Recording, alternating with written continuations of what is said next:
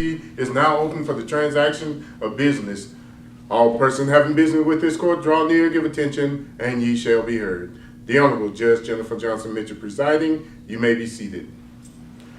Check your cell phone. Make sure all phones are off, please.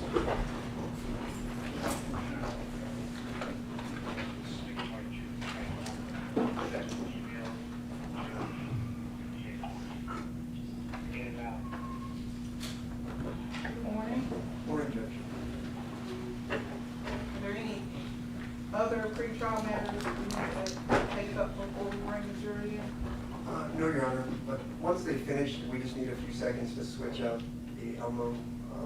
So You mean finish opening statement? Yeah, once the government does, because I'm sure they'll have slides. I'll have slides too. That's fine. This meeting. That's fine. And if I don't remember that, just remind me. Can we just get a couple of minutes? Well, we give them any slides to everybody, right? And Your Honor, pursuant to motions, we have a judgment sheet for count 3. Okay. We'll do that now.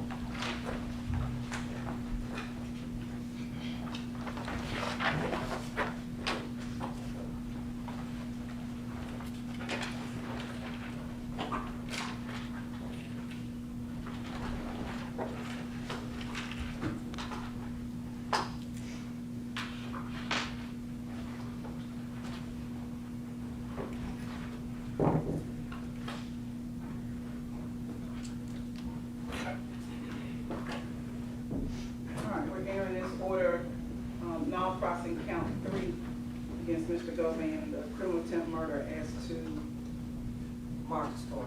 Thank you, Marcus Thorne. Your Honor, one last request.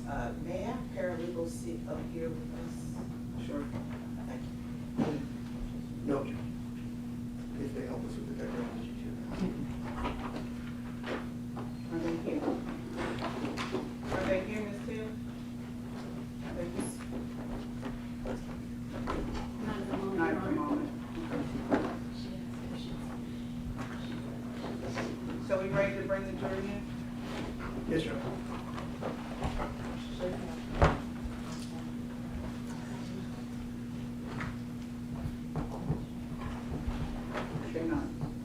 They're not close. I'll let you know when I hear them coming.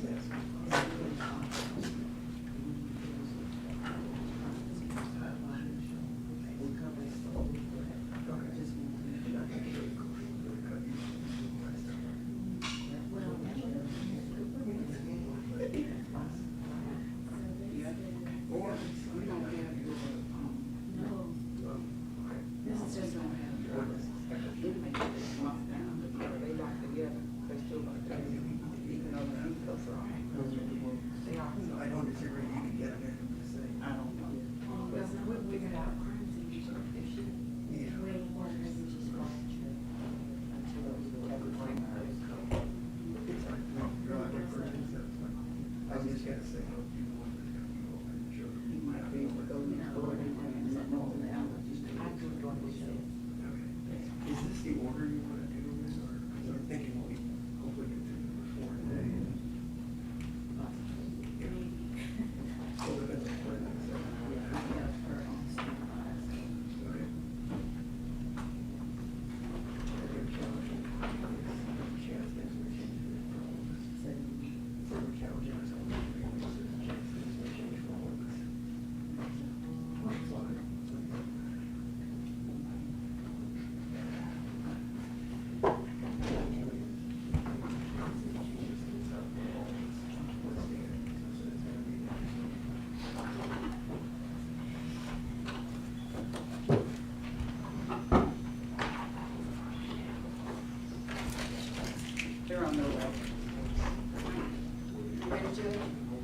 Yes. Jury entering the courtroom.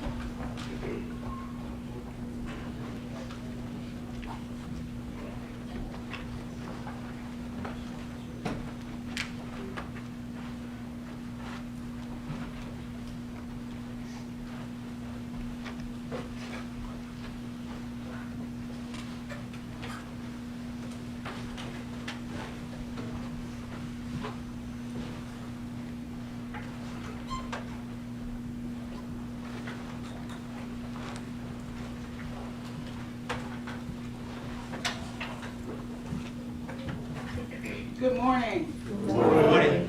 All right. If you would all stand, raise your right hand so I can administer the oath. When I finish reading this, if you will respond with I do or I will. Raise your right hand.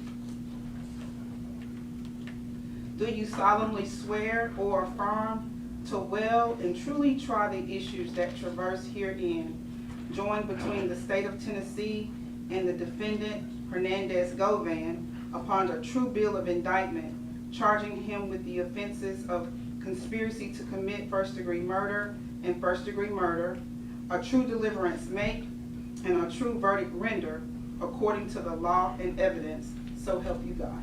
I do. Thank you. You may be seated.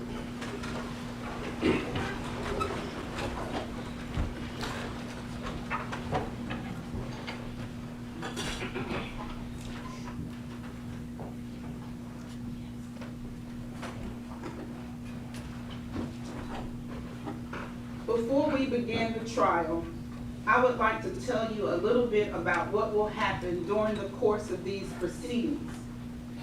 I want to describe basically how the trial will be conducted and what the attorneys, jurors, and the judge will be doing over the course of the trial.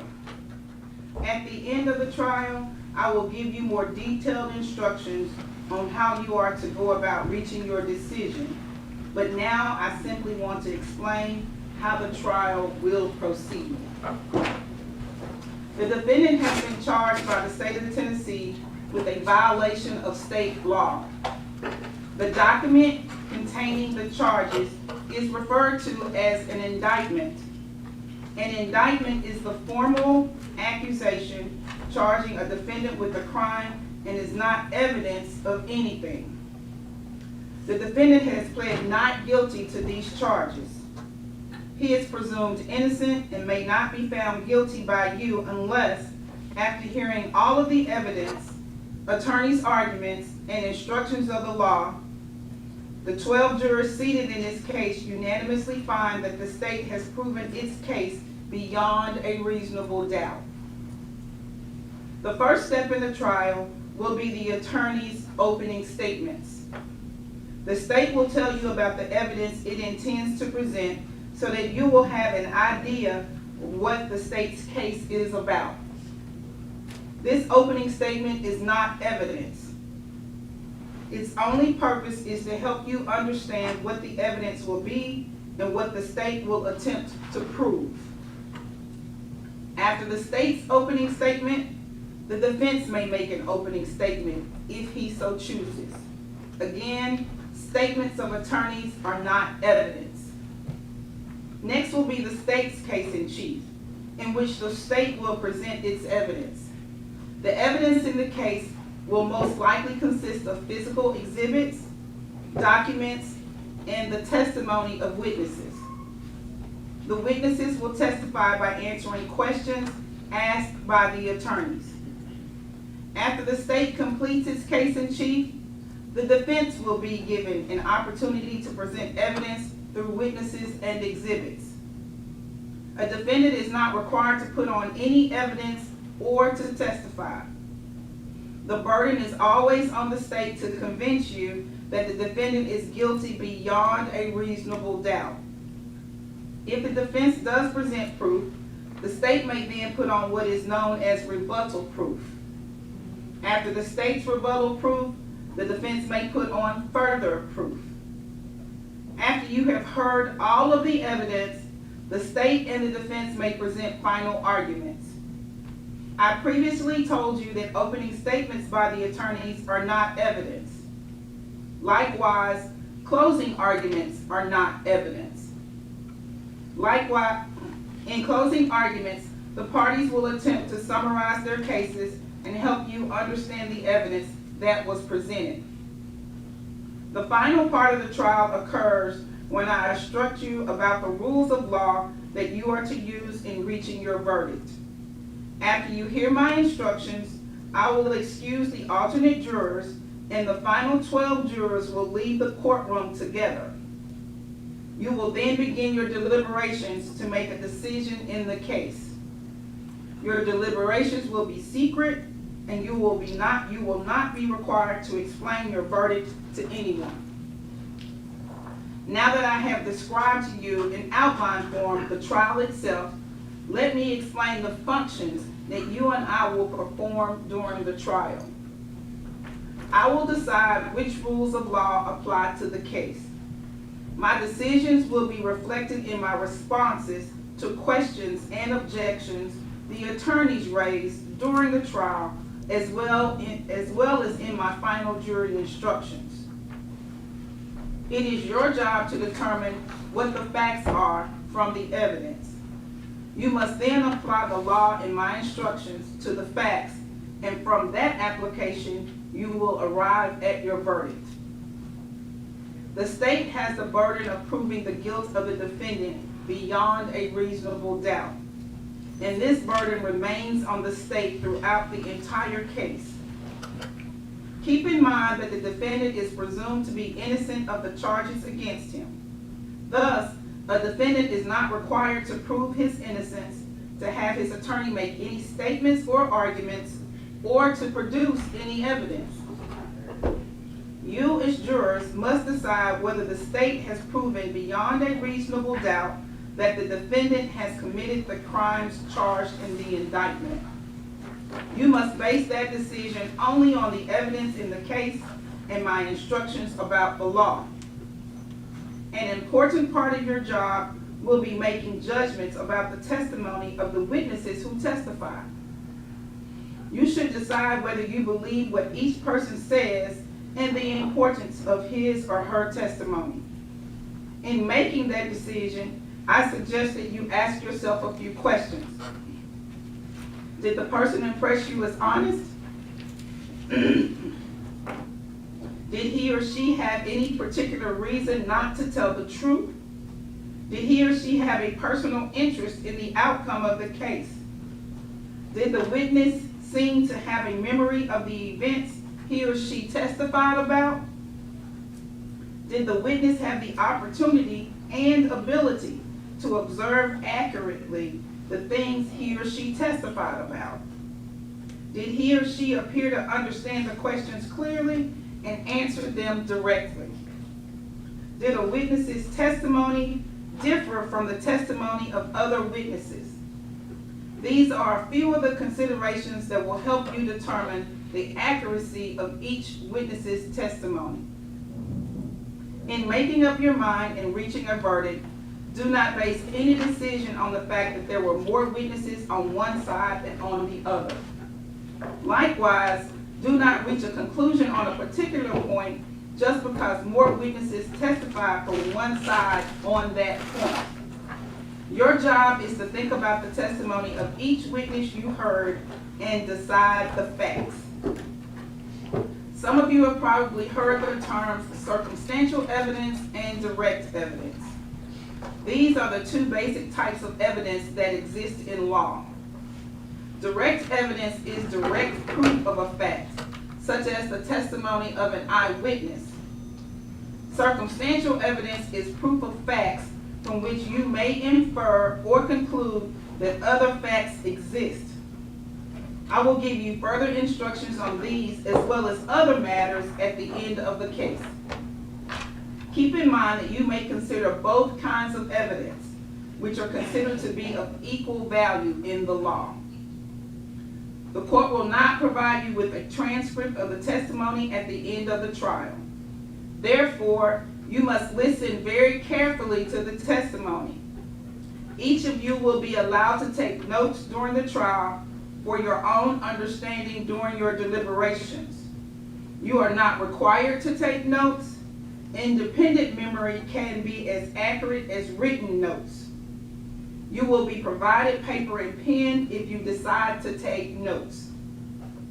During the course of the trial, you should not talk with any witness, defendant, or attorney involved in the case. Please do not talk with them about any subject matter whatsoever. If you see anybody in the hallway or at any other location, perhaps the best standing rule is to not say anything.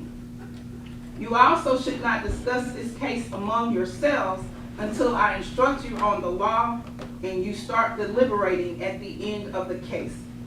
It is important that you wait until all of the evidence is received and you have heard all of my instructions on the rules of law before you deliberate among yourselves.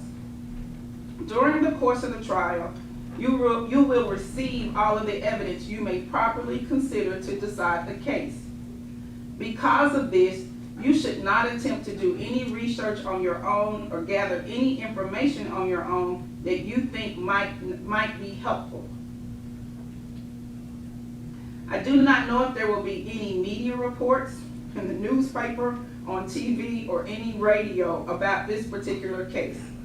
I think there may be. If there are, you are not permitted to read, watch, or listen to these reports. You as jurors must base your decisions solely on the evidence you hear in the courtroom. At times during the trial, an attorney may make an objection to a question that is asked by another attorney or to an answer that a witness gives. This simply means that the attorney is requesting that I make a decision on a particular rule of law. Do not draw any conclusions from the fact that an objection was made or from my ruling on that objection. My rulings only relate to the legal questions that I must determine and should not influence your thinking.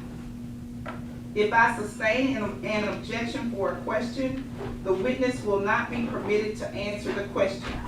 Do not attempt to guess what the answer might have been had the witness been permitted to give it. Similarly, if I tell you not to consider a particular statement that was made, you should put that statement out of your mind, and you may not refer to that statement in your later deliberations. You may not ask questions. It is the responsibility of the attorneys to present the evidence. You must not decide the case. You must decide the case on the evidence presented to you. Finally, during the course of the trial, I may have to interrupt the proceedings to confer with the attorneys about the rules of law that should apply. In some cases, we may have bench conferences in the courtroom outside of your hearing.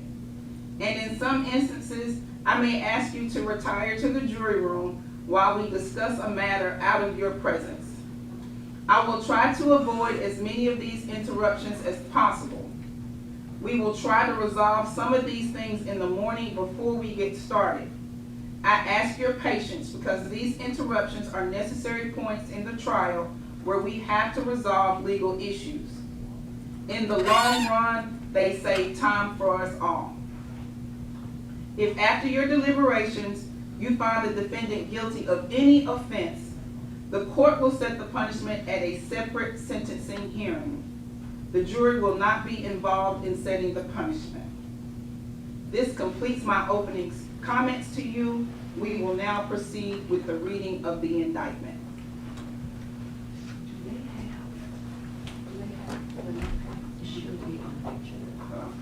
So you do have note pens and papers. You're sitting on them. They should be under your cushion.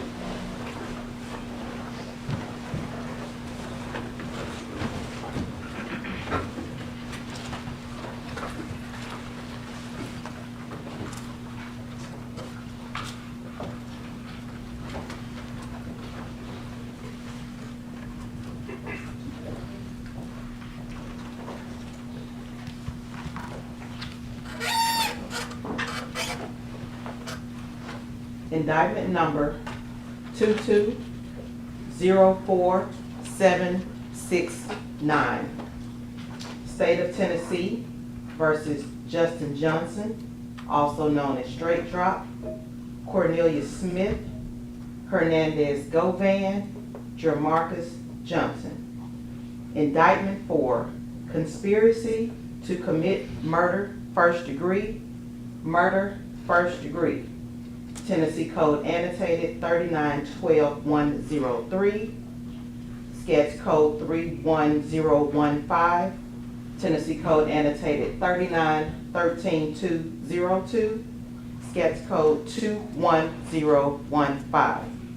Witness F. Frias, MPD, summoned for the state. J. Browning, Multi-Agency Gang Unit, J. Browning. A true bill signed Mayor Bernard, foreperson of the grand jury, date indictment returned November 10th, 2022. State of Tennessee, Criminal Court of Shelby County. Shelby County, September term 2022. Count 1. The grand jurors of the state of Tennessee, duly selected, impaneled, sworn and charged to inquire for the body of the county of Shelby, Tennessee, upon their oath present that Justin Johnson, also known as Straight Drop, Cornelius Smith, Hernandez Govan, Jamarcus Johnson, between June 1st, 2021 and March 1st, 2022 in Shelby County, Tennessee, and before the finding of this indictment, did unlawfully, intentionally, with premeditation, and with the intent to commit the offense of first-degree murder as classified in Tennessee Code annotated 3913202 against the person of Adolph Thornton Jr., enter into an agreement with each other to commit the said offense, that said Justin Johnson, also known as Straight Drop, Cornelius Smith, Hernandez Govan, and Jamarcus Johnson, acting for the purpose of promoting or facilitating the commission of the said offense, and agreeing that one or more of them would engage in conduct which would constitute the said offense. In furtherance of the conspiracy of the said conspiracy, one or more of the parties to the conspiracy committed an overt act, to wit, Justin Johnson, also known as Straight Drop, traveled to 2370 Airways Boulevard and killed Adolph Thornton Jr. Cornelius Smith traveled to 2370 Airways Boulevard and killed Adolph Thornton Jr. Hernandez Govan solicited both Justin Johnson, also known as Straight Drop, and Cornelius Smith to kill Adolph Thornton Jr.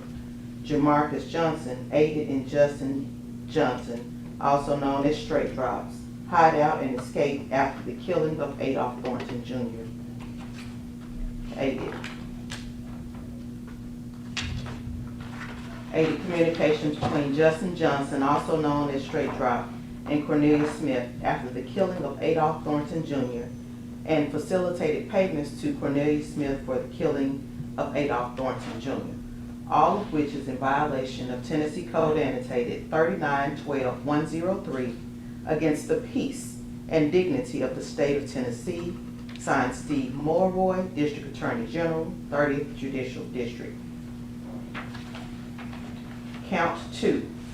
The grand jurors of the state of Tennessee, duly selected, impaneled, sworn, and charged to inquire for the body of the county of Shelby, Tennessee, upon their oath present that Justin Johnson, also known as Straight Drop, Cornelius Smith, Hernandez Govan, on November 17, 2021 in Shelby County, Tennessee, and before the finding of this indictment, did unlawfully, intentionally, and with premeditation kill Adolph Thornton Jr.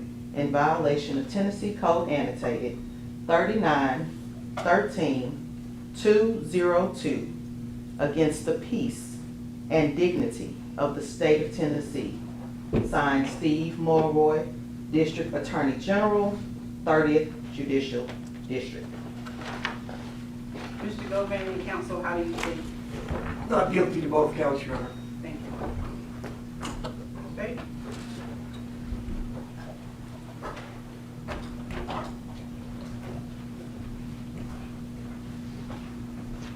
Good morning.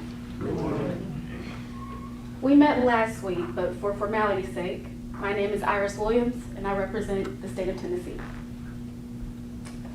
When I was a kid, one thing that my mom always told me is that there are few things that we can control. But one of those things are our choices. Our choices can move mountains. Our choices can get us into trouble. And our choices can mean life and death. Ladies and gentlemen, this case is about choices. You're going to hear a lot of evidence this week. You're going to hear a lot of names. But the name that I want you to remember is Hernandez Govan. And I want you to remember the choices he made. And even more importantly, I want you to remember the consequences of those choices. Picture this. November 17th, 2021. The victim, Adolph Thornton, and his brother. They pull up to Makeda's cookie shop on Airways Boulevard. They park the car, they get out, they talk to the cashier, and seconds later, a white Mercedes pulls up and Adolph Thornton is gunned down and killed. You'll hear from Dr. Juliet Scantleberry, the medical examiner in this case.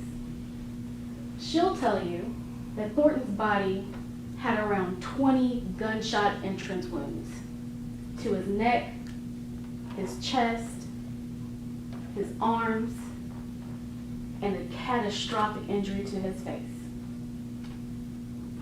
But how did we get here?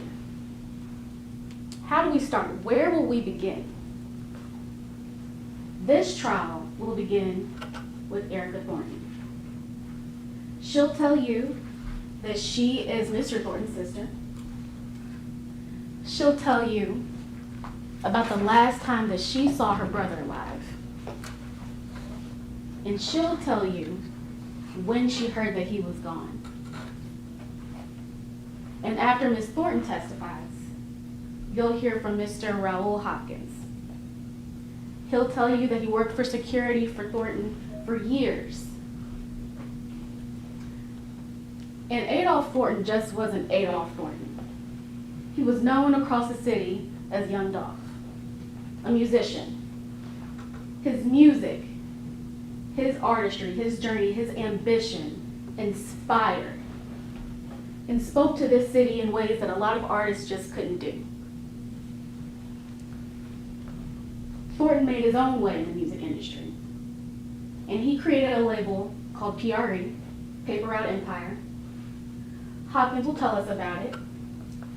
He'll tell us that Adolph Thornton made his way in the music industry and created opportunities for other artists. But when you create opportunities for others, some people don't seem to like that. So Hopkins will tell us about another label, CMG, also known as Cocaine Music Group. He'll tell us about the history and the tension between these two labels. He'll tell us that CMG wanted Thornton as their own, but when he decided to pave his own way, when he decided to be self-made, he became CMG's enemy. Hopkins is going to set the stage for how this story truly began. And after Hopkins, you'll hear from Cornelius Smith. And this is when it all will click. Smith is a co-defendant. He'll tell you that he met Govan in 2021. They met through Smith's friend, Bobby Carter. And Smith has a couple of nicknames for Govan. He calls him Big Bro or Quet. Govan started out by selling drugs to Smith, pills more specifically. But that's not the only thing that Govan did. Govan chose Smith. And Govan chose him to do a job. Govan also chose Justin Johnson, another co-defendant, to do that same job. A job that ended in the life and death of Adolph Thornton Jr. He chose two desperate people. Smith, needing money, needing to support his family.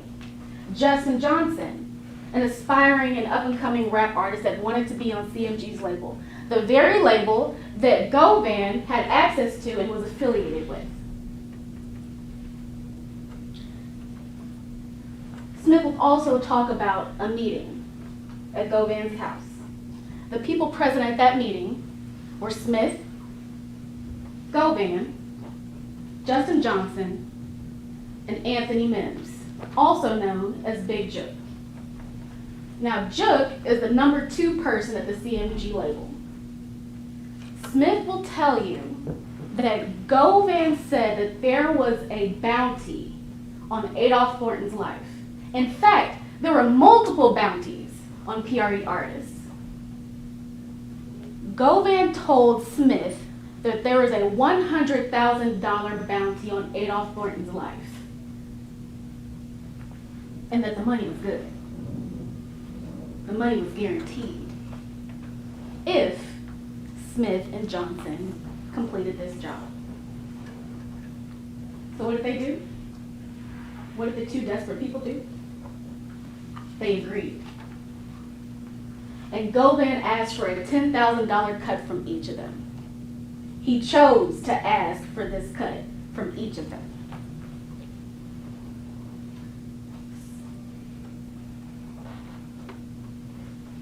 And one thing that is important to note is that Smith and Johnson didn't even really know each other, but they knew Govan.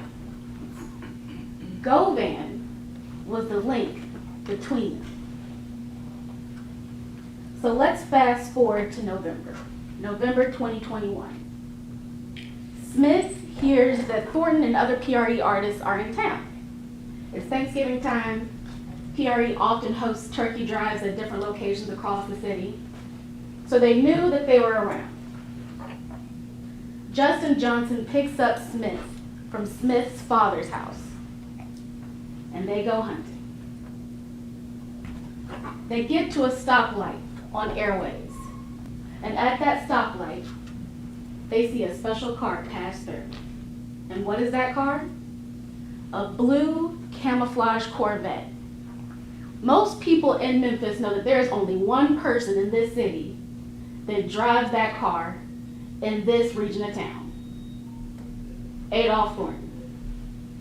So what does Smith and what does Johnson do? They follow that car. They follow that car. The car parks at Makeda's cookie shop. And seconds later, Smith and Johnson pull up in a stolen white Mercedes, gun down, and kill Adolph Thornton Jr. in broad daylight. They get back in the car, speed off, but not before Thornton's brother, Marcus Thornton, fires shots and shoots Smith. So Smith and Johnson are in this stolen white Mercedes. But where do they go? They go to ditch the car. They ditch the car, and we'll hear from Sergeant Dabney that the car was left at 1174 Bradley Street, which they later found out is directly across the street from the defendant's home. After they ditch the car, Cornelius Smith and Justin Johnson go to an apartment complex to change clothes and clean up their rooms. Cornelius notices something. He doesn't have his phone. He realizes that he left his phone in the white Mercedes, the murder car that they left across the street from the defendant's house. So what does he do? He uses Justin Johnson's phone to contact his own girlfriend, Angela Arnold, and you will also hear from her. you'll hear from Angela Arnold and you'll hear from Cornelius Smith that she picked him up from that apartment complex. When she picked him up, he told her what happened. He told her that he was hurt. And he told her that he was missing his phone. So what did he do next? Smith contacted Govan from Angela Arnold's phone and asked to meet so he could get his phone back. Ladies and gentlemen, there are copious amounts of phone records, and Sergeant Browning will testify that these call detail records will support what Smith is saying. And if that's not enough, Angela Arnold will tell you that she and Smith met with Govan after the murder so that Smith could get his phone back.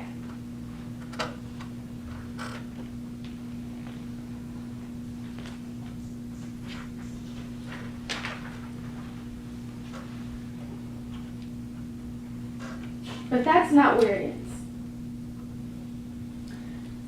Smith will tell you that at that exchange, Govan gave him money to buy a car cover, to hide the white Mercedes, to hide the murder car that was parked directly across the street from his own home.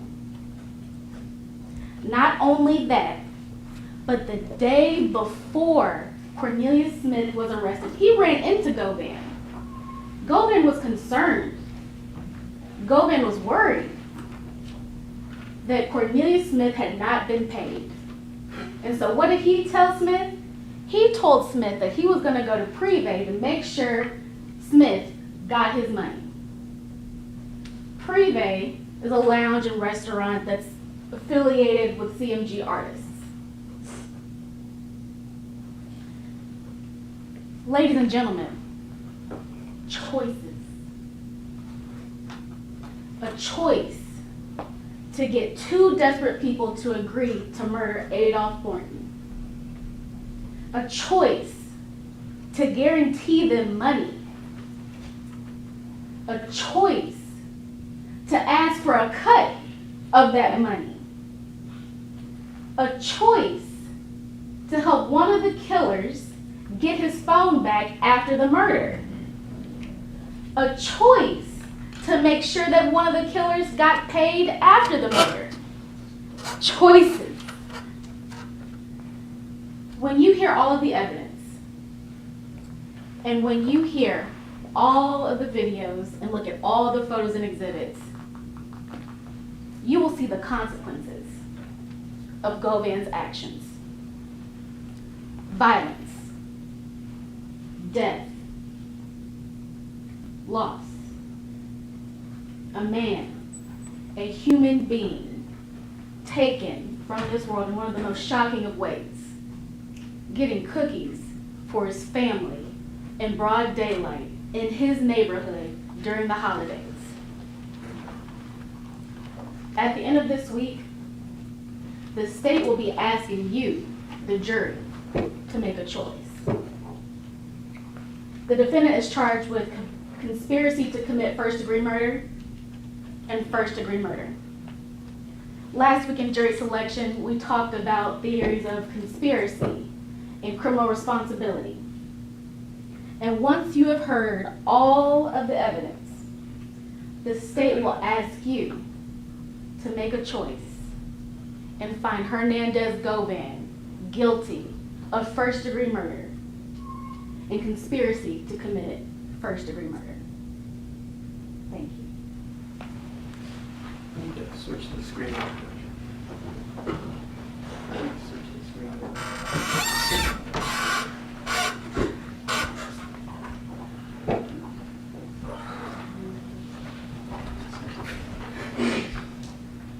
Your Honor, is it okay if I use the plug? Right. He's going to. It's just gonna take a minute to switch it over.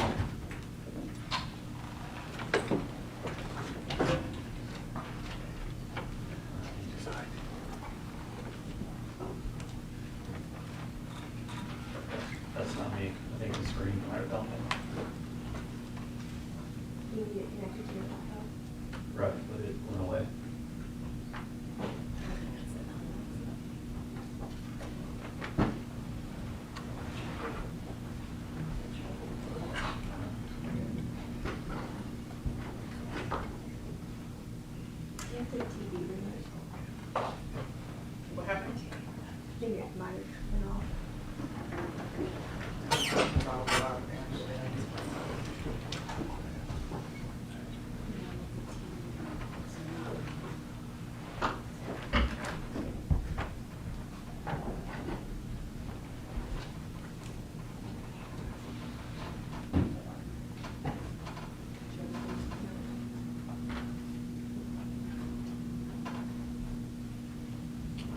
Did that do anything? Just start talking.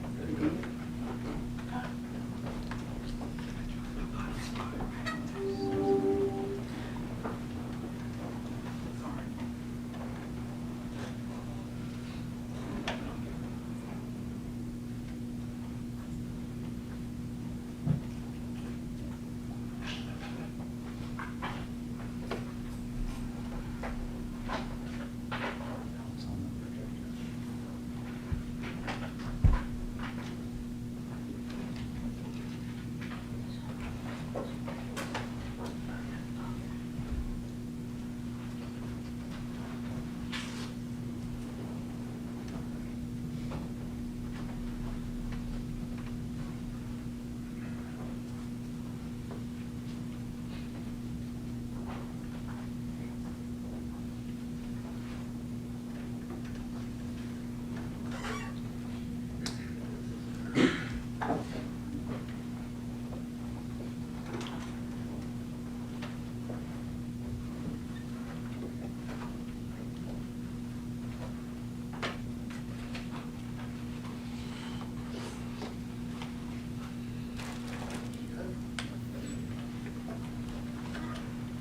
Can I start over?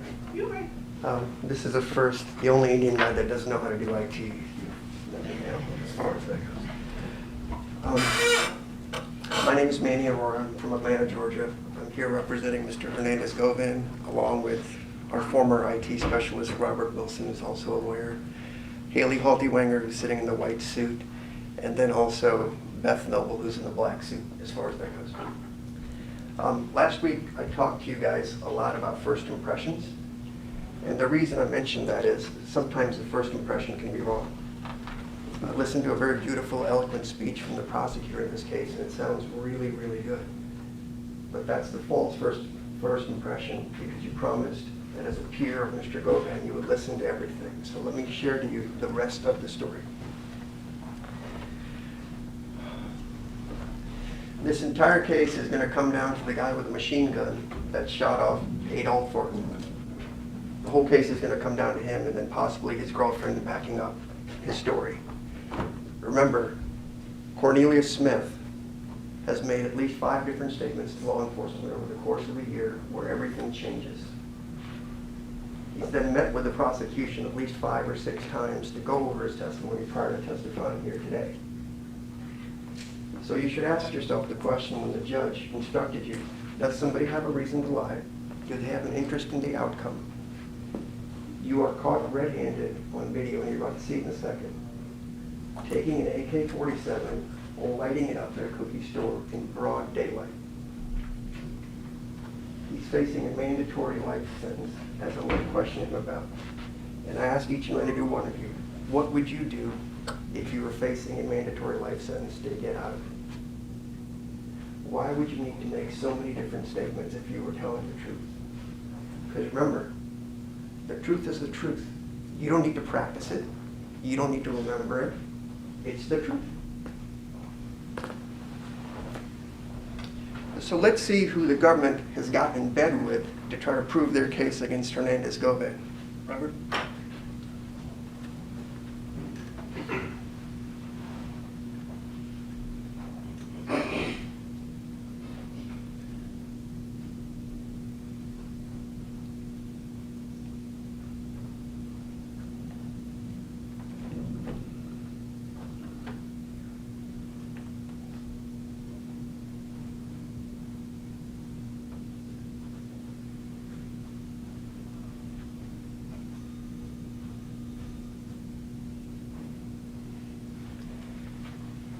So the man you have to believe is the man who's capable of, in broad daylight, carrying an AK-47, going into a store full of people, and just, without hesitation, opening fire.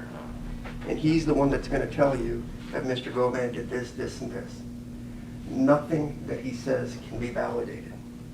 The other thing the government's gonna try to talk to you about is cell phone tower records. The expert that the government may call, or if they don't call him, I'll call him, will tell you tower records are inherently unreliable because it's not like on TV. There's a reason why all the engineers from the cell phone providers, T-Mobile, AT&T specifically, write in their letters, they will not testify in court because of the unreliability. The other thing you have to know, and Robert put up the slide, within a 10 square mile area of where all this happened, there are 553 T-Mobile towers. 553 just from T-Mobile. And it's hard to see this because there's so many. There will be more AT&T towers, there will be this, essentially over 1,000 towers out there. And what the expert will tell you is, this isn't an exact science. Just because your phone pings on a certain tower doesn't mean you were there. See, towers get filled up, and you may have to transfer to the next tower near. All these people live within a couple of mile radius, so of course it's gonna hit all these towers. But there is 553 just from T-Mobile within that area where all this happened. They talked to you about conspiracy and how Govan picked these two individuals. The state chooses to cherry pick a little bit here and a little bit there from each of the statements. But let me play a 5-second clip about how all this supposedly happened. I'm not saying it happened. I'm not saying Govan is involved in one way, shape, or form. But if you want to believe Cornelius Smith, the AK-47 shooter, and God knows how many other shootings he's done, and he'll talk about it. I want you to listen to this. It was one day, me and Angela was out riding, and I wanted some X pills, so I went to Quay House to get the X pills from him, and Juke was over there. And when I walked in, there was one quick told Juke, this little seat right here, and mine, Juke was like, is he don't know. First, he said, take all the phones outside. He ain't say my phone, he was saying quit phone, but I passed my phone to make it feel comfortable. So, took the phone outside and Jude was like, is it hit him out of here, hit him, and he got us. And I can't recall like exactly when it was, but that's what he said. All right. So the state just told you to your face that Mr. Govan picked out two desperate people. Cornelius Smith, if you are to believe him, says in his statement, I just happened to be going by Quet's house, Govan's house, to buy some ecstasy pills with my girlfriend. Juke happened to be there. He doesn't say Quet said a word. Juke says there's a hit on everybody, and I got you, and Juke says, take the phones outside while I talk to you. Assuming you believe any of that's true. And the reason I ask you if you think any of that's true is, the police never went to question Juke, aka Anthony Mims, or Yogati, or any of the people with CMG. Never once even tried to do an interview. So this is as plain as day. Juke said do it. Quet didn't say anything. Quet lives in the poorest part of Memphis in Orange Mound, sells a few ecstasy pills to make a living, and hustles with some sports gambling. He's a nobody, and that's why I asked you about the peers. He's a throwaway that they can blame. Why did they not talk to Juke or anybody else with CMG? Ever. Now, Juke ended up getting killed in 2024, 2.5 years after the fact. Never arrested, never talked to, never interviewed, never pursued, never surveilled, nothing.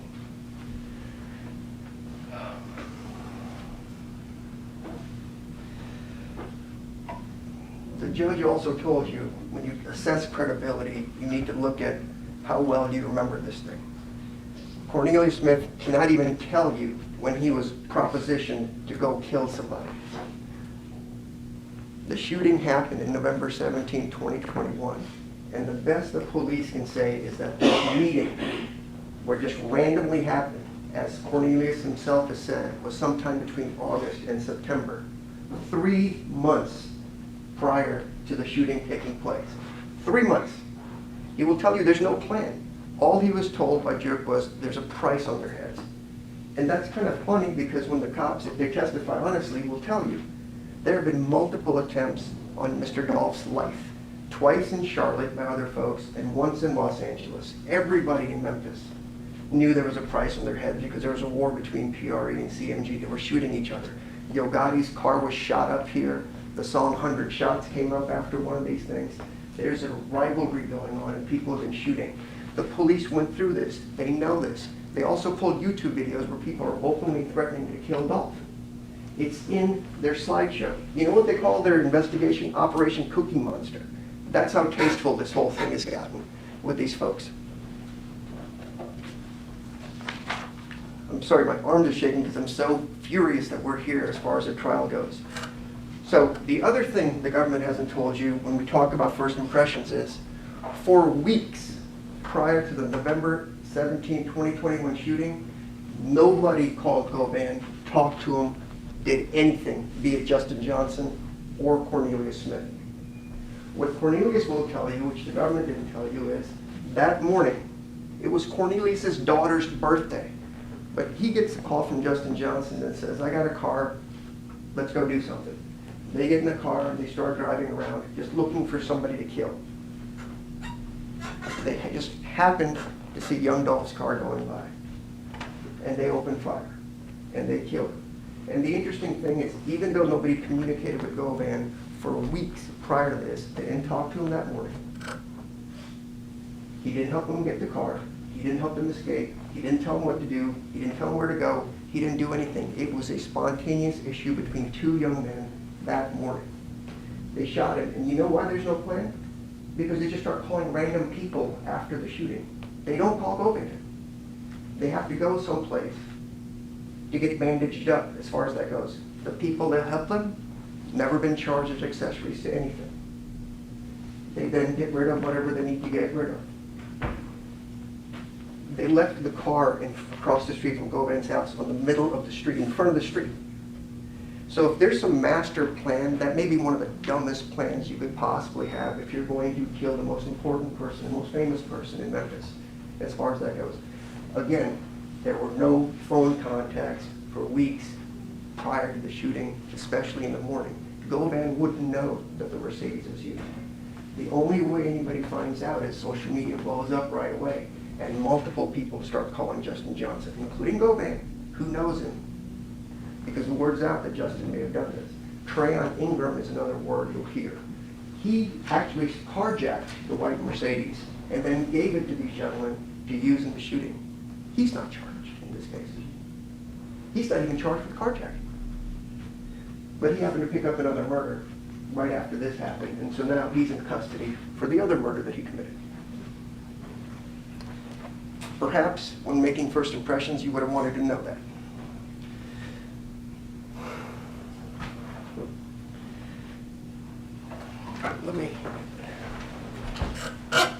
I thought about going over at least one of Cornelius's statements in his lives, but I think it's just a little too much.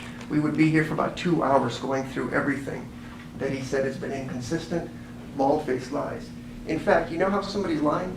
Because in his first interview, that lasted a little over an hour, 32 times he told the police, trust me, I promise, I swear to God, I wouldn't lie to you. 32 times he says that before answering one of his questions on one of his first interviews after he's caught. And after he's caught, his girlfriend gets questioned because they ran down the license plate numbers, all that stuff with the cars. She lies through her teeth on December 14th of 2021, says, I don't know nothing about nothing. Because Cornelius had talked to her and tried to make up a false alibi. See, where's the plan in all this? See, if I have a plan to go kill somebody, we have a place to go dig something far away. I have people that can cover for me as an alibi. I don't make random phone calls. And so Angela, who knew nothing about this, according to her, picks them up at the location where they're getting bandaged up for being shot, drives them around town, helps them out. Of course, she's not charged. She initially lies and denies everything. The police then come back and said, we're going to charge you if you don't tell us the truth. And so on the 17th of December, 3 days later, she comes back. But what the police don't know at that time is Mr. Cornelius Smith has called 4 of his family members to reach out to Angela to get the story straight. Because he keeps saying on the jail phone calls, find out what she said, find out what she said, find out what she said. And then on the 17th, it comes back, and they're talking to her. And she says, well, we went over to that house sometime in the past, just like we talked about. She doesn't know anybody. She said, I can't think of his name. And the interesting part is, the officers say, is it somebody named Q? And then she says, oh yeah, it's Quet. Remember the phrase Bobby Carter that they mentioned? Bobby Carter also lives on Bradley Avenue. They're good friends with Cornelius Smith. They buy pills together and do ecstasy pills together. And the other thing Angela Smith says is, Govan brought us the phone after the fact. How was that part of any plan or anything else? They called and said, give me a phone. The interesting thing about that is if it's true and you believe her, there would be fingerprints on the car. The police fingerprinted it, DNA'd it, did everything. Cornelius' fingerprints are there. Treon Ingram's fingerprints are there. Kirsten Garner, the other guy that worked with Treon to steal the car, his fingerprints are there. There's DNA in there. There's blood in there. But nothing with regards to Govan. They found the car 3 days after the shooting took place across the street from Mr. Govan's house. Has nothing to do with him, didn't touch it. So if he didn't do that, how does he open the door? And frankly, how did he get the keys to open the door? See, Cornelius doesn't give you the details. Did they lock the car after they left? Where were the keys? He doesn't know about any of that stuff. So tell me how Mr. Govan got into the car and how he did it so beautifully, being dumb enough to take the murder car of one of the most famous people and say, let's just park it across the street, and then somehow magically wiped his prints, DNA, hair, anything out of that car while he's looking for the phone. You know why that is? Because he didn't do it. What you're going to hear from Treon Ingram is Treon Ingram, when he stole the car, left his backpack, his wallet, and some other things in the car, and he had Justin Johnson go get them. You will hear that from Treon Ingram's own statement with regards to that car. This is why I talk about first impressions, because they always could be misleading, and in this case, patently false. When you cherry pick the evidence that you want to tell you, and then have the cameras rolling on a high-profile case to pressure you to commit a verdict of guilty, is patently unfair. And just because he's a nobody and doesn't have money, like Gotti or Jook, his brother, who was never even questioned or charged, he's the fall guy on all this stuff. He didn't do anything. Even if you believe Cornelius, all he says is, I just happened to show up there, and he said, hey, this is a little seat. Jook took over and started doing all the talking. Do you think that man could pay somebody $100,000 and you would say, yeah, he's good for it, I don't need any validation, he's good for it? And interestingly enough, Cornelius' story also changes along with Angela's, because initially we were supposed to be paid $1.5 million. Then after another interview, it became $1 million. Then it became $500,000. Then it became $100,000. Then it became, we're going to split $100,000 between me and Justin Johnson. Then it became, somebody gave me $50,000 in a brown paper bag. Then it became, oh no, I'm wrong about that. It was after I was arrested, somebody gave my lawyer $38,000 in a bag to represent me. That's how many times the story has shifted as far as that goes. But the one thing that he does say is, after I got the money from Mr. Jook's people, it was understood that he was on that team. Again, Jook never arrested, never talked to, even though he says that's where the money's coming from. That guy doesn't have $1 million or $100,000 or anything like that. I may walk around wearing fancy ties, but he's indictment. The judge has found that. I'm here to help him, because people that are labeled as nobodies, I will not tolerate it. He needs to be fought for. He is your peer. We need to do this right. Mr. Govan, stand up. Hold your head up high. Mr. Govan matters. You can't do this to people just for political gain, because you got to solve a crime because somebody famous died. It's just wrong. But you can sit down. We can't have a society like this where you base convictions on assault rifle people opening up a fire on somebody. And you remember when I told you he couldn't even remember when that meeting was, that random meeting? The best thing he could do is remember that the meeting was sometime between when he tried to shoot Wu or somebody else. That's the best he could do as far as that goes. And so you have to believe if this meeting happened For 3 months, nothing goes on, and then one day it just happens. Remember I asked you about pork chops and chicken and all that kind of stuff? If you're gonna do something, even if you have a plan and it changes? If you believe any of that, he didn't have any plan. If you have a plan, you have a place to go. You have a place to hide out. You have an alibi built in. None of that happens. None of that happens. And Mr. Cornelius Smith is gonna get up here and tell you, I wanna bare my soul, I wanna come clean, I wanna do all this other stuff. You know, I call BS on that hard, because when he tells you that, and he will, because he's testified to it before, that he wants to bare his soul, he wants to make amends. Then ask yourself, why for 4 years didn't he just take a guilty plea and take his life sentence and start making amends? He still hasn't pledged anything.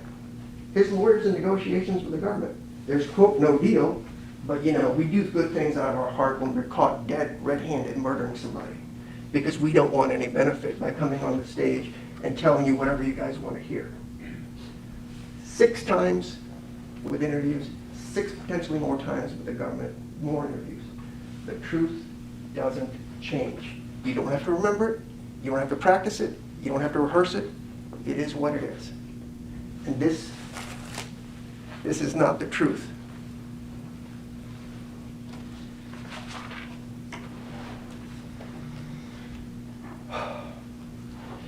I think I mentioned it in jury selection, but responsibility for your actions goes both ways.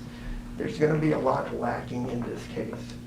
For example, you'll hear about a lot of cell phone records and who may have called who, but the full-on analysis was never, well, I'll just leave that for the expert. It's all coming down to Cornelius and possibly where somebody's phone might have been. You don't know what they said, if they even talked, or if as a friend you're calling somebody after a shooting, because everybody starts calling everybody within minutes after this, because social media blew up after this happened. You all know it. You all heard it. Everybody knew about it. Govan is your peer. He deserves better. We shouldn't be here. High-profile TV cameras or not, sympathy for a young man who's a musician, whatever he was. Nobody deserves to die. But you don't compound the problem by blaming innocent people for it. And even if you don't want to believe he's innocent, you want to believe Cornelius, they sure as heck didn't prove the case beyond reasonable doubt. I talked to you guys about that, like the British system. It's either guilty or they didn't prove it.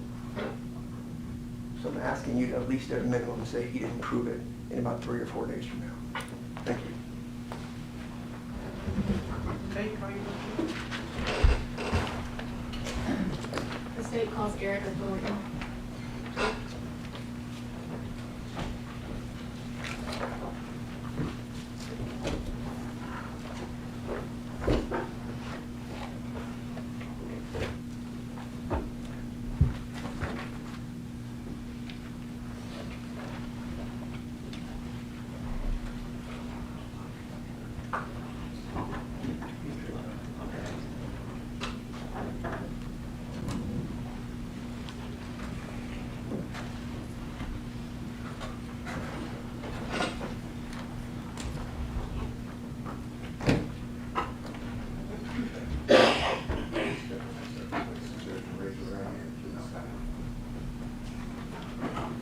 Can you swear or affirm to tell the truth? Yes.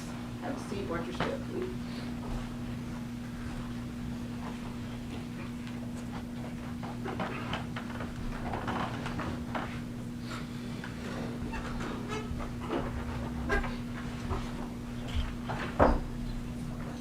Good morning. Good morning. Could you state and spell your name for the record, please? Erica Thornton, ERICATHORNTON. And do you know an individual by the name of Adolph Thornton Jr.? Yes, How do you know him? my brother, If you were to see a picture of Mr. Thornton, could you recognize him? of course.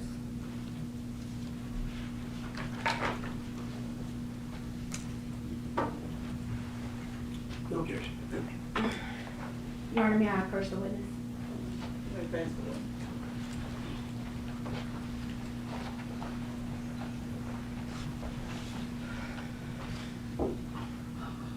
Ms. Thornton, is that a photo of him? Yes, Okay.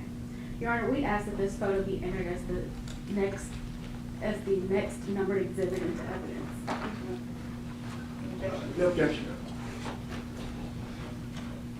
This is a photo of a young man in, with glasses, black leather jacket, headphones, and has been identified as Adolph Thornton Jr. Will mark this as exhibit 1 of this trial.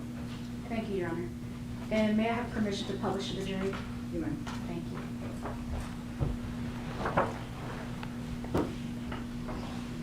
And Ms. Thornton, when was the last time you saw your brother alive? The last time that I seen him alive was Labor Day of 2021. And after that, you didn't see him alive anytime else? Face to face, we had like FaceTime calls prior to, well, after Labor Day, but just, we had FaceTime calls pretty much every day. So the last time I communicated with him was the day before he was killed, November 16th. Okay. And on the day that he was killed, do you remember how you found out? Yes, How did you find out? my sister called me. Give me 1 moment.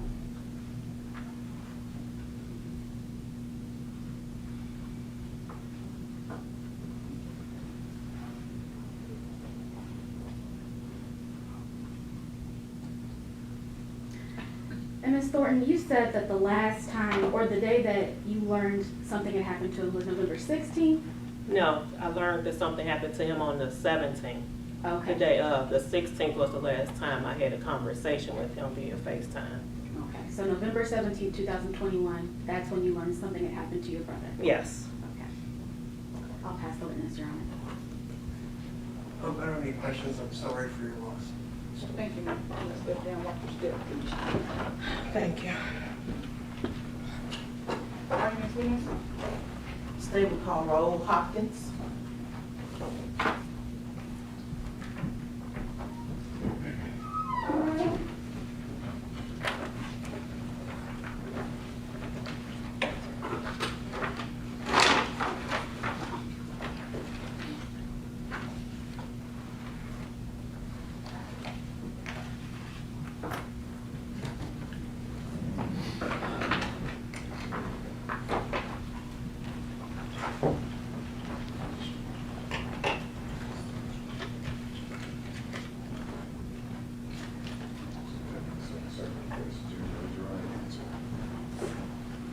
Do you swear or affirm to tell the truth?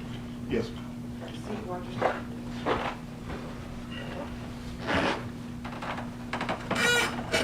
Good morning, Mr. Hopkins. Good morning. Could you state for the benefit of our jurors who may be taking notes, could you state your name and spell your first and last name? Raul Hopkins, RAUF HOPKINS. And I am going to ask you to speak up. Yes, ma'am. That's okay. Yes, ma'am. So we want to make sure that our court reporter can hear you and our jurors who can hear you, okay? Yes, ma'am. Mr. Hopkins, do you know an individual by the name of Adolph Thornton Jr.? Yes, ma'am. How do you know Mr. Thornton? From the neighborhood. Okay. And you know him from the neighborhood, how long have you known him? Some years. Probably about 20-some years. And other than knowing him from the neighborhood, did you have any other relationship with him? No, ma'am. Mr. Thornton? What did Mr. Thornton do for a living? He was a hip-hop artist. Okay. And did you provide any services to him in relation to being a hip-hop artist? Yes, ma'am. Security. Okay. And how long had you done security for Mr. Thornton? 7 years. Okay. What was Mr. Thornton's, you said he was a hip-hop artist. Was he affiliated with a certain label? Yes, ma'am. What label is that? PRE.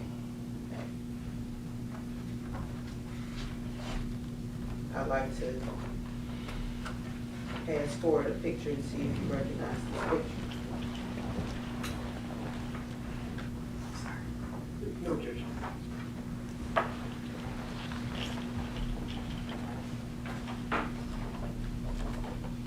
You recognize the picture? Yes, ma'am. And what is that picture of?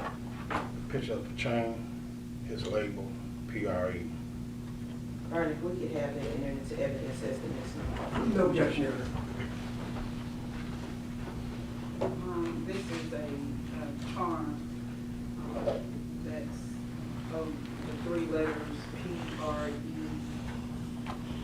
We'll mark this as exhibit 2 to the trial.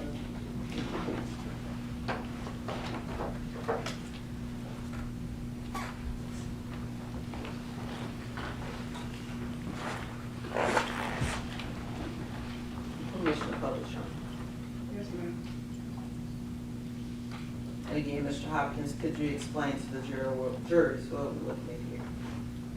That's his chain, the PRE, And what did PRE stand for? Paper Route Entertainment. Did he have any issues with other labels? Yes, ma'am. What label was that? CMG. And what does CMG stand for? I really don't know what it stands for. All right, CMG. Well, let's go back a bit. Who are some of the other artists that are on the PRE label? Several artists that they have that's on this label. A guy named Kenny, a guy named Wu? Yeah. Okay. They just had a lot of different artists on this label. Okay. And would Wu be the same person as Paper Route Wu? Yeah. And the label you mentioned, CMG, that he had conflict with, that Mr. Govan had conflict with. Who are some of the artists on that label, if you're familiar? The only one that I knew of was the Gotti. And there were conflicts, is that correct? Yes. But what was the origin of that conflict? Really about music, maybe a diss song here or there. Did CMG ever at any point want Mr. Thorne, professionally known as Young Dolph, is that right? Yes, ma'am. Did they ever want Young Dolph to sign to their label? Yes, ma'am. Would that be the beginning of their issue? Could have been. I Okay. don't know.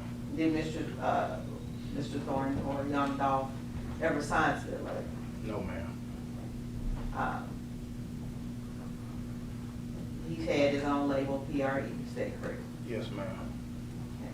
Were there any acts of violence between these individuals, PRE and CMG? Yes, ma'am. Was that before or after you became involved as the bodyguard? It was after. Tell us about the first one that you remember, first incident that you remember. First incident I remember was in 2015. And I'm asking you to speak up as well. It was in 2015. We was in Charlotte. We were sitting in the Sprinter. We had just went upstairs. There was two more individuals that was in the Sprinter, came running up saying the Sprinter just got shot up. When you say Sprinter, it's like Sprinter van. Sprinter van. Yes, ma'am. You were where now? I was upstairs. No, what city, I'm sorry? Oh, it was in Charlotte. In Charlotte. Yes, ma'am. So the Sprinter van was shot up. Yes. Was Mr. Thorne in the van at that point? No, ma'am. Where was he at? We was upstairs. But you had just gotten out of the Sprinter van? Yes, ma'am. And did you learn of anyone who was responsible for this shooting? They said something on the news, but really don't know who actually done it. What was the next incident that you recall? Next incident was in 2017 in Charlotte. And it was again in, you said Charlotte? Charlotte, yes. So Charlotte twice? Yes, ma'am. Okay, tell us about that incident.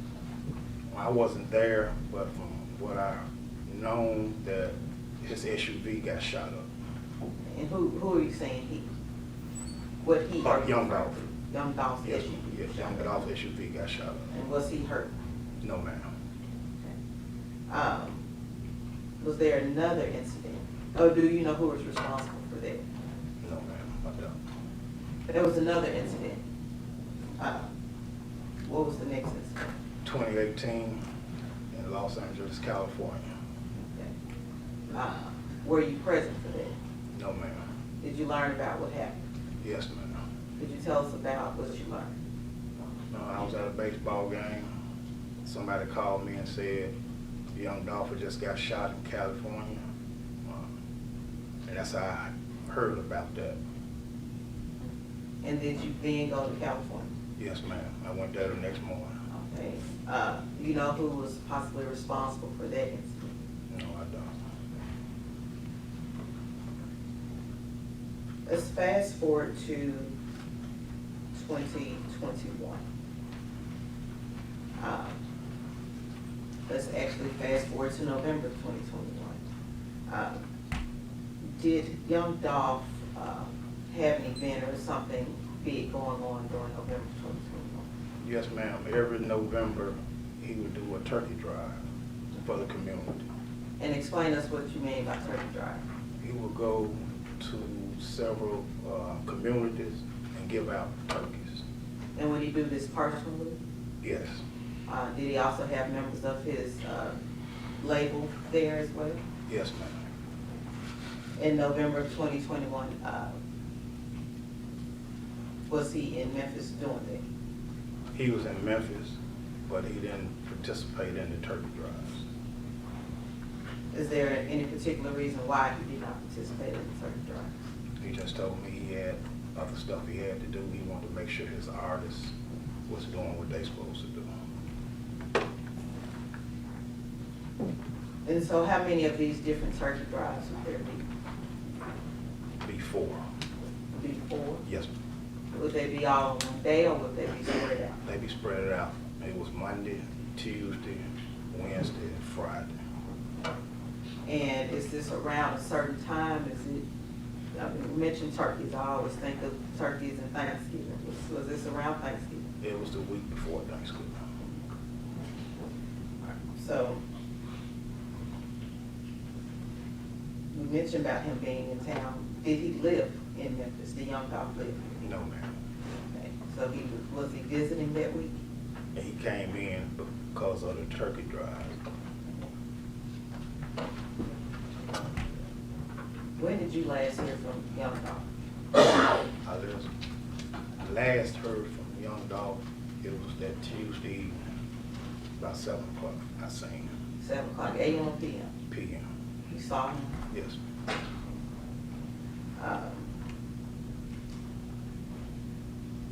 And did you learn did you hear from him after that? No, I didn't. What was the next that you heard of Young Dolph? Was that Wednesday morning, about 11:30, And what did you hear? that he just got shot.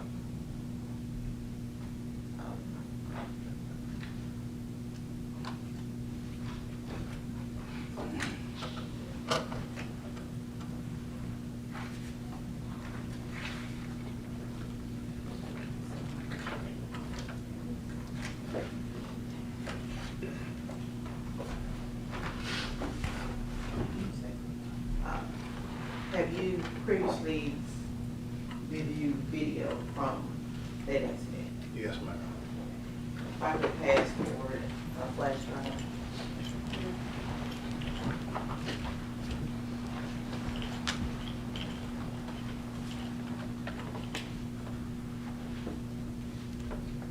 Does it look familiar? Yes, ma'am. And what is that of? It's a flash drive with clips of video outside Makeda's. All right, could you open it in an envelope and see if that is the flash drive you previously reviewed? Yes, ma'am. And what did that flash drive, how do you know that was a flash drive? Because I got my initials on here, RH. And the video that you viewed, what is it a video of? A video of Young Dolph at Makeda's. Your Honor, if we could have that enter into evidence as the next time. No objection. This is an envelope with a flash drive on the inside.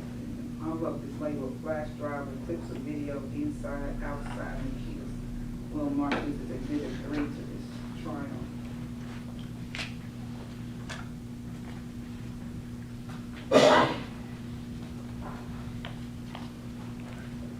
Commissioner Govan.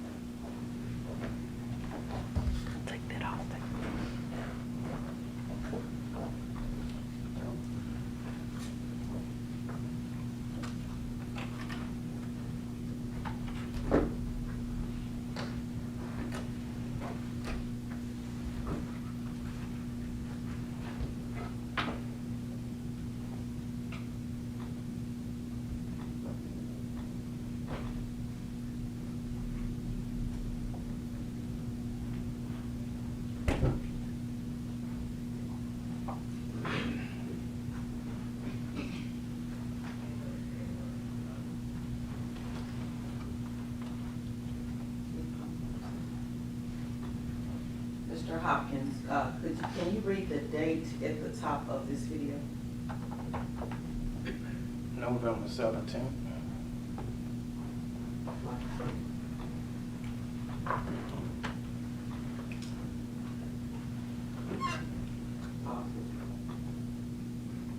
Do you recognize this vehicle that is coming into play? Yes, ma'am. And whose vehicle is it? That's Young Dolph.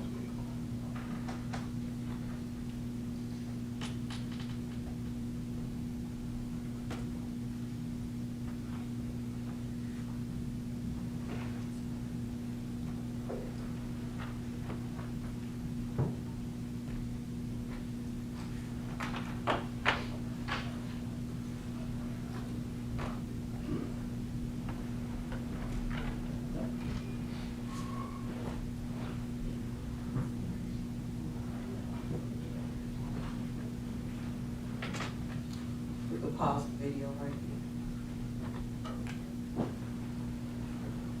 here. Mr. Hopkins, do you recognize the individual in the photo, the video right here? Yes, ma'am. And who is the person in the video? That's Young Dolph.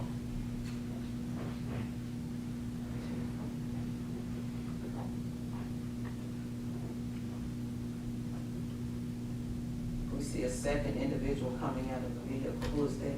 That's his brother Marcus.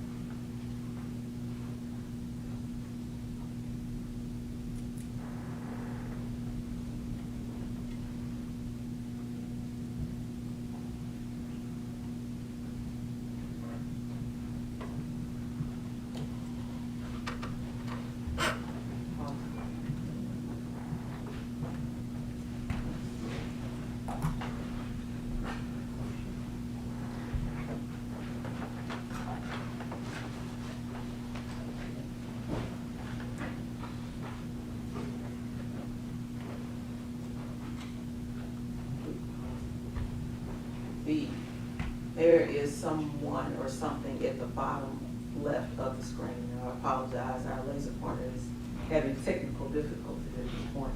But who is, or what is that at the bottom left of the screen? That's Young Dolph. I think that's his arm hanging out.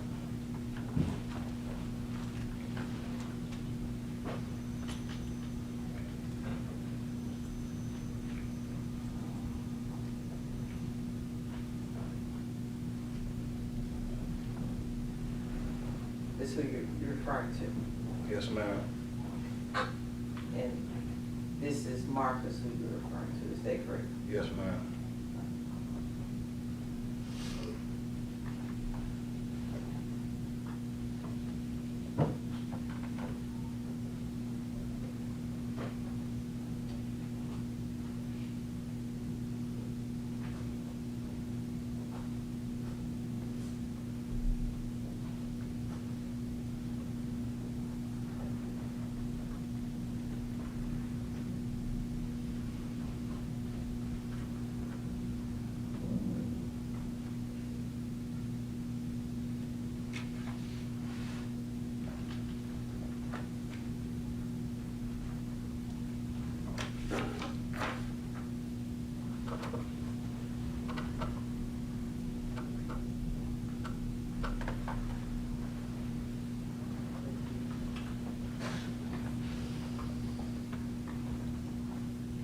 I'd like to now play what you've identified, previously identified as a video on the inside of the Makeda's cookies.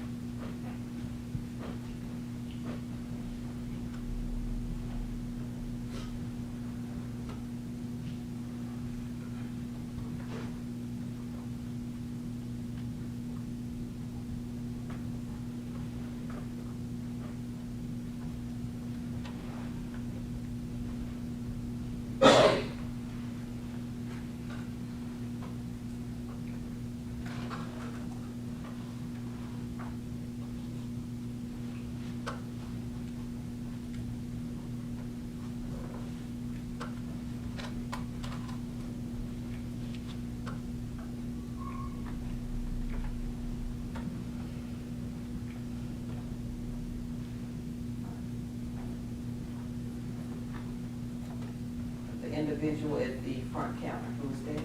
That's Young Dolph. And there's an individual behind him, who is that?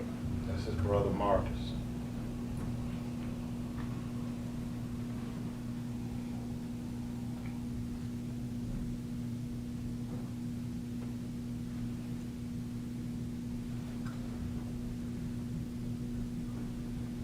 Say who you're referring to as Young Dolph? Mr. Sean? Yes, ma'am.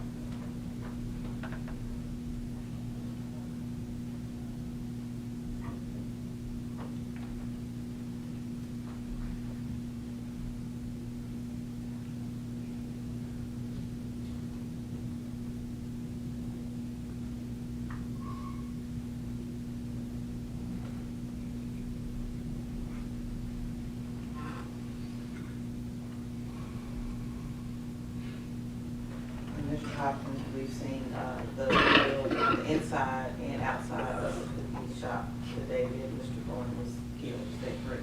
Yes, ma'am. You were not with him that day. No, ma'am. Why were you not with him that day? He had me doing other things. He wanted me to be with the other artists.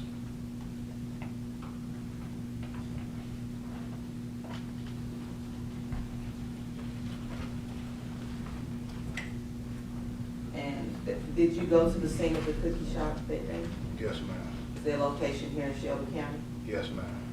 Oh, that's You're crazy, boy.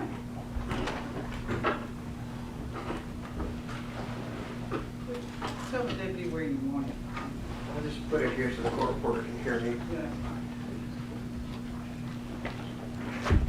Thank you. Can you all see okay? Okay. Mr. Hopkins, my name is Manny Aurora. How are you doing this morning? Fine, sir.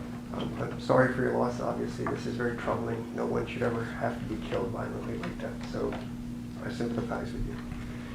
We spoke on the phone when you were coming in from the airport this past weekend, is that right? Yes, sir. All right. And you worked as the bodyguard for Mr. Dolph. Yes, sir. Was it you and other people as part of the team? It was, but it was mainly me. Okay, so you were the boss. Yes. You mentioned to the prosecutor that there was a history of violence between PRE and CMG. Is that Yes, sir. correct? All right. And as I saw from this, and not trying to be negative anyway, but Mr. Dolph travels with an assault rifle in his car, as we saw his brother pull that out from the driver's side. I don't know if he traveled with it, but he had it that day. Okay, and have you seen him with other weapons in the past? I haven't, no, sir. Okay. And his brother had his handgun and he was shooting at the other people, as we saw in the video. Yes, sir. And then he pulled out the assault rifle from the, I guess, the driver's side and shot some more of the people. Yes, sir. With regards to the violence that goes back and forth between these two music groups, you personally know of at least 3 attempts on Dolph's life: 2016, 2015, 2017, and 2018. Is that right? Yes, sir. Okay. And so he needed security, obviously. I mean, there's lots of problems going on here. Yes, sir. All right. And with regards to coming to Memphis on the week before Thanksgiving, Mr. Dolph didn't live in Memphis anymore, right? No, sir. How long before this incident had he moved away from Memphis? Maybe 4 or 5 years. All right. And was that, a lot of it I think we've talked about is for safety reasons, because it's pretty violent here as far as between the PRE and the CMG. Yes. So it's known that his life is in danger when he's here and he needs bodyguards, things like that. Yes. All right. One of the phrases I've heard, have you ever heard of the phrase spin the block? No, I haven't. Okay. And with regards to him coming here the week before Thanksgiving, he wasn't going to participate in the turkey drives. He was here to help out his artists. Yes, sir. Okay.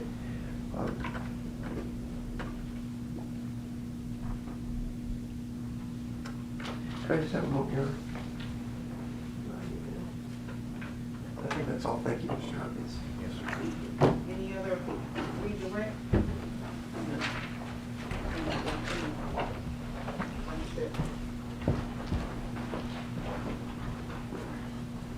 Lawyers can approach.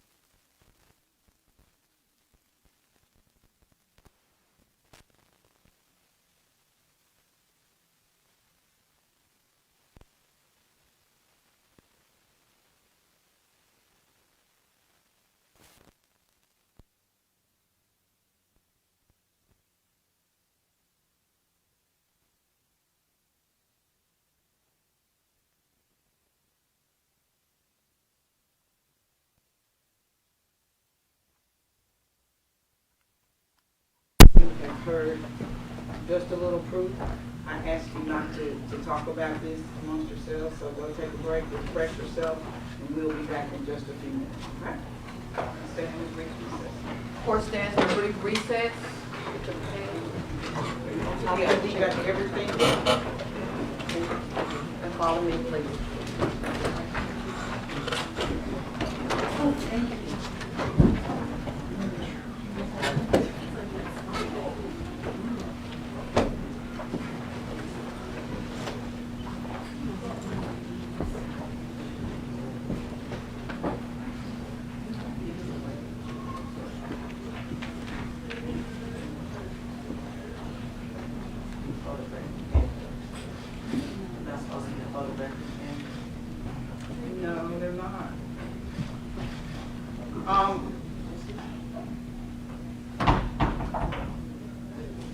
Cameraman, you're not supposed to be photographing any of this family. Do you understand that? I'm speaking to all of you. You should not be photographing any of Mr. Dolph's family. Not at all. Or Mr. Gomez. Or Mr. Govan's family, okay? Not at all. Thank you. Also, just doing recess and the cut off. Yeah, I told Dean that. I think Okay, that's the only cool. one she Okay. did, yeah. During recess, he's filming this. Yes, ma'am. Yeah. Okay.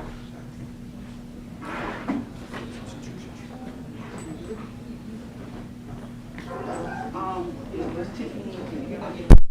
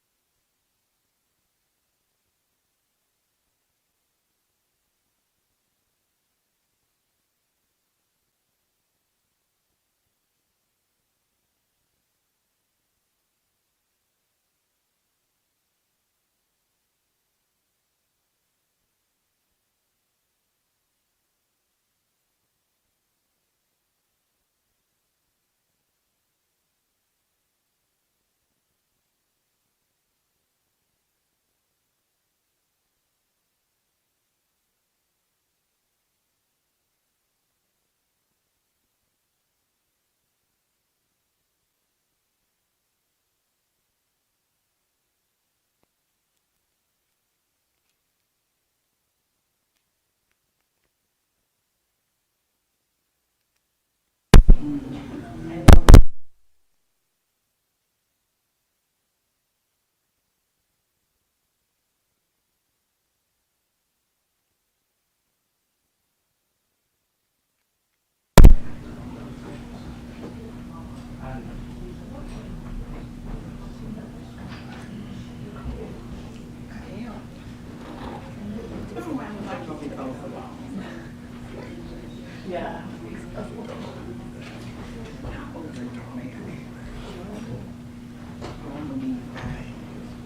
I probably won't even be that. And it might not even be I would fine. too. Right.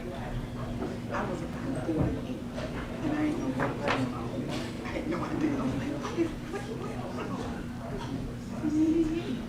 well, somebody told me what was hitting me. Well, I asked my mom, I was like, how old were you when I was there? I don't know about that. She didn't. Not on me. Doesn't have any idea what friends that could tell her. And she's actually still. All right, are we ready to go back? You can bring the jury. Let's go back on the record. What's back in session?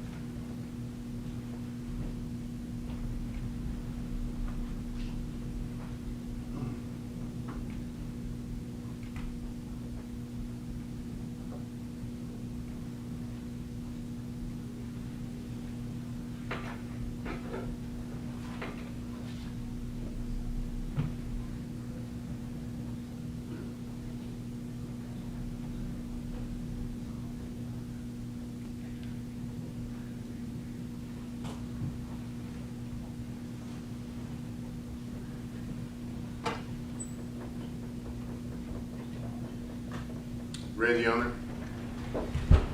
Jury's now entering the courtroom.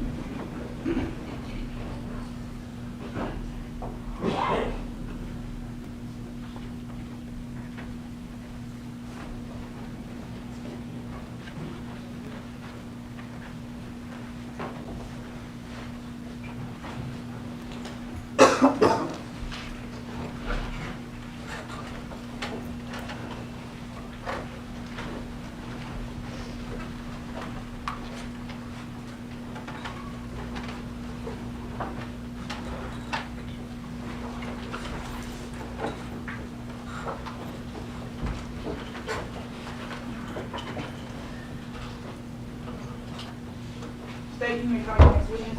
State will call Cornelius Smith.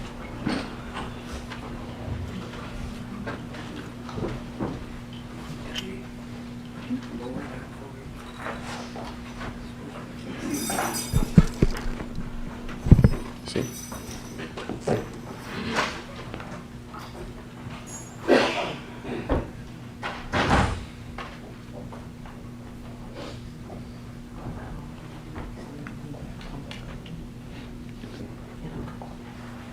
What you want to do? Just said it. No, I just hold on. Okay, yes.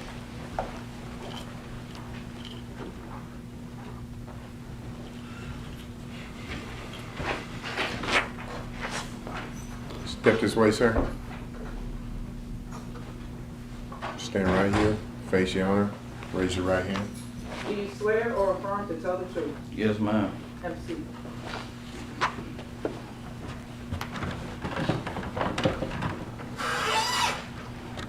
Good afternoon. Good afternoon. Could you state your first and last name for the jury? Cornelius Smith. And for the benefit of our jurors who may be taking notes and our court reporter, could you spell your first and last name? Cornelius.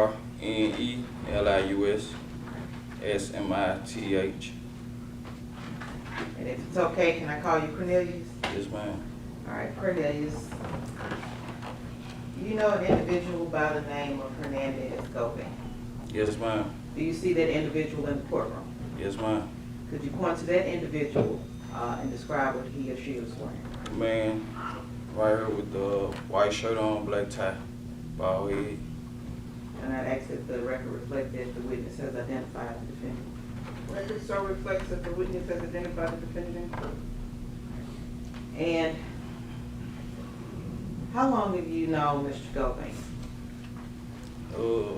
I met him in 21, and like mid-21, something like that. Mid-21, so Like, yeah, like in the middle of 21. when you met him, under what circumstances were you meeting him? I met him through an individual named Bobby, buy pills at the time. I was just buying pills from him. And would that be Bobby Carter? Yes, ma'am. And you were buying pills from Mr. Govan? Yes, ma'am. And what kind of pills were you buying from Mr. Govan? Ecstasy and sometimes Percocet pills, oxycodone. Would you say, why were you buying pills from him? Because I popped pills. I was popping pills at the time. Okay. That was my drug of choice, pills. Did you have a particular reason why you were popping pills? I had a lot of stress going on or whatever, and it was on and off thing anyway, but then I was just back on, back on. Was there a particular incident that caused you to start? I had lost my son in 2020, in March of 2020, and I just went back on, got back on. You had been on them before? Yes, man, I had been on before. And you at some point stopped? Stopped, And after your son, got killed, I started back popping. and that's, through that course, you got to know Mr. Govan. Yes, ma'am. Where would you meet Mr. Govan? At first, Bobby started going to get the pills from him, and then, one particular day, Bobby ain't want to go, so, I went and got something from him myself. Okay, and where was that at? At his home, on Bradley Street, I believe, the name street. So was that, how did you know this where he was? Because I used to be right across the street at Bobby's house, you know what I'm saying, from his house.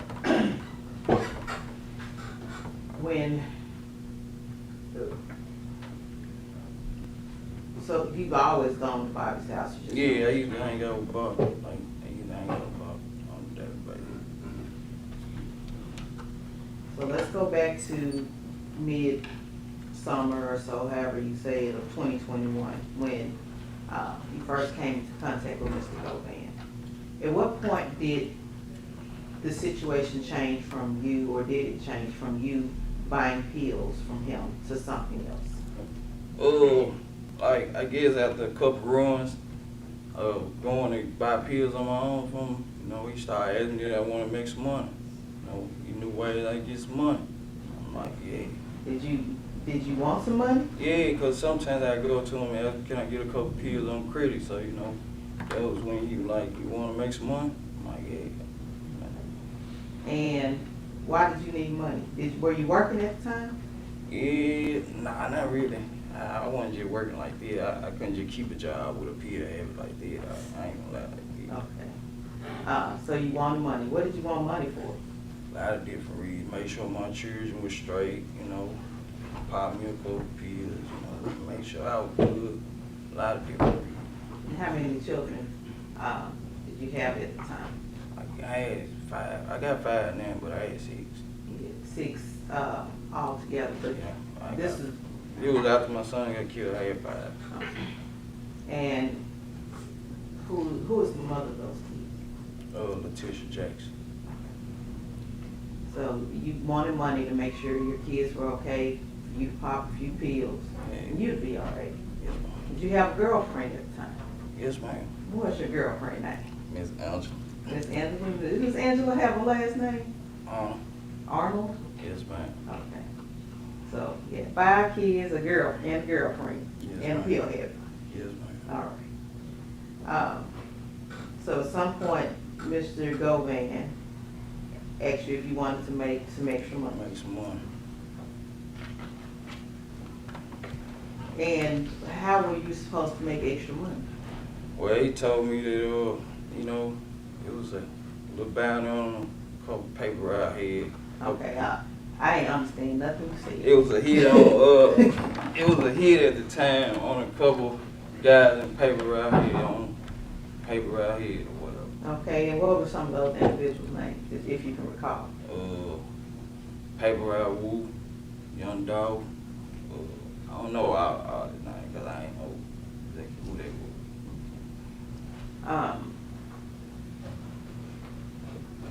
At what point did he mention the actual bounties, as you say? One night leaving getting some pills, he mentioned the prices on, you know, Woo had 50 on his head, Young Dolph had 100 on his head, somebody had 5 on their head, 10 on their head. He mentioned the prices too. So it was almost like a catalog. This person costs this much. This person costs telling this us much. who had the money on their head, who had the most money on their head, And who had price. the most? Who had Young the Dolph most? had the most money on his head. And he had 100,000. 100,000 on his head. And when you say his head, I mean, if you kill Young Dolph, you get $100,000. okay.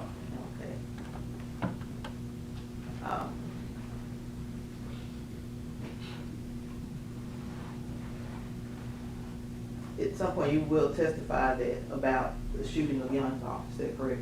Yes, ma'am. Prior to that, were you involved in any other shootings? Well, one day, Mr. Govan had provided me with a gun, and he told us that Paper Out Rue was at home one day. So as we approached the house, with me, Bobby, Justin, and another guy, I don't know the other guy's name, Bobby dropped me off. I get out walking on foot. Paper Out Rue coming out the house, and he had his gun in his hand at the time, and I was walking up the street. And me and him had a shootout or whatever, and the gun he provided me had jammed up. So, you know, I had to duck and Bob and weed, and Bobby had got to me. We got in the car and went back to his house and reported what had happened to him. And he was glad I ain't get killed that day right there. But Bobby was like, he wasn't messing with this stuff because he was believing what Justin them told him about. We messed it up or whatever, and we didn't have our masks on and all that. So Bobby fell back. Was there an incident with Paper Out Rue that you're aware of prior to the incident where you were involved? Nah, I don't know nothing else about, like, no incident with Paper Out Rue. Just this shootout that I had with him, that's all I know about it. And he was saying that, like, he was going. Who was he? Mr. Govan was saying he was going. Let me stop you. All right. Did you call him Mr. Govan? Nah, I called him Quick. I called All him right. Quick. That's what I knew him That by. was your nickname. Yeah, Quick. Would you feel more comfortable calling him Quick? Yeah, I called him Quick. Okay. Quick was saying that he was gonna give a Paper Out Rue mama or whatever to find out what they be about, you know, play up on the other, find out where, you know, Woo and them be is so we could reach out and touch them, like, find out where they at. Was it just, he was gonna see where Wu was, or was there other paper route artists? Any one of them, like Wu, or anybody in paper route, he was gonna make sure that, you know, he could play, cause the mama liked him, so he was gonna try to play that father figure and, you know, find out where they at and make sure we could reach out and touch them. So from when you met him in midsummer, the shooting with paper route Wu, how far from when you met him to when that shooting was? I just can't recall, but it wasn't long after I met him though. And was it a couple of days, couple of weeks? I say a couple of weeks, probably about a month and a half or so, you know. I can't be specific about it. I ain't gonna lie like that.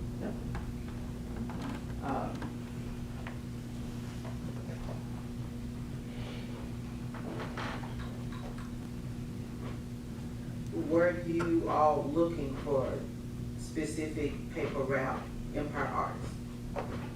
Yeah, we were looking for whoever we could find. So, you know, at the time like on certain days or what, like we were doing whatever we can. You know what I'm saying? In regards to the bounty, were there other conversations about the bounty? Well, after that incident with paper route Wu or whatever, and the gun jammed up, like I think probably the next day I pulled up old Quick House or whatever and buy some pills. And when I pulled up, it was a truck sitting in front of the house or whatever. Okay, what kind of truck? I can't remember. I ain't gonna lie. Like an SUV truck or F-150 truck? Like an SUV truck. Okay. But I pulled up and I got out and went inside. He was sitting up there with Juke. And he was like, here go a little C right here. Here go C right here. So Juke was like, hold up, man. We ain't doing no talking around these phones, you know. Take these phones outside. Who said that? Juke. Before we got to talking. He was telling him, like, we ain't talking around no phone, take the phones outside. Who was he telling to take the He phone? was telling Quick that. Quick, Okay. take the phones outside. And did Quit take y'all's phones outside? Yeah, I gave him my phone. He set them outside on the chair or whatever. And came back in and was like, yeah, this little C right here, this was the one that, you know what I'm saying, shot it, woo. And, Hold on, you did a whole lot of whoop. well, you know, basically saying, this the one that shot it, woo. And this one of the ones that I got the, you know what I'm saying, that I got on the business too. And Juke basically like nodding his head like, y'all gonna get y'all money, y'all handle y'all business, you know what I'm saying? Y'all gonna get y'all money. What was person you described as Quit? What was Quit saying?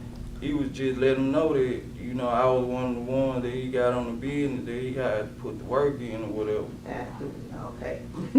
That he hired for the Because I'm gonna need you to slow that down. He the one that hired on the business to do what now? To make one of these, get a hit, do the hit. Oh. Do the hit. I'd like to pass you a photograph.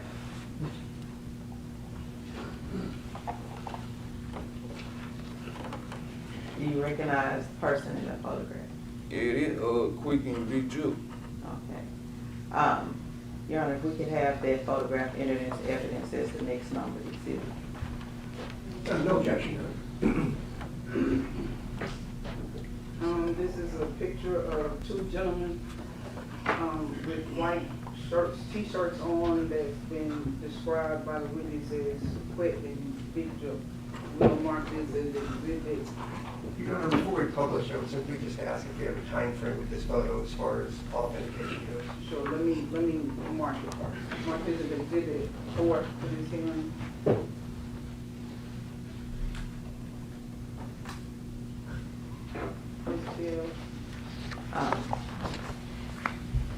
Do you know when that photo was taken? Nah, I don't know nothing about this photo. I don't know when it was taken. That photo simply identifies the people you described Yeah. as Quit Quit and and Juke. Juke, yes, ma'am. Any objection to No. permission to publish, Your Honor? Yes.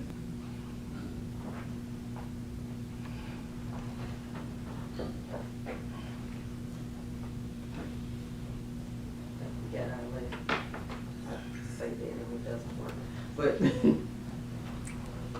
the individual you described as Juke, is he on the left or right of this photo? From my angle, he's on the right, the big guy, right on the right. It's on the right. And the individual on the left, who is that? That's quick. And Juke is the person, do you know his government name? Nah, now since I've been locked up, Anthony Mills, since I've been locked up.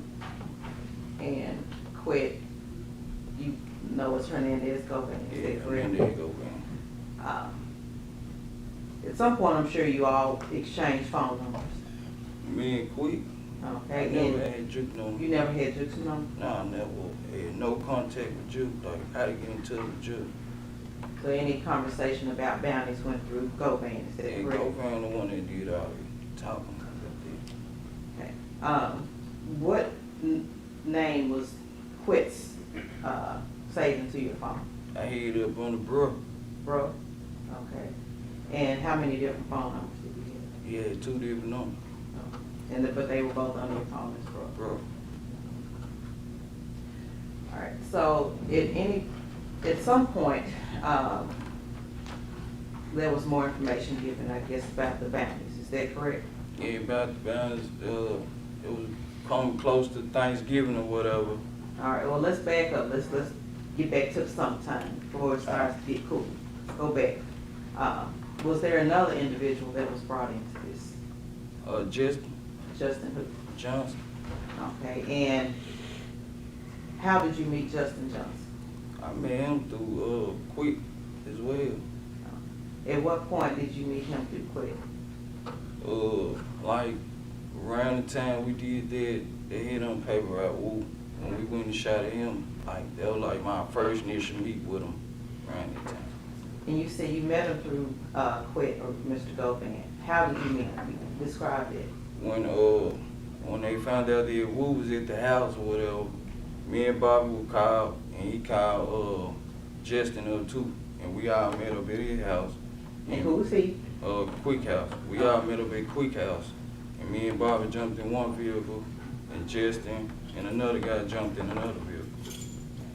But he was putting you all together. is that Yeah, correct? Quick put all us together. Okay, and you didn't know Justin before this day? No man. Never seen him? Never seen him, never met him, I knew nothing about him. All right, so some point we'll get to November, but what was your interaction with Justin over the course from when you met him? After we did that and the gun jammed over paper out Woo, Justin then went back and told Quick that me and Bobby so-called messed it up or whatever. So, Quick was like, y'all had y'all masks on. Justin them told him we ain't have our masks on. I ain't have my mask. Govan knew that this was going on and he asked Right, you to have he a the one mask. gave me the gun to go out there. And he asked that you have a mask on. Right, he asked me Okay. that. And he was saying like Justin was telling him that we messed it up or whatever, and that's when Bob was like, he ain't doing nothing with nobody, he ain't getting involved in it or whatever, because Quick believe everything Justin them say, and at that time, Quick basically was telling me like, get with Johnson them, get with Justin them, and you know what I'm saying, handle the bid, and you want to get this money. Since Bobby acting like he acting, you know what I'm saying. I don't know what you said. Since Bobby acting like he acting, he told me to get with Justin and them, since Bobby had pulled out of it. Oh, Govan told you to get with Justin? Yeah, Quick told me to get with Justin. Okay.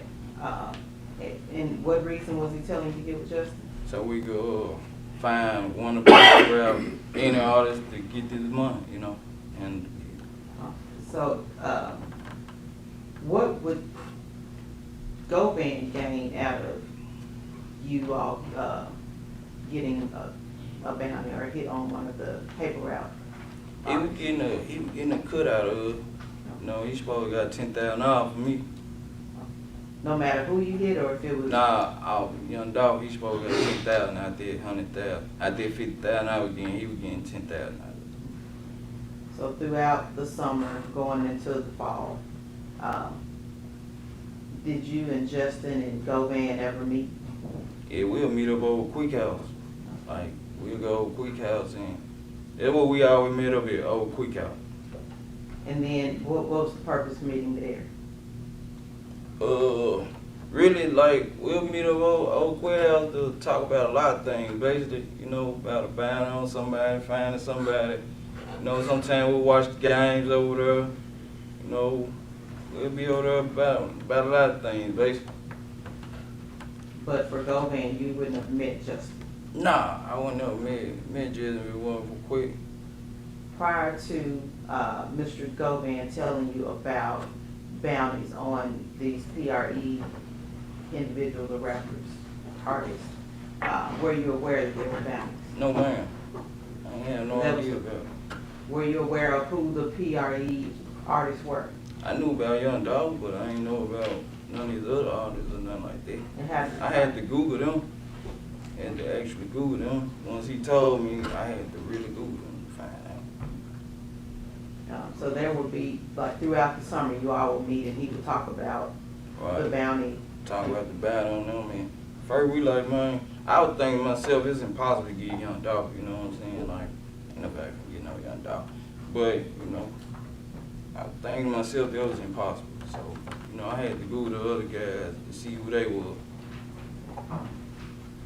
Well, fast forward, let's get to November. Look, I guess the week before Thanksgiving. What was going on then? He was telling us, you know, they got turkey. Who was he? Govan, quit. I mean, he was telling us that, you know, they had turkey drive. Each artist had a different day where they were doing turkey drive or whatever, and you know, that's our opportunity. We can make something shake in. Okay. When you say make some shake, what's shaking? Like try to catch him and, you know, get money, do what he don't want to. Were you aware about this turkey drive prior to Govan telling you that? Nah, cause I don't know nothing about what paper route do, so nah, I probably wasn't. Did you listen to their music before, or did you? I listen to Young Dolph, but I ain't listen to his artists. I ain't know who his artists was. I listen to Dolph though. So, Govan was telling you about the turkey drive. Right. He was telling me and just. I'm sorry. He was telling me and just. Were y'all together when he was telling you? Right, at his house. At his house. Did he mention the bounty again? Did he mention the money? Well, we had already knew the prices on majority of their heads, basically. On everybody else doing the turkey drive, we had already knew the prices already. Including Dolph. Including Dolph. And let's go to November the 16th of 2021. What were you and Justin doing that day? Well, he had called me up, he came to pick me up. We had went, cause they had a turkey drive in South Memphis somewhere. And me and him was out, we was riding, trying to get one of the artists there today that was doing the drive down there. And as we was out there, I got out on foot. There was a lot of folks out there standing with guns or whatever. Justin was in the car. And he called me and told me that he had got a call that Young Dolph was at a gas station up the street from where we was at. So I ran back to the truck, and I jumped back in the truck. When we got to the gas station, Dolph was gone. So we rode around for a minute, then he dropped me back off at the house. And I laid down that night, and he was like, tomorrow we can go back out and see what's up. So on the 16th, at any point did you think, okay, maybe we have a shot at getting Dolph? Yeah, because we knew he was in town. We knew Dolph was in the city then, and we knew that tomorrow we were full-fledged now. We know we anything is shape right now. We gonna get somebody. We gonna strike. Tomorrow is our day. We gonna strike somebody. We gonna get lucky tomorrow. And at any point did you all have this conversation with Mr. Govan? Yeah, we were telling him like we really getting close. We getting fed up with playing. We finna get somebody basically. And he was like, y'all do y'all thing. Handle y'all business. And in return, you all were supposed to, you expected to be getting money stuff. Right. Because that's what he promised you. Right. So let me ask you also, one of those, Justin, what did he do for a living? He was a rapper. At any point, did you all participate in a music video or anything? Yeah, I was called by Mr. Govan to be in the video because I don't know Justin and like that. So I was in the video, but I didn't want to be in it, so I put a mask on my face. And when was this video shot? Like in summertime of 21. I can't tell you the exact date, exact month, nothing like that, But it was prior to, was that after it the was hit after, on who? it was after that one. Yeah, it was after the movie. But prior to Dolph. Dog, right. Okay. You have a photograph that is before you, previously been shown to defense counsel. Do you recognize the contents of that photograph? Yes, ma'am. And what is that photograph? This the photograph of us in front of the house where y'all found the car is shooting a rap video. And who's all in that video? Justin, I don't know the other two guys. Hernandez Govan, I'm standing right behind Hernandez Govan with a mask on my face. Your Honor, if we could have that photograph and its evidence as the next number.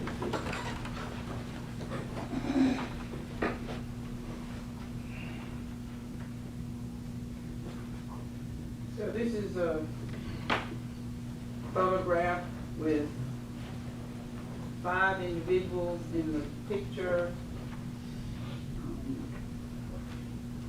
Mr. Govan with a cap on.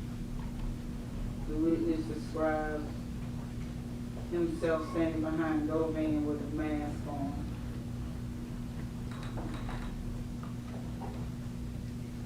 An individual with a red cap on. Is this Justin Johnson? Yes, ma'am. Justin Johnson in the picture with the baseball cap on, holding a stack of money. We'll mark this as exhibit 5 to this hearing. Could we just ask when that supposedly was? I think he may have He's said. already said he did. So he doesn't know this one? Hold on. Let's mark this and then you can ask your question before.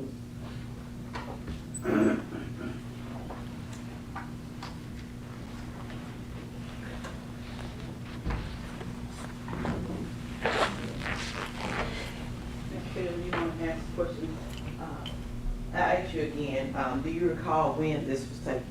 Or the video, excuse me, the photograph that you were just looking at, not this one, but the one you just handed to the. That was the video. I don't know what month it was. I don't know like exact time it was, but I know it was sometime.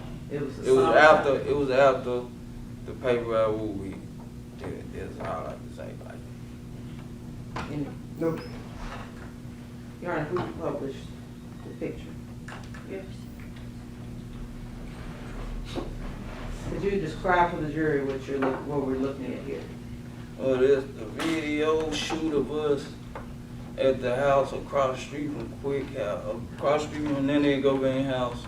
Who is this individual? I don't know him. Who is this? It's Justin Johnson.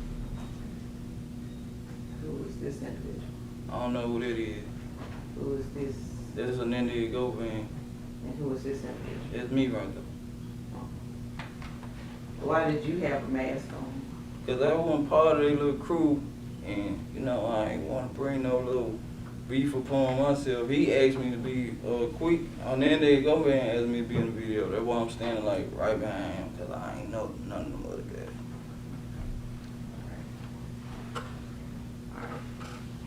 So we're gonna, I know I'm doing some time warping.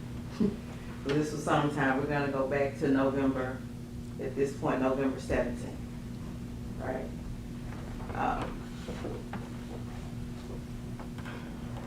What was going on that morning?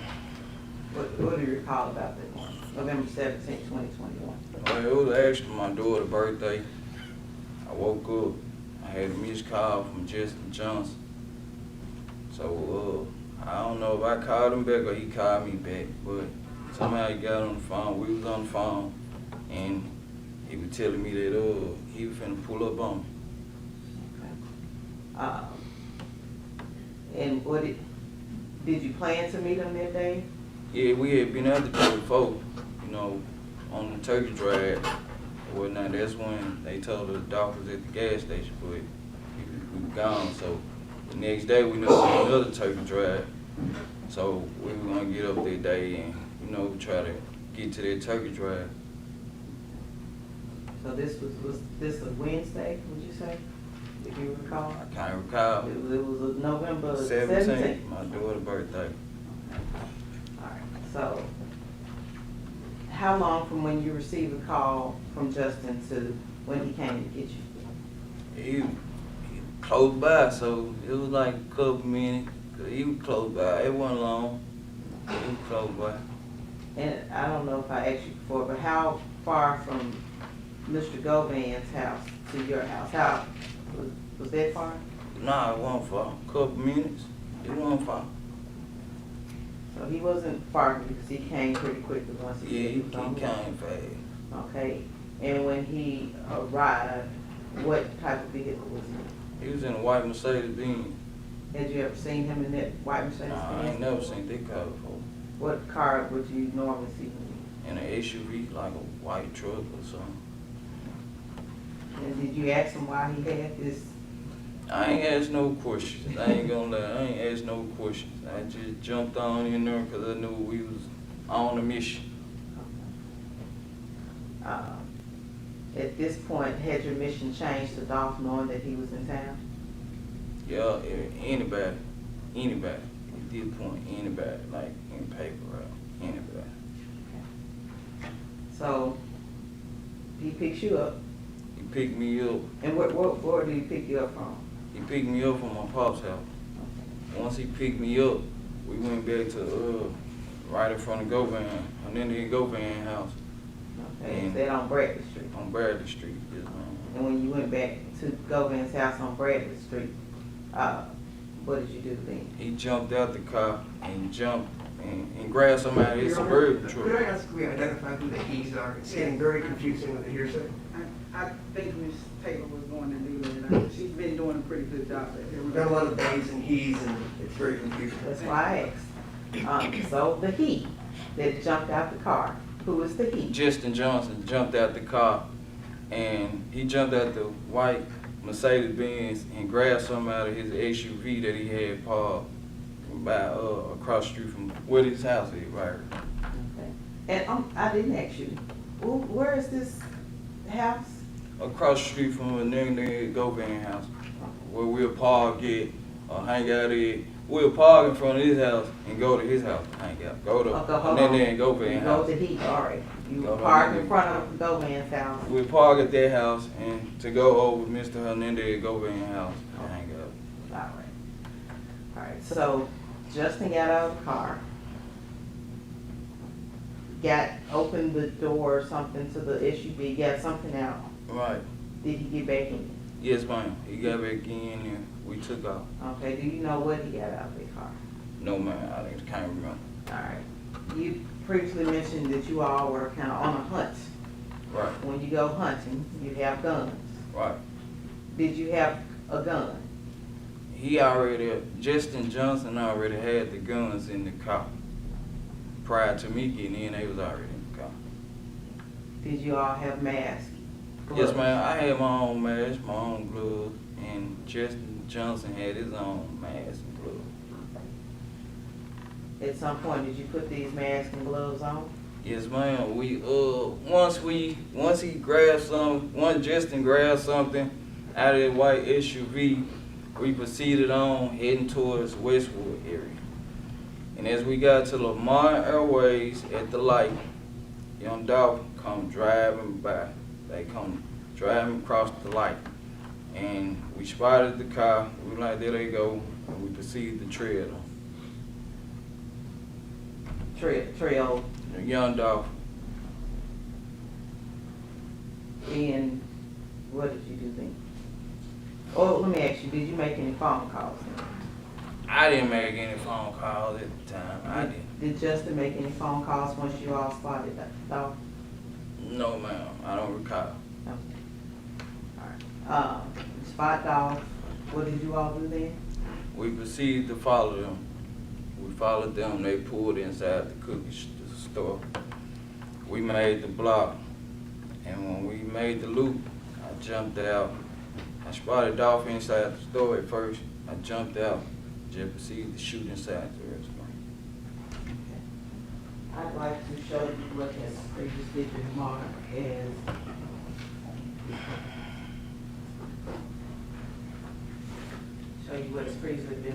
as exhibit number 3.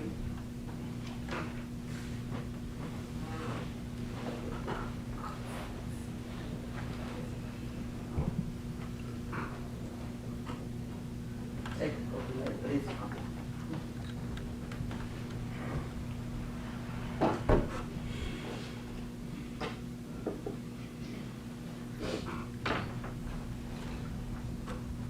What are we looking at here? It's the Makeda's cookie shop where Young Dolph and them pull it in. Is that the vehicle that you saw previously? Yes, ma'am. And where were you all? By the time we had already, like, we was at the light. We had went down to the light to make the block. You gesturing this way, so you're at a light coming this way? Yes, ma'am.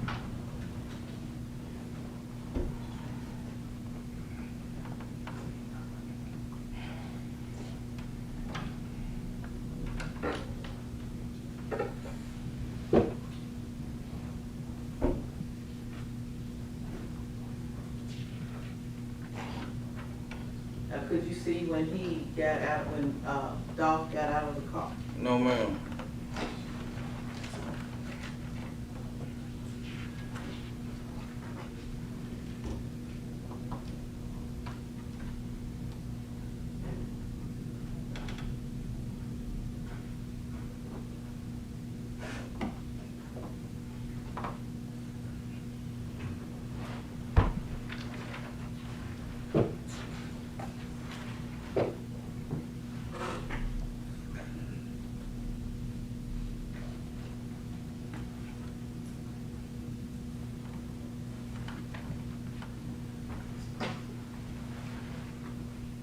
You see a vehicle coming to the frame. What are we looking at here?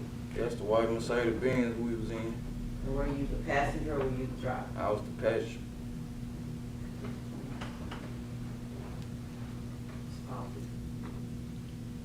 This individual. That's This me. individual. That's me. And is this the gun that Justin had already in the car when you got it? Yes, ma'am.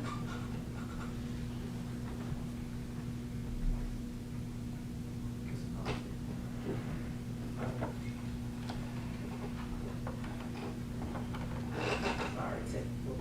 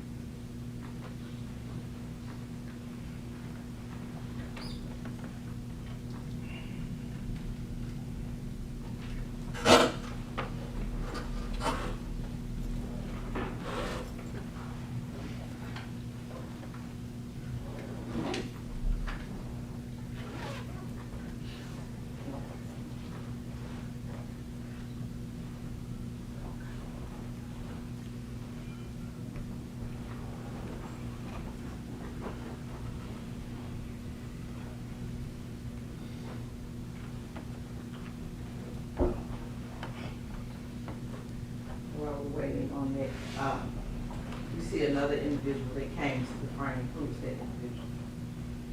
They came into the frame. That was on the video. We saw you get out. Big gun. Who else was get out of the car? Oh, they were just jump.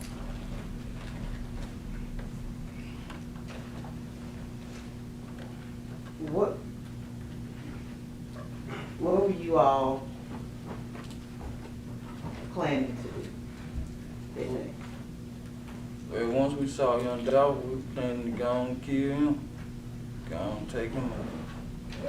So how far from when you sawed off on, was it Airways? Yes, ma'am.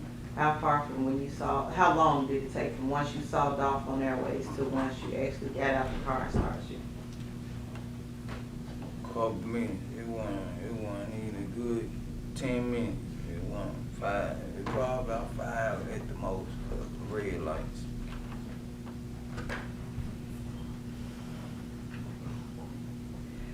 Okay. We'll go back to the videos once technical gets it, maybe.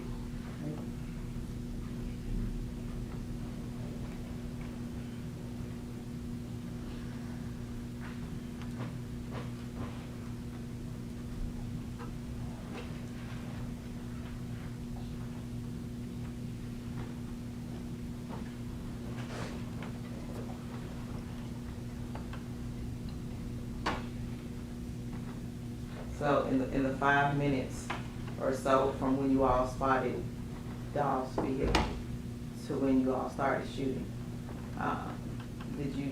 what did you and Justin say to each other? We didn't say nothing. It was just like, once we saw him, we didn't say nothing. We knew it was go time. It was just, I knew it was go time. Like, might as well go on get it over with now. That's why I jumped out. Did you have a phone on you on that day? Yes, man. I had put my phone in the glove compartment of the car. And why did you do that? So I wouldn't drop it when I jump out the car or nothing like that. So did you put it in the glove compartment when you first got in the car or after you saw Dolph? When I first got in the car, I put it in the glove compartment.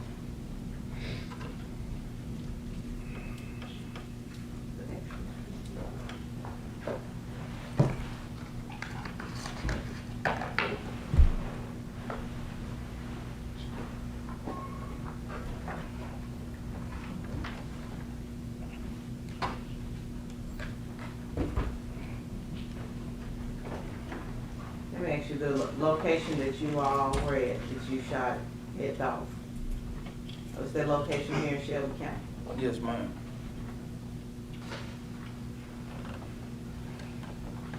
You get down with this video.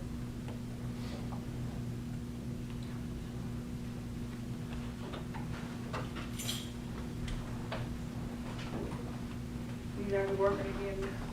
Williams? Yes, sir.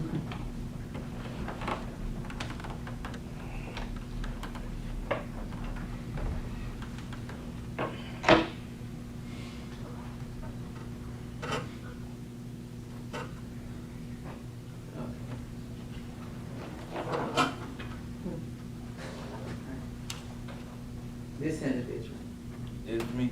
okay, play.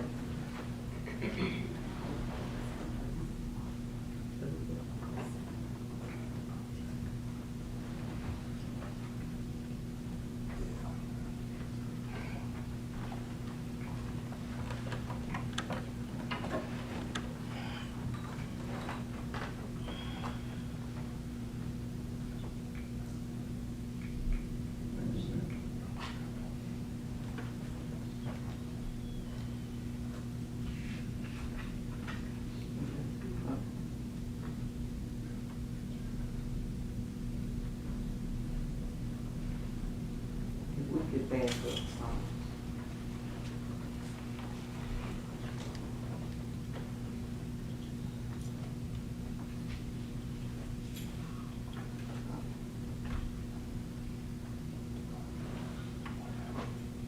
That you all pulling off in the white Jeep.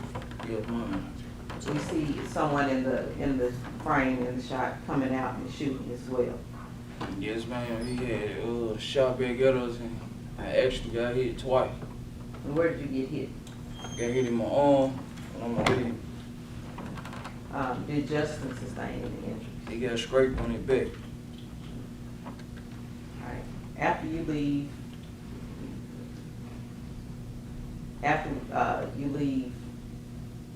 there, pull up, we have another video I'd like to show you, previously been marked as part of Exhibit 3.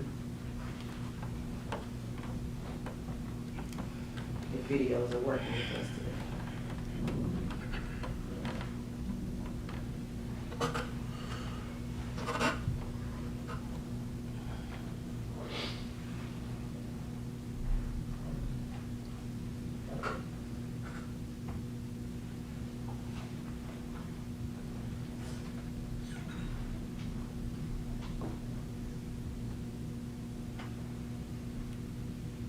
Is this the cookie shop that you referred to?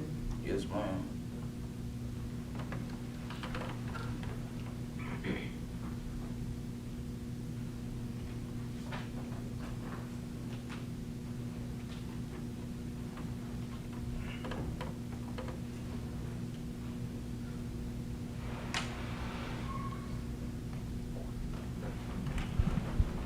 And could you see who was inside of the cookie store from once you got out of the car? Once we pulled in, this when I saw Young Dolph like close to the glass, like he gonna bag up. That's when I saw where he was at, like location in the store, where his location was inside the store. Is this the person to which you're referring? Yes, ma'am.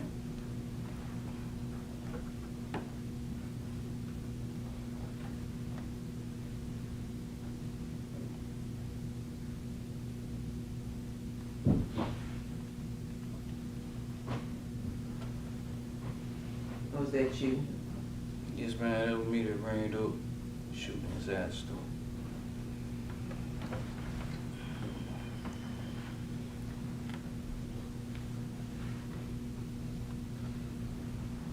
After the shooting happened, you're shot. Could you show the jury where you're shot at?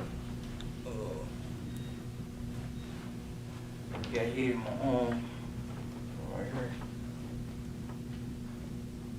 Now it hit in my leg, right, scraped on my We're leg. not gonna ask you to show them Yeah. that. What did you all do once you were there? Once we left the cookie shop, I was telling Justin I was hit. And he like, I'm hit too. He was driving, Justin was driving at the time, so I was asking him, is he okay, so we won't crash or anything, you know, run into nothing. We went back to the house in front of Mr. Hernandez Govan house, and I jumped out the Mercedes Benz and jumped into a Suburban truck and moved on out the way. Mr. Justin parked. Let me stop for a minute.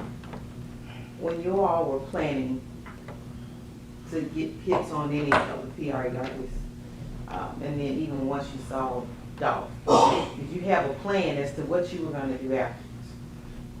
Not necessarily. We was going back because we ain't know we were gonna get shot. Ain't nobody know we were gonna get shot. You didn't plan on getting shot? No, ma'am. That wasn't part of the plan.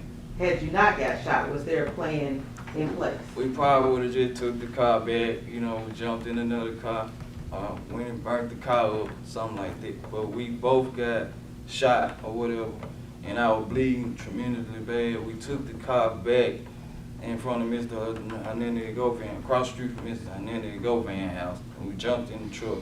We were trying to get cleaned up, so we were trying to find somewhere for us to go. Who's he? Justin. Justin was trying to find somewhere for us to go. And in the meantime, he had FaceTime Big Juke, let him know that, you know, that was like our work. You all want your money then, right? Yes, ma'am. And let me ask you, did he promise to give you your money that day? He told us he'd get with us when he got done with his kids or whatever, or when he got up, one or the other. But you didn't have Juke's number? No, ma'am. So he couldn't get with you directly? No, ma'am, he couldn't get with me directly. So how would he have been able to get with you? I would have had to go through Mr. Hernandez Govan or Justin Johnson to get with me. All right, so no plan as to what y'all were gonna do after whoever y'all hit that day. You happened to hit Dolph. Yes, ma'am. Hit Dolph. You go back where? You go to the We truck? go across the street from Mr. Hernandez Govan house, we swap vehicles. And now that's when I went too fast. That's when Justin was trying to find somewhere for us to go. But he had FaceTime Juke first, and then let him know he was spelling out Dolph. And then When you said he was spelling out Dolph, like was he going jailhouse, to you know, jailhouse spit. in American Sign Language he was doing Dolph? Nah, it different. It different. Okay, some more. But he fingers. was telling them that was our work basically pretty much. And he like he'd get with us when he got up. And then he was trying to find somewhere for us to go so we could clean up or whatever, because I was bleeding extremely bad. Like I was really bleeding. And He had found somewhere for us to go, and that was in 2-line apartments. We went there to clean up or whatnot, and we had called Mr. Hernandez Govan, because I had left my phone in the car too. And he was like, man, y'all, like, you know, y'all saw in the video, dude came back out shooting, so the glass was shattered. So when we got out, when I got out the car in front of his house, the glass had shattered on the floor. So he was like, man, y'all got shit everywhere, basically. You know what I'm saying? Y'all got all these Hold on, Govan was saying it to us. Yeah, we had the glass and shit on in the street. so you know he what knew I'm it saying? was y'all. Yeah, he knew it was us. He knew it was us. So I was like, man, get my phone out the car. I like, get my phone. I left my phone in the car too. Get my phone out the car. He like, all right, meet me where I get my car wash shit. So I like, all right, bet. Say no more. So we had cleaned up in White Haven. Once we cleaned up in White Haven, I had called my girl. Hold on. You called your girl, but the apartments, you said they were 2-lane. Are they known by any other name? Yo, I know him by 2-line. It's been 2-lane apartments. Yeah, because I'm 2-line. Where were they at? In White Haven, out Sherwood Drive, in 2-lane? 2-lane street. You previously looked at video. We are, fingers crossed, the videos are going to work this time. You previously looked at videos regarding, it would be the Gospel Garden Apartments. Would that be correct? Is this correct? I guess that's the name, but I don't just know the name. I remember by 2-line. Okay, but it's video of you arriving Yes, ma'am. and video of you leaving. Yes, ma'am. All right, if I could pass forward.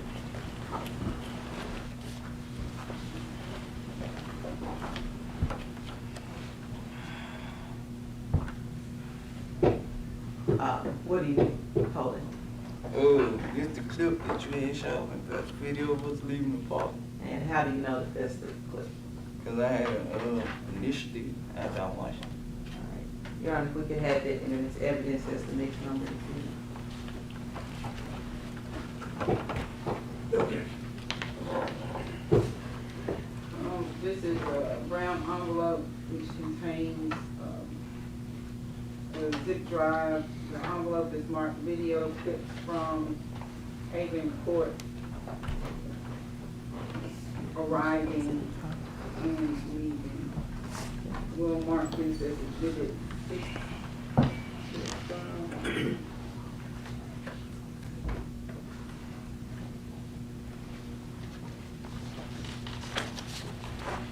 And I'm going to ask for permission to publish with fingers crossed that it actually publishes.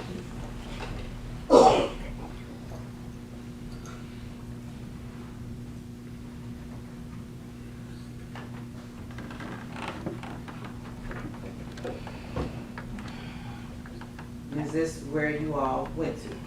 Yes, ma'am. When I say you all, I mean you and Justin. Me and Jess. Yes, ma'am.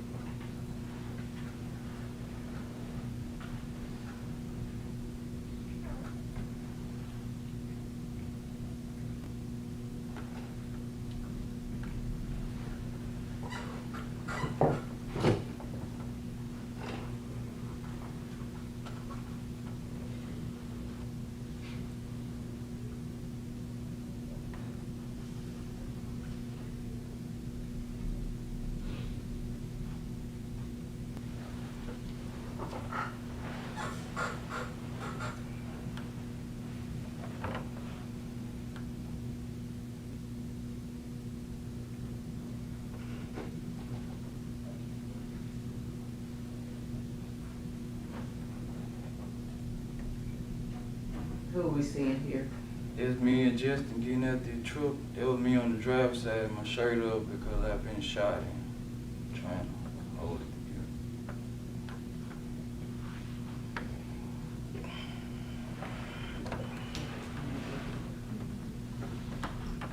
together. Once you're inside, what do you all do? He had called somebody. Who's he? Justin had called somebody to bring a wound kit or whatever. A wound kit from Walgreens, so I could clean up. We both could clean up or whatnot. Like I said, I had called my girl to come get me. Who's your girl? I had called my girl to come get me, and we also contacted Mr. Hernandez Govan, and I was telling him to get my phone out of my car, and that's when he was telling me. Out of the car? Out their car, yeah. The white Mercedes. And that's when he was telling me to meet him where he get his car wash at. And where did he normally get his car wash? Pressure word.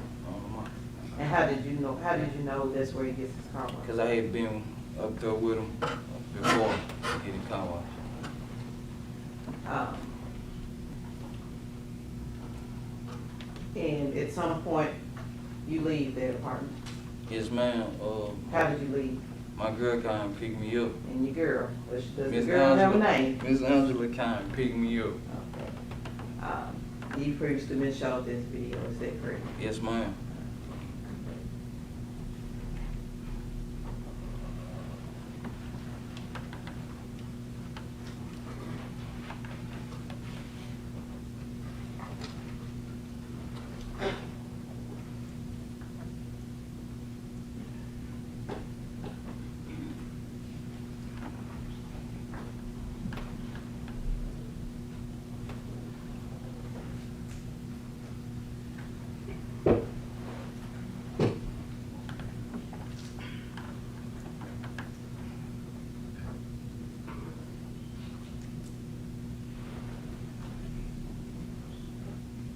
What are we looking at here?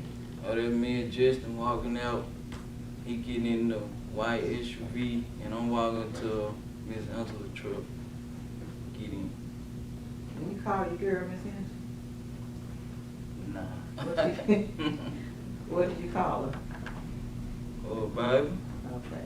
Got any baby truck?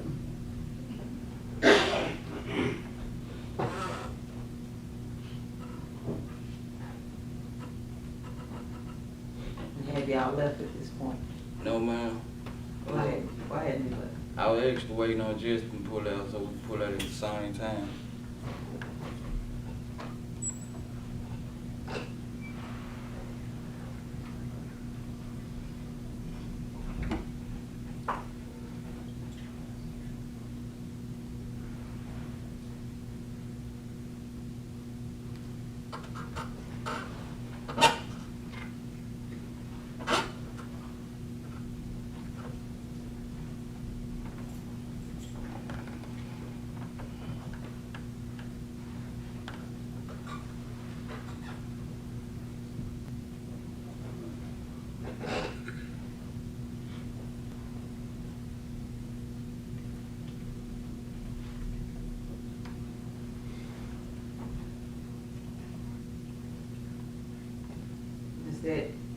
That's Justin walking up to the truck with me and Angela was in. I was waiting on him. I told her not to pull off until he pulled off. Why didn't you want to pull off before you pulled? Because I know we just did a hit, so it was really like, looking after him at the time. And then we both were shot. Well, he was straight, but I was shot. So just really making sure he pulled out.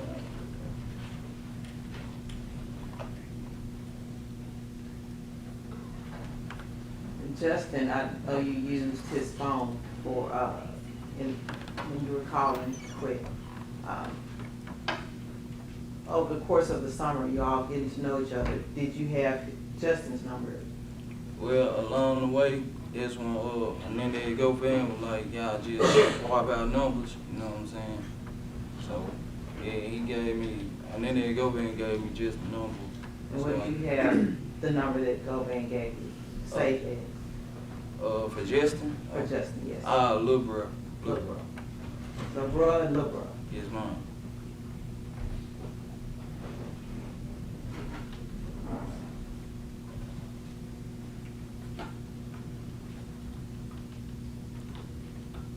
Did Justin have more than one number? I believe so, yes, ma'am.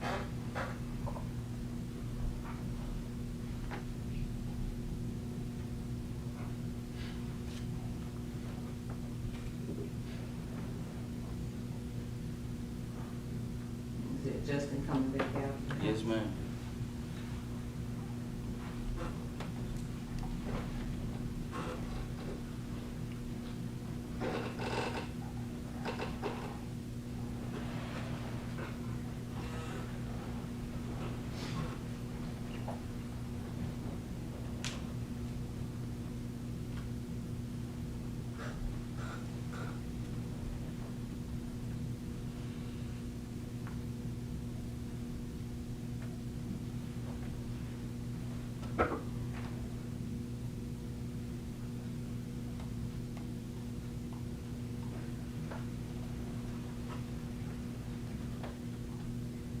So we see the vehicle Justin leaving, is that correct? Yes, ma'am, that white vehicle, and this is me and Angela leaving right here. This- And it's Angela driving. Yes, ma'am. All right, Ms. Taylor, I think this is a good place for us to stop for lunch. Ladies and gentlemen, as I always say, don't speak to each other about the proof you've heard thus far. We've got a little ways to go. Eat your lunch, enjoy your lunch, enjoy your break, and we are going to start back up at 2:15. Okay? All right, let's break for 2:15. Court stands on recess to 2:15. That'll be your paperwork.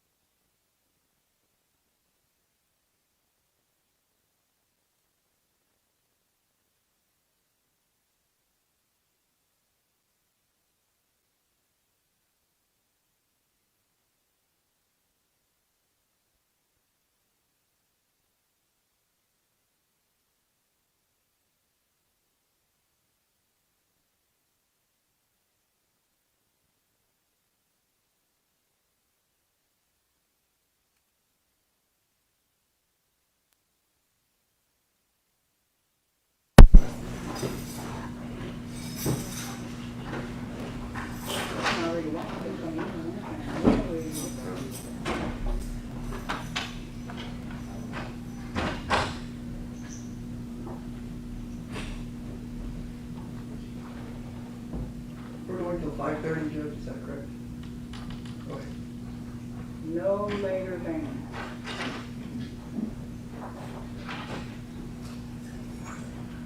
Smith, you come on back over. And you're still under oath, sir. Yes, ma'am.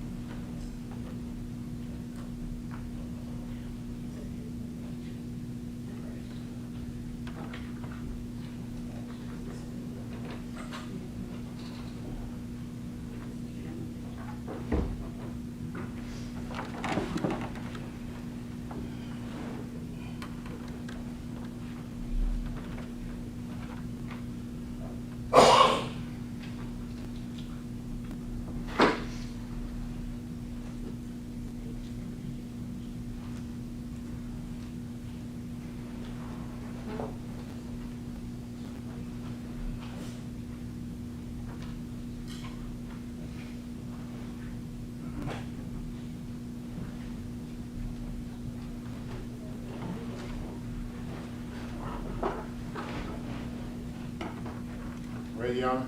Yes. Jurors now entering into the courtroom.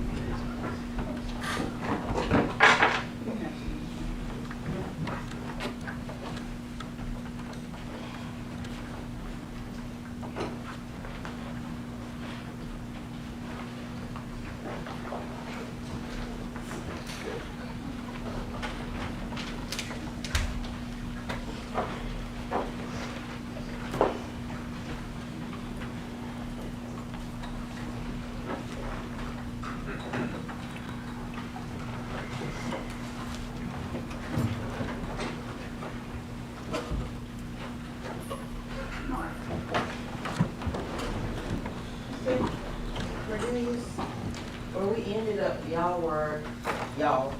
you and Justin were leaving Haven Court Apartments or Tulane Apartments. Yes, ma'am. At some point as you were leaving, did you contact Mr. Govan? Yes, ma'am. Before we left the apartment, I actually contacted him about getting my phone at the car. That's when he told me to meet him where he get a car wash at. You also mentioned that Please turn cell phones off.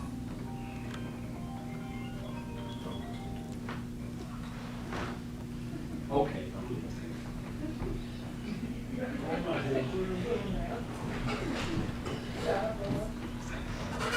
you also mentioned, I'm sorry, that you mentioned something about cleaning. About the glass there, at the window, had shattered in the street by the house, by his house.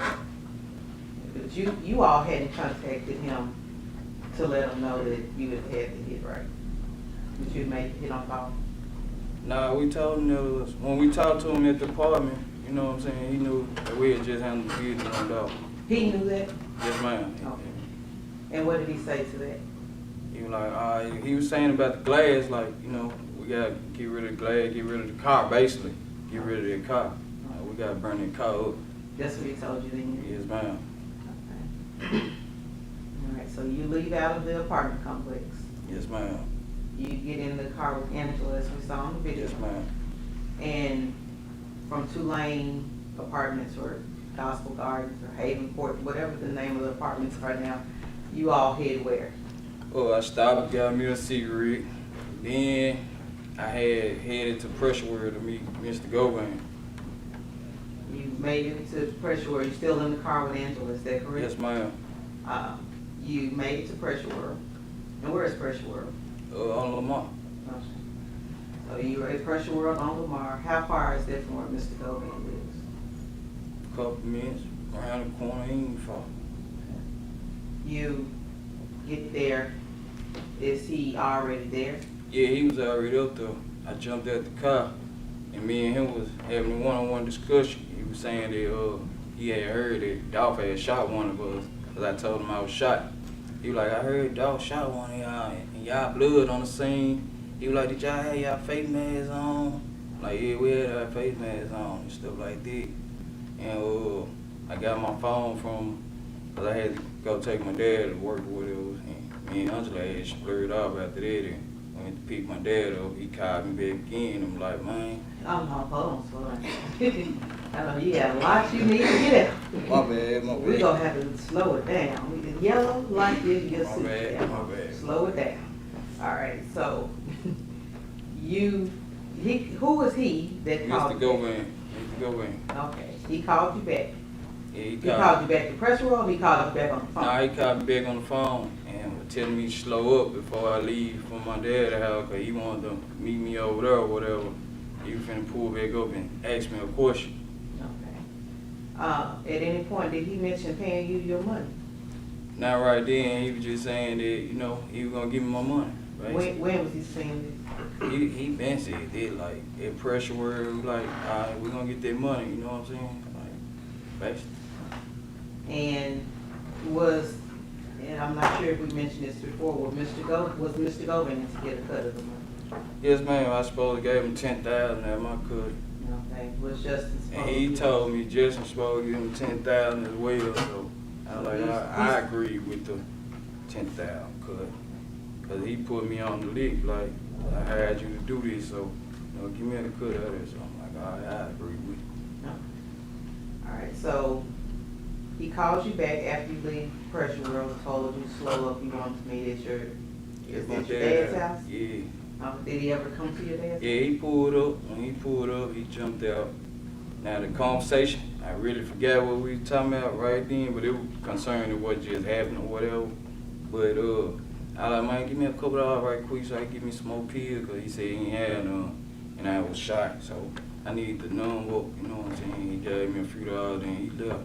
He gave you what? He gave me about $30, $40, then he left. And that was the same day that happened? Yes, ma'am, it was like an hour or so later.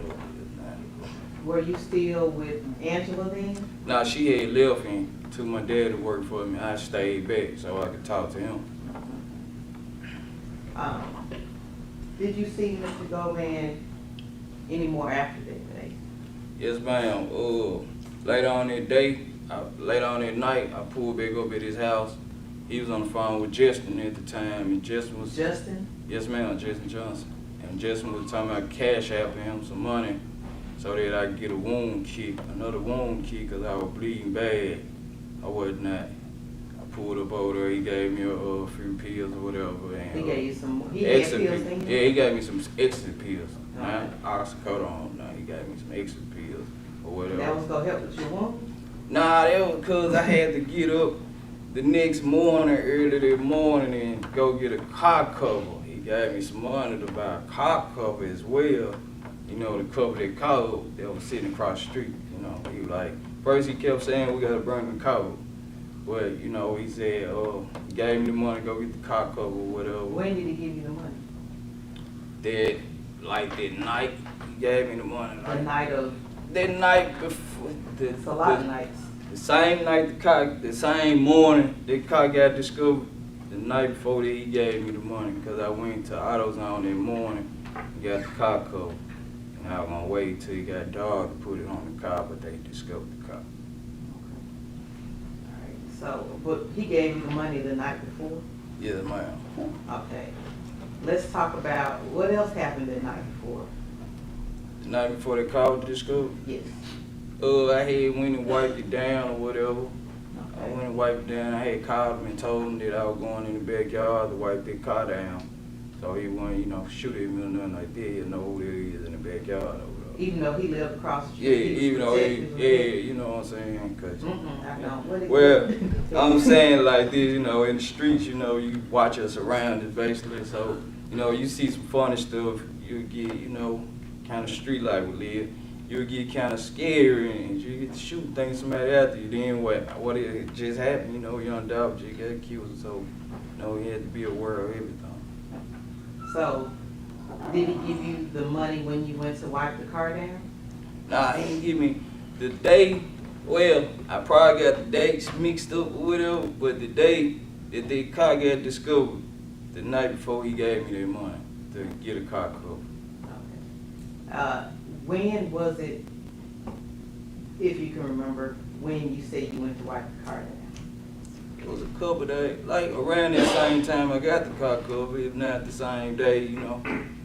I wiped the car down trying to get the prints, make sure there wasn't no prints on All right, when you were wiping the car down, what were you wiping the car down with? it. Some like little cleaning supply stuff. I can't tell you exactly what I put on it, but I had a rag, had some stuff sprayed on the rag, and I just went and wiped it down. All right, now was this rag soaked? Like you Nah. dipped it in some products, or you just Nah, I sprayed just it? sprayed some stuff on it. I just sprayed some stuff on Do you remember what it was? it. Nah, I really don't. And was it daytime or nighttime? It was nighttime. Okay, it was nighttime. I ain't do nothing in the daytime. It was nighttime. Could you fully see the car that night? It was in the back, like somebody had pushed it all the way in the backyard, like parked it all the way in the back. So When you all dropped it off, was it in the same place it was? nah, it was like in the front of the driveway. Okay. That's why he When was. you all dropped it off, it was in front of the driveway? Yes, ma'am. It was parked up close to where you could see it. It could be spotted easy. Okay. But when you went back, it was, Pushed on to the back. do you recall if y'all had keys to the vehicle? Or if Justin needed? Justin had the key to him. Mr. Govan kept asking like where the key was so we could move it and burn it up somewhere else. So it was nighttime, the car was pushed towards the back, and you were wiping it down. You were shot in your right shoulder? Right shoulder, yes, Is ma'am. that your dominant hand? Yes, ma'am. Okay. So did that present any problems wiping down things? Nah, it really, like, I did the best I could, you know, being shot and all. I did the best I could wiping it down. Now, you do know your prints were eventually found on the car. Yo, I didn't do a good job, so. Okay. All right. Did you let Mr. Govan know that you had wiped the car down? Yeah, I called him when I was walking in the backyard to let him know that, you know, I was gonna go back there and wipe the car down. And what did he say? He said, all right, bro. All right. So another night or another day or so, you were asked to get a car cover. Just fine. When did he provide you the money for the car cover? Like the night before, I went and got it the next morning, like in between midnight hour. And how did he provide you with the money? For cash money, Cash? yes, ma'am. Okay. He provided you with cash. Had you ever bought a car cover before? No. Did you know where to go get one in? Yeah, I knew where to go get a car cover from. Okay, and did you look it up or figure out which store? Nah, it was an AutoZone close by, so you know I know AutoZone sells them. Okay, they see, okay. So is that where you went? Yes, ma'am. You went to AutoZone. Yeah, what color car cover was it? Now that part I can't tell you because it never made it out the box. It never made it out the box. Why didn't it make it out the box? Because they had discovered the car, and I was like, since they discovered the car, I'm gonna take this junk back and get the money back and just buy me some more pills. Did you, when the day that they discovered the car, did you speak with Mr. Govan then? Nope. You don't recall speaking with Mr. Govan? No. You speak with Mr. Justin Johnson? No, I ain't speak to no one of them that day though. When they discovered the car, I ain't talk to nobody. And how did you know that they discovered the car? Facebook, the news and stuff like that. So Well, that morning, like, before I went and got the car cover, I spoke to Mr. Govan, but, like, after they discovered the car, nope, I ain't talked to him. I just, The morning of, so what did you talk about the morning before they discovered the car? the car cover and stuff. You talked about Trying to get that car covered up and get rid of it, basically. Why did you need to speak with Mr. Govan about you going? He was the one saying that we need to get rid of that car. You know what I'm saying? Like, it was right there, and he was like, you know, he ain't want them talking to him about anything if they discover the car, because he gonna tell them to give what Willie Mass said, or he get back to his gambling. So the day the car was discovered, you did not speak with him any more afterwards? Not after the car was discovered. All right. Did you speak with him any more after that? Yes, ma'am. December the 8th, 2021. I was going to give me some pills, going one way, and he was coming up another way, and he looked through the rearview mirror, or his windshield, I mean, and blew the horn. And I pulled over, he pulled over, and he got out the car. He was like, thank God. He was telling me that he been getting shot at and stuff, and he asked me have I spoke to Mr. Justin Johnson, because they had ran in Justin Johnson's house the night before, whatever. He showed me some things on his phone, and he was asking me, did I have a number he'd get in touch with me on. He told me I needed to get rid of my phone. I need to get rid of that phone, is all he was saying. And he was like, he was gonna go to Privé that night and get my money, and he was gonna call me. He asked me for a number, and he was gonna call me. Did he ever call? Now the U.S. Marshal was on me the next day. I was in jail. So he didn't have a chance to. Nope. Okay. So you said the next day, so there will be December 9th of 2021? Yes, ma'am. December the 9th. What else sticks out about that day? December the 9th. It was my daughter's birthday. All right, it's a different daughter's birthday that was on Yes, today? ma'am. Yes, ma'am. It was my daughter's birthday. I had took her some cake and ice cream to school, and U.S. Marshal was trailing me the whole morning. And you were eventually arrested? Yes, ma'am. I was arrested. Did you have your phone on you that Mr. Govan told you to get rid of? Yes, ma'am. I had that phone on me. Okay. Did you have more than one phone? Yes, ma'am. I had Ms. Angela's phone on me as well.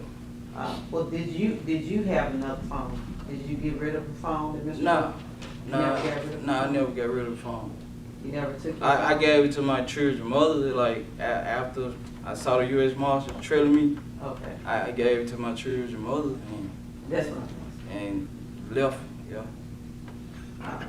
And to your knowledge, police got that phone from her. Yes, ma'am. They got a warning when her house. Got the phone. Yes, ma'am. How did they know she had the phone? Or do you know? Well, I guess. I'm not gonna ask you to guess. I don't know. Okay. I don't know. They did a pin order. I don't know. All right. But they did get the phone out of her. They did get the phone.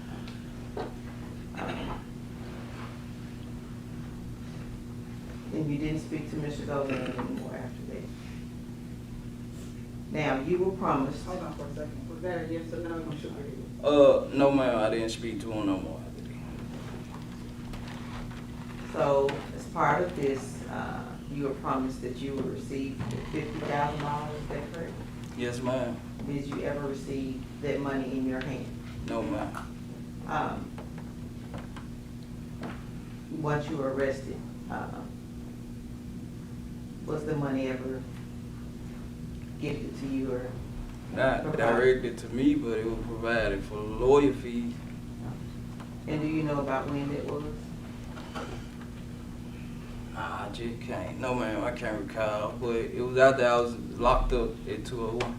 To your knowledge, was Mr. Govan locked up at that time? No, ma'am, he wasn't locked up at the time.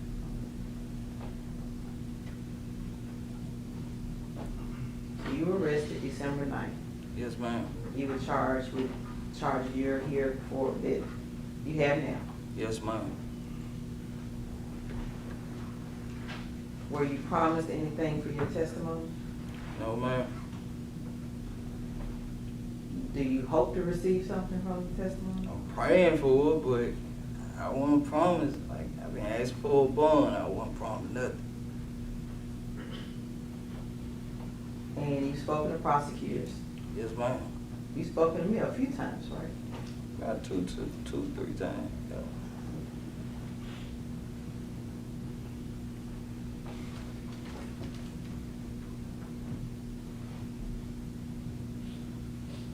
And everything happened here in Shelby County? Yes, ma'am.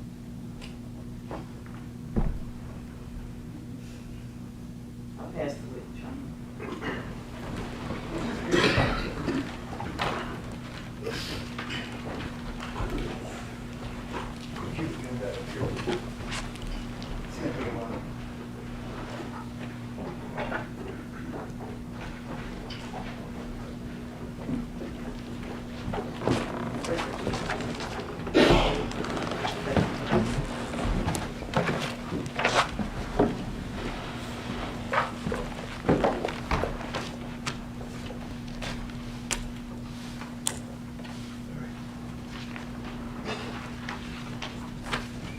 Mr. Cornelius, my name is Manny Aurora. I'm the lawyer for Mr. Govan. Yes, sir. Have we ever spoken before? Nah, I never spoke to you. Earlier today, about 10 o'clock, the jurors were excused for about an hour. Did you have to talk to your lawyer before you testified today? Nah, I asked to speak to my lawyer. Okay, did you talk to your lawyer? Nah, my lawyer out of time. All right, did you talk to one of his associates? Yes. And is she the one sitting in court right there still? Yes, right now? ma'am. Yes, sir. All right, and during the course of that hour, did you talk to both the DAs one more time before you took the stand? This morning? Yes. Yes, sir. So in that hour break between 10 and 11, you talked to your lawyer about whatever, it's privileged, and then you talked to the DAs about your testimony. About my testimony. They would just ask me was I ready. Yeah. Okay. So let me get this straight. You're telling the truth here today, right? Yes, sir. All right, so why do we need to talk to your lawyer before you testify if you're telling the truth? Because when I came to court on the first, I didn't see my attorney. So I've been trying to talk to my attorney. Since I've been coming to court, I haven't saw my attorney one time. So I've been trying to talk to my attorney. All right, but your attorney has already negotiated a proffer settlement for you with regards to the government, right? No, he didn't. He didn't do that. No, he didn't tell me that I got nothing on the line or nothing. So I'm trying to ask what's going on. All right, so if your lawyer didn't tell you anything, you're totally on your own, cooperating with the government, hoping you can negotiate some kind of deal with the government? No, I'm just keeping it real because they already know everybody else already made statements and told their part, so I'm telling the truth too. Okay. My point to you is, before testifying here today, you asked to talk to your lawyer about whatever you talked about. Then the government lawyers went in and talked to you, and then you testified. I asked to talk to my lawyer because I haven't saw my lawyer since I've been coming to court, sir. Right, so I'm trying to ask you, what is there to talk about? You knew why you were coming here I'm trying before. to see what's going on, sir. Right, going on as to why am I brought to Shelby County? You didn't know you were going to testify in a trial today? Yes, I did, but I'm trying to see what's up on my behalf, like me and him talking, like on our terms. Okay. And you know the ladies came and saw you at the jail a couple times, as you said, 2 or 3 times. 2 times. In the last week, right? Nah, they talked to me like last week, then like week or 2 before that, and then just picked up 3 times and talked. And prior to that, you talked to an ADA named Hagerman about 5 times. You remember a tall white guy that's bald? Yeah, I remember Paul. Okay, and you talked to him about 5 or 6 times? I don't know, I can't tell you exactly how many times I talked to Mr. Paul, but I talked to him a few times. Okay. And to the police, you made at least 4 statements, if not more? Nah, I ain't made no false statements to no police. All right, did you talk to him in December after you got arrested? Yeah. Did you talk to him again at least in March of 2022 after you got I arrested? talked to Paul then. Okay, that's the prosecutor, right? Yeah. And he had the cops with him? Yeah. Okay. So you get arrested on December 9th. You're indicted on January 2022, just about a month later, right? Right. Then you have your lawyer and you go talk to Paul along with the other cops in March. Is that right? Right. Okay, and then you talk to him again after that, right? Yeah. You remember talking to federal prosecutors in August of 2022 and making a statement. I don't know who I was talking to, and I don't remember like what time it was, but Okay. yeah, I talked to him. All right. And you remember when you previously given statements, you acknowledged you lied to the police throughout this process, right? You denied everything. And No, I ain't say throughout the process. I didn't say that. Okay. When I first spoke to them, when I first got locked up December the 9th, I was intoxicated. So, you know, I really didn't want to talk. Like, Okay. So you are now telling me that on December 9th, the police illegally questioned you while you were drunk. They didn't wait for you to sober I up. didn't say they illegally pushed me. I said I was intoxicated. And I said I would talk to you, so, but I talked to them, I was intoxicated. Okay. These are your arrest is made by the U.S. Marshals. And so you would have been intoxicated at the time the Marshals arrested you? Yeah. And this is in the daytime, right? During the day? Yeah. All right. And so you're really close to your daughter's birthday on the day they arrested you, but you're drunk. Is that right? Nah, let me check this out. This how it went. I saw them trailing me. U.S. Marshal was trailing me. They used to follow me the whole morning from the time I got up. After I saw him, the next day they was on me. Okay. I saw them trailing me. I went and got cake and ice cream for my daughter. I dropped Angela off at work. I dropped her cake and ice cream off at the school. Then I went to my children's mother's house and dropped the phone. Okay. When did you get intoxicated? Early in the morning. Okay. So Like I you're, already had me some pills that night. From that night on, I already had pills and stuff. okay. Let's go back. The night before you got arrested, let's just presume you got arrested on December 9th, 2021. You started taking pills that night. Yeah, I went to sleep, but I had me some pills to wake up on. All right. Who did you get the pills from? Someone else. Okay. Got a name? You don't remember, do you? Nah, I don't want to put that name out there. Well, we're telling the truth now, remember? Yeah, but It's all they open. not on trial though. They not in this. They ain't got no part. They just sold the pills. So I don't want to put. I ain't finna put their names out there. So you got some pills the night before, and you stayed intoxicated through the whole day, or did you drink some the No, next morning? you don't drink on pills. You don't drink alcohol with oxycodone. I ain't say nothing about drinking. I said I pop pills. That's my choice of drug. Okay, when people say intoxicated, maybe I misunderstand. I was under the influence. I'm gonna say that then. All right. Did you take pills in the morning to stay under the influence? Yeah, I woke up and popped me some more pills. I was shot already too. You know, I was shot too. I understand. So you took the pills, but even though you're intoxicated with the pills, you know enough to go to the grocery store, to get cake, get balloons. Then in your intoxicated state, you go to your daughter's school. Apparently the teachers at the school don't mind you being intoxicated, so you drop off all the stuff for the party. Then you leave some more. You're not intoxicated enough to realize that the marshals have been following you all morning because you're sharp enough to figure that out. And then prior to them stopping you, you're smart enough to ditch the phone with your child's mother. That's what you're telling me under your intoxicated See, I've state. been taking them so long to where pills don't do me like they probably do you, and I could be aware as well. All right. And then after I saw the U.S. Marshals on me, I did go to a Family Dollar and get some Tylenol PMs and took some of them too. Okay. All right, so let's go back to the story for the day. You get up, you pop some pills, you go to the grocery store, you go to the school, then you see the marshals. Instead of being worried about the marshals following you, they just leave you alone. You go to the Family Dollar to go buy headache pills. They ain't just leave me alone. They were trailing me trying to see exactly where I was going, what I was doing. They were tracking me the whole time. From the time I got Why didn't up. they just stop you if they saw you? And you're clearly They wanted. trying- Objection, you're on the cause for speculation. They stopped you near your child's mother's house, right? No, they stopped me in Mississippi. I put them on the, I left. I just put them on a little trail. They ain't put no lights on me till I got in Mississippi.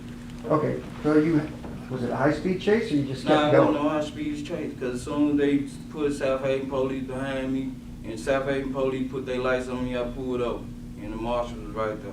All right, so we've talked about intoxicated, so you were smart enough to say, I'm going to get out of Memphis, have them chase me across state lines to Mississippi, then you remember specifically South Haven police got you. They didn't chase me. I just drove, and they were following me. They were trailing me the whole time. Okay. So I just went on to South Haven, Mississippi, and they followed me and put South Haven police behind me, a marked car. All right, so in your intoxicated state, you went in this Sunday drive essentially where you saw the marshals tailing you. Then you were smart enough to recognize South Haven police was also involved. Is Look, that right? this how I am. I'm from the street, so Yeah. you know, when you driving, you pay attention to all your mirrors. You know what I'm saying? So I pay attention to these cars following me. You know what I'm saying? And I knew that if they was some hitters, they would have pulled up on me and just shot the car up. You know what I'm saying? So I went ahead and went on to Mississippi. When I was in my baby mama's apartment, matter of fact, they pulled up 5-seat car deep, number 10 windows. So I knew that was police. What kind of cars were following you? It was Jeeps, all kind. You know how the marshals ride, you know. Well, You marshals usually have those big SUVs and Suburbans, but you're saying like a Jeep Wrangler? They had Jeeps, they had all kind of cars. Okay, They was in unmarked cars, tinted out. all right. So I'm gonna try to go this slowly. If there's anything you don't understand, just ask me to repeat myself, okay? Yes, sir. I have no quarrel with you. I respect what you're trying to do. I just want to ask some questions, I ain't okay? got no problem. I respect what you trying to do too. When we first started this morning, you had mentioned you'd been shot twice and you were losing a lot of blood. Is that a yes? Yes, sir. And you said it was gushing everywhere out of your arm. You had to get medical care. No, I got a wound kit. I never went to the hospital. Understood. But you used the word a lot of blood everywhere. Is that fair? Yes, that's what I said. Okay. So as you're bleeding with blood everywhere, you got into the Mercedes to make your getaway.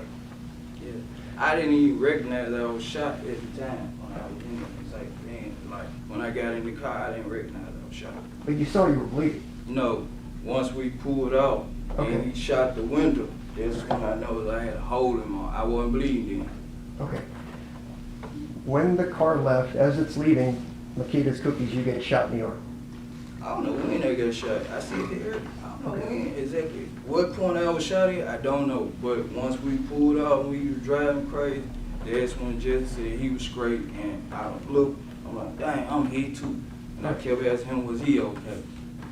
So obviously at some point when you're shooting your AK-47 into the Makedas and backing up, the other guy comes out and then at some point he grabs an AK-47 and shoots at you.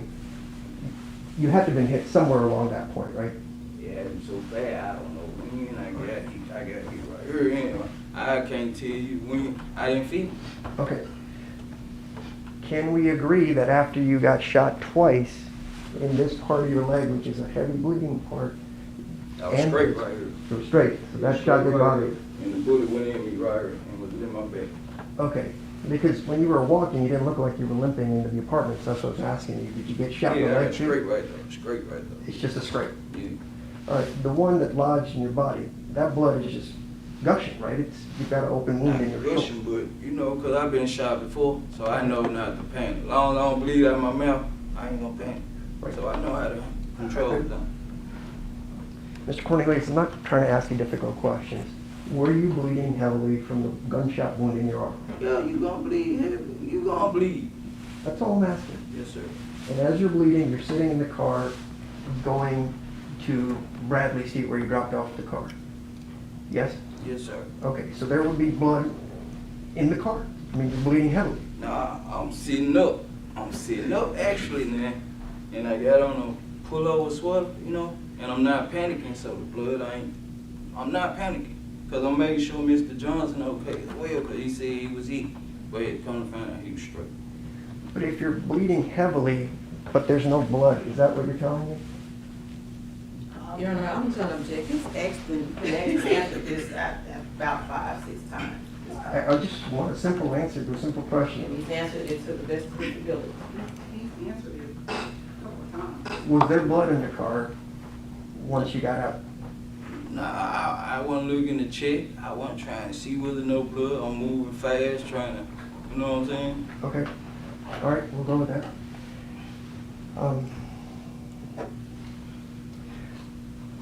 And you mentioned that Justin had the car keys, is that correct? Yes, sir.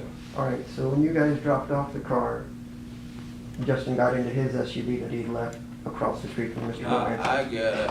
I got up and jumped in the SUV. On the video, you saw I was driving the SUV in them park. I'm not talking about the apartments. Remember when you dropped off the car? Let's focus. When you guys dropped off the white stolen Mercedes, you Right. said across the street from Mr. Govan's house, Right. you and Justin got out of the car. I got out the car to move the truck. You had to move the truck out the yard first to pull the car up. That's what I'm saying. Okay, so you did that. Yeah. Whose truck was it? It was Justin right here. All right. Who drove the truck away over to Tulane Apartments? I did. So that white SUV that we saw you were driving it? Yeah, that was me. Okay. You don't know whose truck that is? No. All right. It was Justin like here. All right. When you drove the Mercedes into the driveway. No, I did not. I can't drive two vehicles. I jumped out the Mercedes to move the white truck. But if you- Justin parked the Mercedes. He was driving, as you saw in the video. All right. So even though you couldn't drive too good, you drove the SUV to Tulane Who said I Apartments. couldn't drive too good? I ain't You say- just did say that. I ain't say. I said I can't drive two vehicles, two cars Okay. at one time. All right. So did Justin have the keys to the Mercedes? Yes. Okay. So he does whatever with the Mercedes, takes the keys, you guys get into the SUV, you drive it away to Tulane Apartments, right? Yeah. Okay.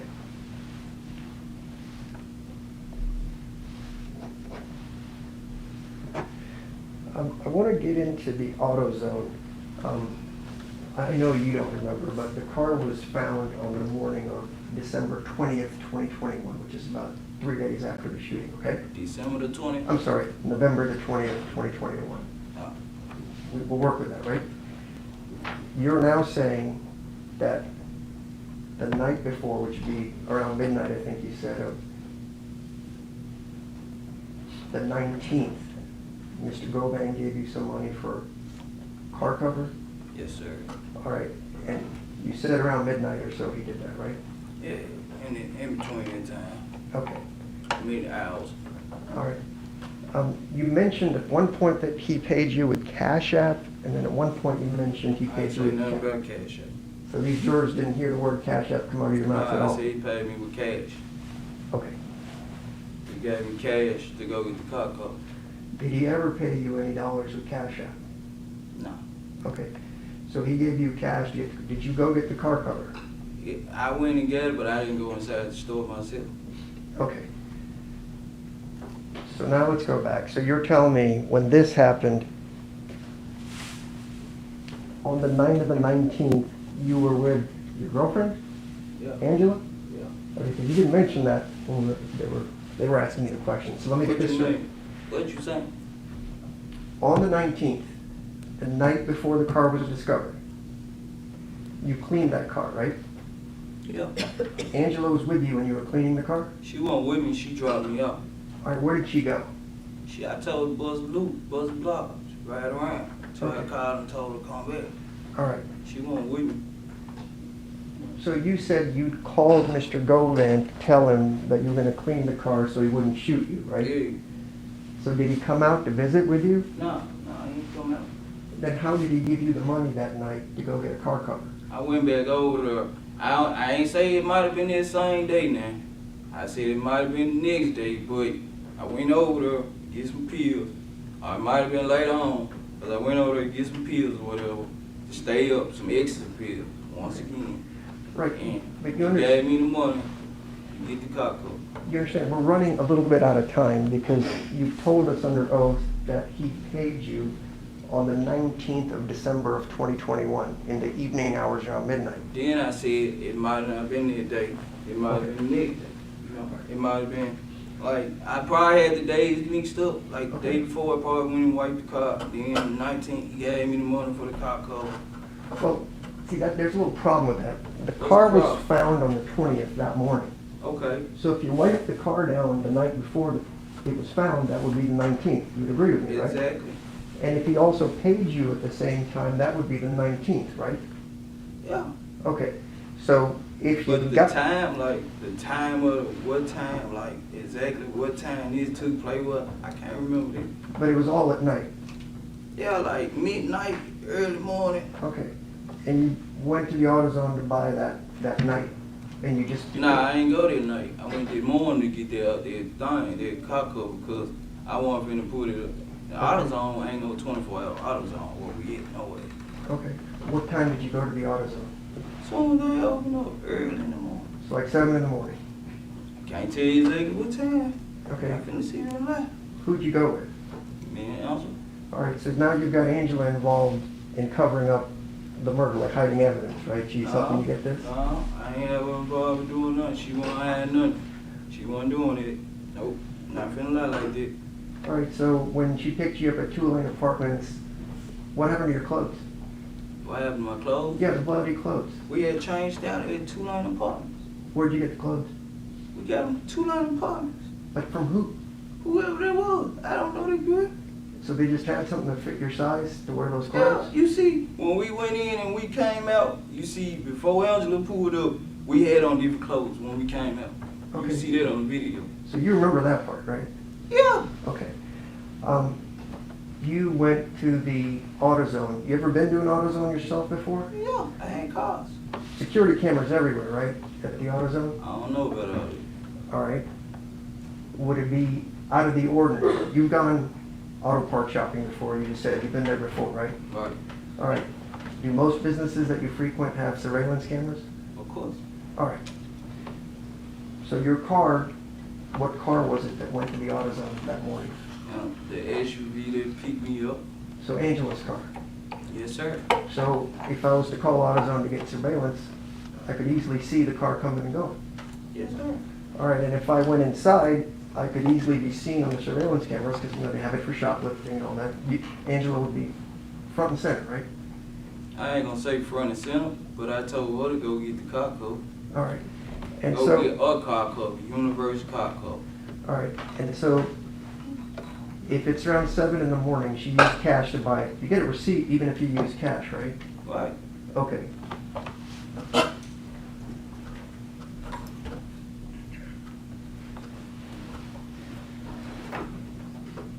So if I wanted to double check, say I'm a really good detective and I want to figure out what's happened, I could easily go to AutoZone, pull the footage, ask them for just their receipts from between 7 and 8 that morning, who bought a car cover. I could very easily validate what you're saying, right? Of course. Okay. We agree on that. Thank you. With regards to Mr. Govan, you talk to him almost every single day, right? What you mean? Like you would hang out at his house. Yeah, I go through there, grab a few, pull up on him. Yeah, I mean, you talk to him pretty regularly, right? Right. So if you say, hey, he called me or he did this, you could have communicated with him for any reason. You have to take your word for what it is that you guys talked about, right? When you talking about? Well, I mean, you're a little vague on the date, so I'm just asking you, if you met him that summer, I'm a little big on the date.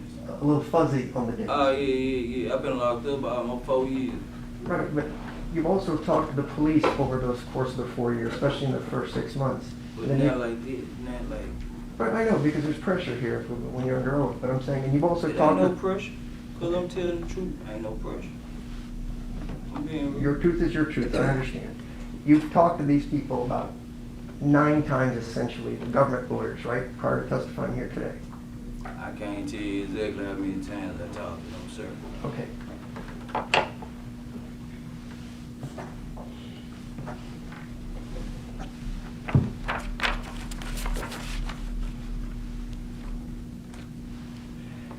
You mentioned during your testimony that you actually never communicated with Jook, is that right? No, I never communicated.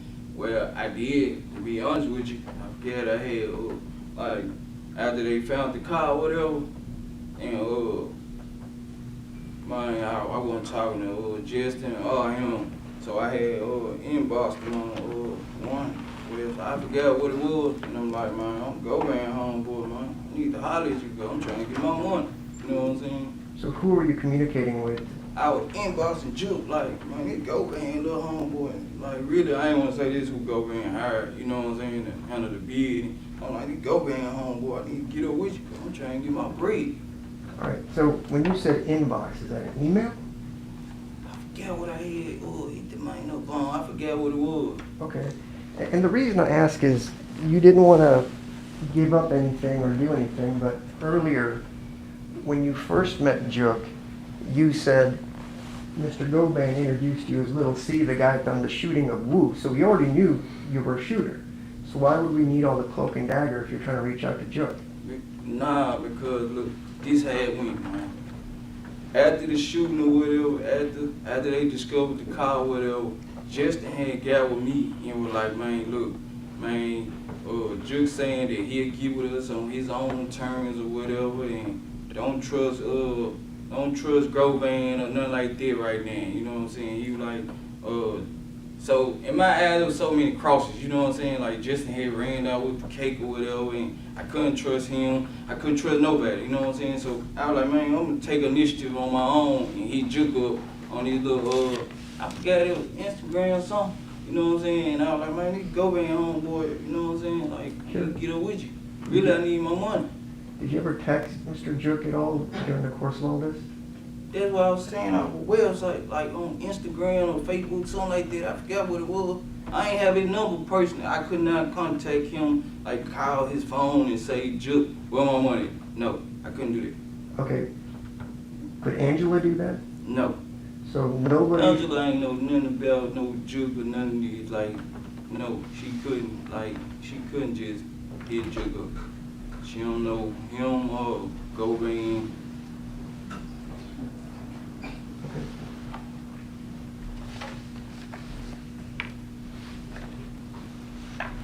Can I just have 1 second, Your Honor?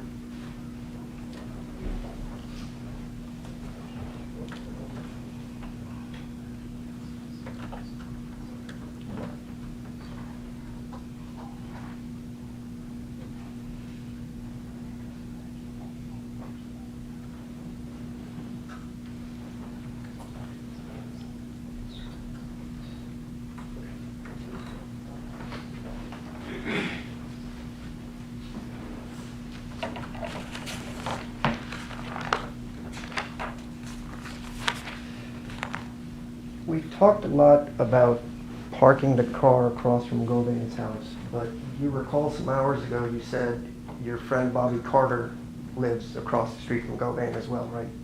He stayed like across up the street, like close towards the corner with his mom.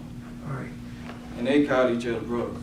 Him Okay. and Govan. So your testimony to me now is when you told them whatever about Bobby Carter, that he didn't remember how they will. Now you're saying Bobby Carter lives up the street. He stayed across the street, but houses down from where they caught was.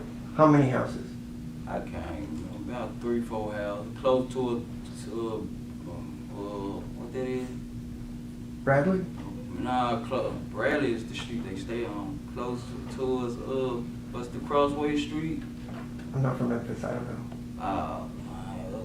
It's been a long time. I ain't been out there. I can't tell you. Right. The reason I ask is you also mentioned you just lived a couple minutes from Mr. Govan's house, right? Yeah. Okay. So you live a couple minutes from Mr. Govan's house. Bobby lives across the street, some 3 houses down. And you and Bobby did the first shooting of Wu when you guys had a shootout with Mr. Wu. Is that correct? Yeah, me, Bob, and Justin, and we got, Mr. Govan gave me his gun. Okay. Gun. So now Govan gave you the gun. I understand that. Was Treon Ingram also there for that shooting? I don't know none of them folks. I don't know none of them. How many people were there all together at the first shooting of Wu? At the shooting, At the shooting. At the house, at Mr. Govan's house. Okay, let's try this again. You went with Bobby Carter and you said Justin was already there. We all met up at Mr. Govan's house. And me and Bobby jumped in one vehicle, and Justin and another guy was in another vehicle. All right. So when they asked you before, now there's a 4th guy that was going to do the shooting with you guys, right? That's you, Justin, Bobby, and a 4th person you don't know. Right. Okay. So you guys drove off and found Wu and had a shootout. Yeah, he had told us Wu was at the house, Mr. Govan. So Mr. Govan knew exactly where Wu was at the They date knew and the exactly time. where Wu stayed at. Okay, so did you shoot up his house? Nah, like I said, the gun had jammed up. I was on foot walking up, and he was coming at the house. And the gun Mr. Govan had gave me had jammed up. And I had to duck behind the tree. And Bob was trying to get to me. Okay. Were you ever charged with the attempted murder of Wu? No, by the state? no. But you told them that you tried to kill somebody and the gun jammed up, but they didn't charge you with a conspiracy No. or attempted murder or He ain't anything? called no police. Like, that was street stuff. Ain't nobody attempt, like, he shot back. Like, it was a shootout. It was a shootout. After that, it was the end of it. Well, with Mr. Dolph, though, that was a shootout too, because they shot back at you and they hit you We twice. shot first, though. We shot first, so it really wasn't we ran as they was shooting back. We were pulling off as he was shooting back. Okay.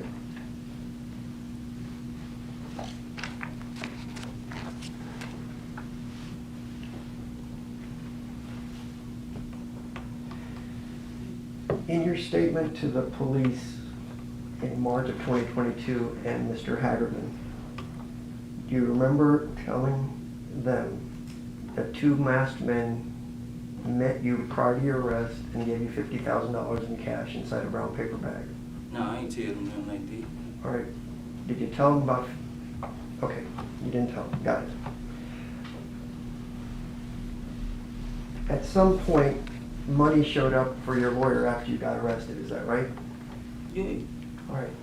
And then you were talking to the police, and they asked you, what did the money mean? And you said it was understood that you were on Jook's team. Is that correct? No, I ain't say nothing like that. You sure? Because I got it on video, so I'm just going to Yeah, ask you Jook again. team. Yeah, they said, is it understood what you were going to be doing that they paid for your lawyer? Nah, I wanted my money. The hit already been done.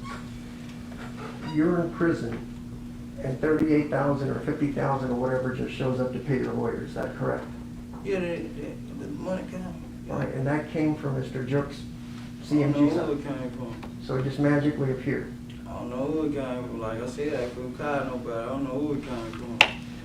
Do you remember talking to the police on August 10th of 2022? Probably did. What was he? Well, I'm going to show you what was said, and we're going to go through it.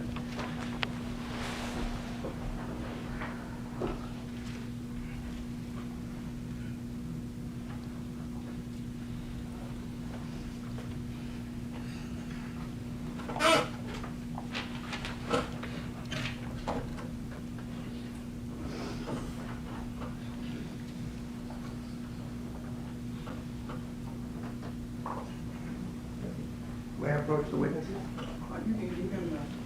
I want you to read paragraph 17 to yourself, and I'm going to have a handful of questions. And Your Honor, can we approach, if you might have them put that down, please? Hold on for just a second.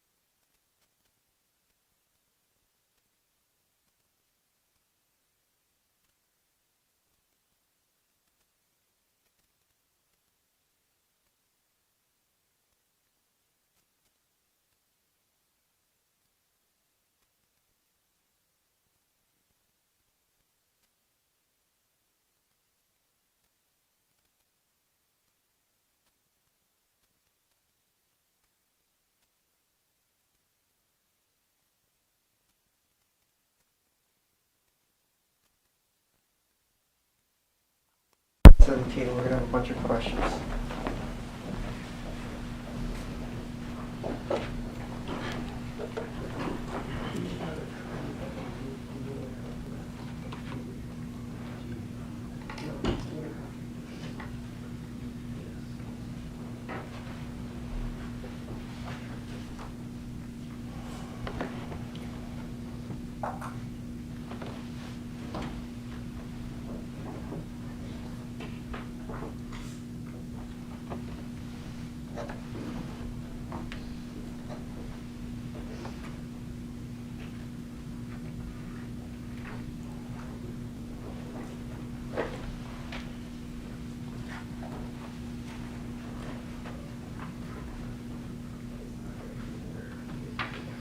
Mm-hmm. Okay. Can I retrieve it back to ask you a question?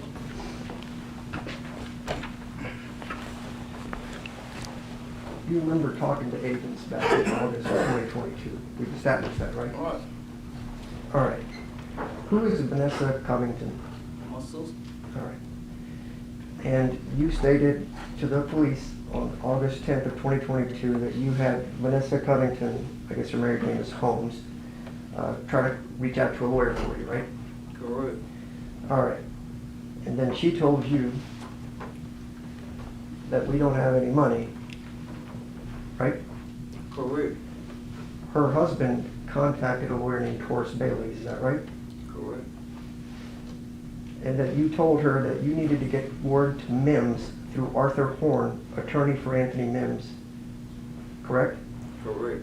So you told your sister to reach out to Jook's lawyer, Arthur Horn. No, I did not tell my sister did. I told the lawyer did. Okay, so you told your lawyer, reach out to Jook's lawyer, Arthur Horn. To get his money. Okay, But he didn't represent me. all right. And so the lawyer did get some money from Arthur Horn. Yeah. And Arthur Horn is Jook's lawyer, right? Yeah. Okay. And then at some point, Mr. Bailey advised you that payments have been made. Yeah. And it was supposed to be $50,000, right? Supposed to be. And there's no trail of it, it was just cash, is what he told you. You got paid cash. Yeah. Because Mr. Horn didn't want this coming back to him, so he just paid out cash to Mr. Bailey. I don't know how I got paid. I don't know. Yeah, he got paid though. All right. When he got there.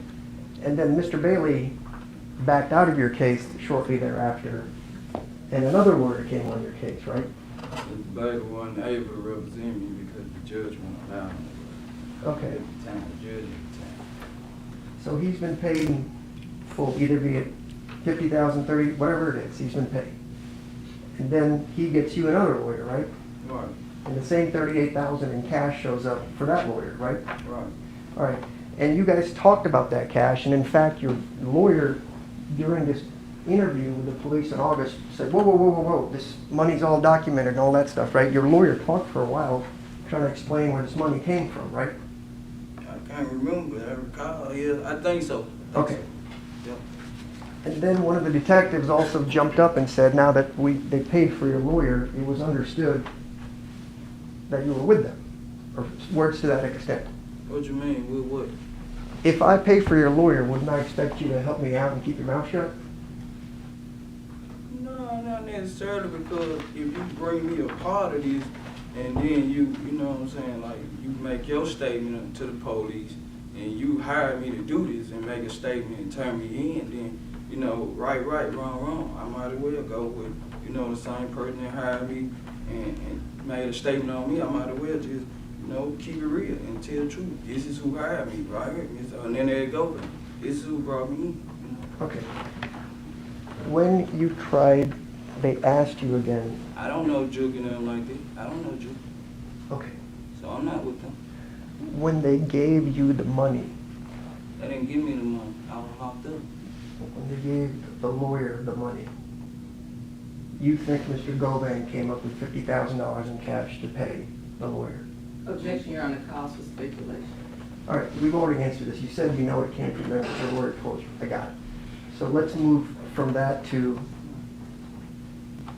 was Mr. Juke ever interviewed by the police in this case? I don't know. You read the discovery in your case, did you not? Nah, I ain't read all that. I ain't had the whole 1,000-some pages. All right. So in here, when you said I looked at the discovery after your March interview, and that's I saw how. my part. I saw my part. My part was short. Okay. Your part was short, even though you're the one with the AK-47 committing a murder, telling them about AutoZone, telling them about I went here, I went there. Let's go back. All right. You talked about pressure wool. You know pressure wool, right? Yeah. You know what it looks like. You've been there before. Yeah. Sometimes people sell drugs there. I don't know about I don't know what go on in prison word like that. I can't say all that. All right. I can't say all that. You said you've been to pressure. What did you go to pressure wool for? I went up there with him to get it, Mr. Govan to get his car washed before. And then I went the day of the shooting and I met Mr. Govan up there. All right, so is it your testimony now, after I just asked you, you've been there before and you know what it looks like? You've only been there twice. Is that your I testimony? can't tell you how many times I've been to be a car wash, sir. Okay. You live in the same neighborhood as Mr. Govan, just a couple minutes away. Yes, sir. The pressure roll is just a couple of minutes away from both you guys. Yes, sir. And you know what it looks like. Yes, sir. And you've been there. Yes, sir. Have you been there without Mr. Govan? No, sir. Okay, so is it fair to say then you're saying you've only been there twice in your life? I can't tell you because I probably been there 2-3 times with him. I don't know. I just can't tell you, sir. Okay, so it was, I went there to get my car, he got his car Objection, Your washed. Honor. Ask them answer. Why don't they, well, I'm sorry, Your Honor, I apologize. You went there one time with Mr. Govan so he could wash his car. Get it car washed. Okay. And then the next time you mentioned it was to pick up your phone. If you want to say that, yes, sir. I went back to pick my phone up from him at the car wash. He told me to meet him where he get his car wash at because I already knew. So, you know, I went there and met him. And then there may have been other times you went to the car wash with Mr. No, Govan. I'm not saying all that, sir. Okay. I'm not saying that. When you go to pressure roll, you do notice there's cameras all around the building and there's only one way in and I out. don't notice all that, but it might be. Okay. So if I'm a good detective and you say I went to pressure roll, certainly they would have gone to pressure roll, seen the cameras and asked for the surveillance footage, right? To I back don't up know what what you're they saying. did, sir. I can't do their job. Well, I don't know. I can't tell them. I don't know what they did, sir. All right.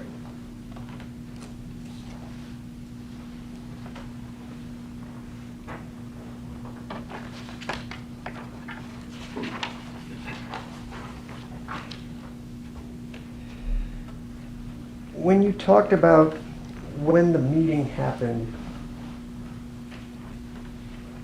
was it just you and Jook when the meeting happened? No, me, Joe, and Mr. Hernandez Govan, sir. And was that planned in advance? Nah, I told you I was just pulling up about Peter's actually, and Joe was already over there. And, Okay.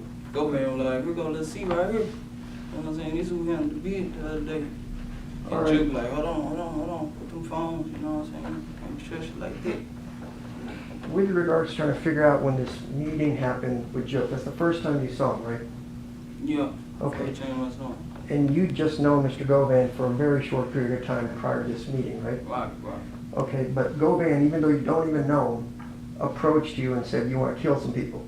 Nah, he said, you know, paper got hits on the head. Not you want to kill some people. Yeah, Okay. paper got hits on the head. Bound is on. Right, so, This our turn. You Okay. know what I'm saying? Street. He This our just- turn. I always seen. so is he doing a public service announcement saying, hey, there's a Nah, bounty on these nah. people, or is he You don't telling do you to stuff do it? like that. You don't do stuff like that. You know what I'm saying? You first you gotta figure a person out. So that's basically what he was doing, figuring me out. He saw I was buying pills from him. So I probably need a little money because I get pills on credit or whatever from him. You know what I'm saying? And he saw me and Bobby tight, so he figured me out and was like, you know, you wanna make some money? Okay. And so this is a murder Mr. Govan couldn't do himself to make $100,000. He needed you to do it and maybe get $10,000 out of it. I don't know what he could have did himself, but I don't know. I can't tell you all this, sir. He probably, well, he had a whole bunch of young guys around him, you know what I'm saying? So I guess he wanted to just send us on out, you know. So now he had a whole bunch of guys that he was talking to this about. Nah, I'm saying he had young guys around him, you know, we'll come around him, so, you know. So is everybody supposed to be told, go out and kill people and make some I don't money? know, sir. I don't know about all that. I'm not finna sit here and lie, sir. Okay, but now you're telling me that he had other young people out here and everybody knew that there was a price on I didn't dogs. say everybody. I don't know who I knew, sir, but I know me, Bobby, Justin, and the other guy. I don't know who I knew because I'm not with they little crew. So what they talked about when I went around, I don't know, sir. You know what I'm saying? I was Bobby partner. I wasn't his partner really, but you know, once me and Bobby, he saw me and Bobby was, then he, you know, started, you know, trying to play a bundle. All right. So a gentleman that you've just recently met decides he's going to trust you enough to tell you that there's a price on people's head. And just like that, you trust some guy living in Orange Mound to be able to come through with the money based on his representation. Nah, it wasn't even representation. It just, you know, when you hungry for some money, you would get out there and get your hand dirty, you know what I'm saying? And then, like I said, I had already saw Juke, like after he told us, and we went on one mission, and Bobby clarified that, you know, his brother good for it, and Juke was over there when I met, and Juke clarified that our money was gonna be good. It's go time. Right, but remember, We done been to the club together and everything. I get it, but And let's, Juke was at the club too. right, I understand Joe told you the money was good, but the problem with that statement is you'd already shot at Mr. Wu, you said close to a month or so before meeting Nah, with I Joe. didn't say no month or so before meeting no Juke. I didn't say that. It was a couple days later. When I pulled up and got them pills, it probably was the next day or 2-3 days later. I can't remember the timeline, but it wasn't no couple months. So when you said 2 weeks, maybe a month, Nah, that was incorrect. I didn't say that, sir. I Alright. didn't say that. It was like probably the next day I pulled up over there, bought the pills from him, next day or two. I don't know exactly when. And he was like, here go little seat right here. This who put that work in, who shot it Woo.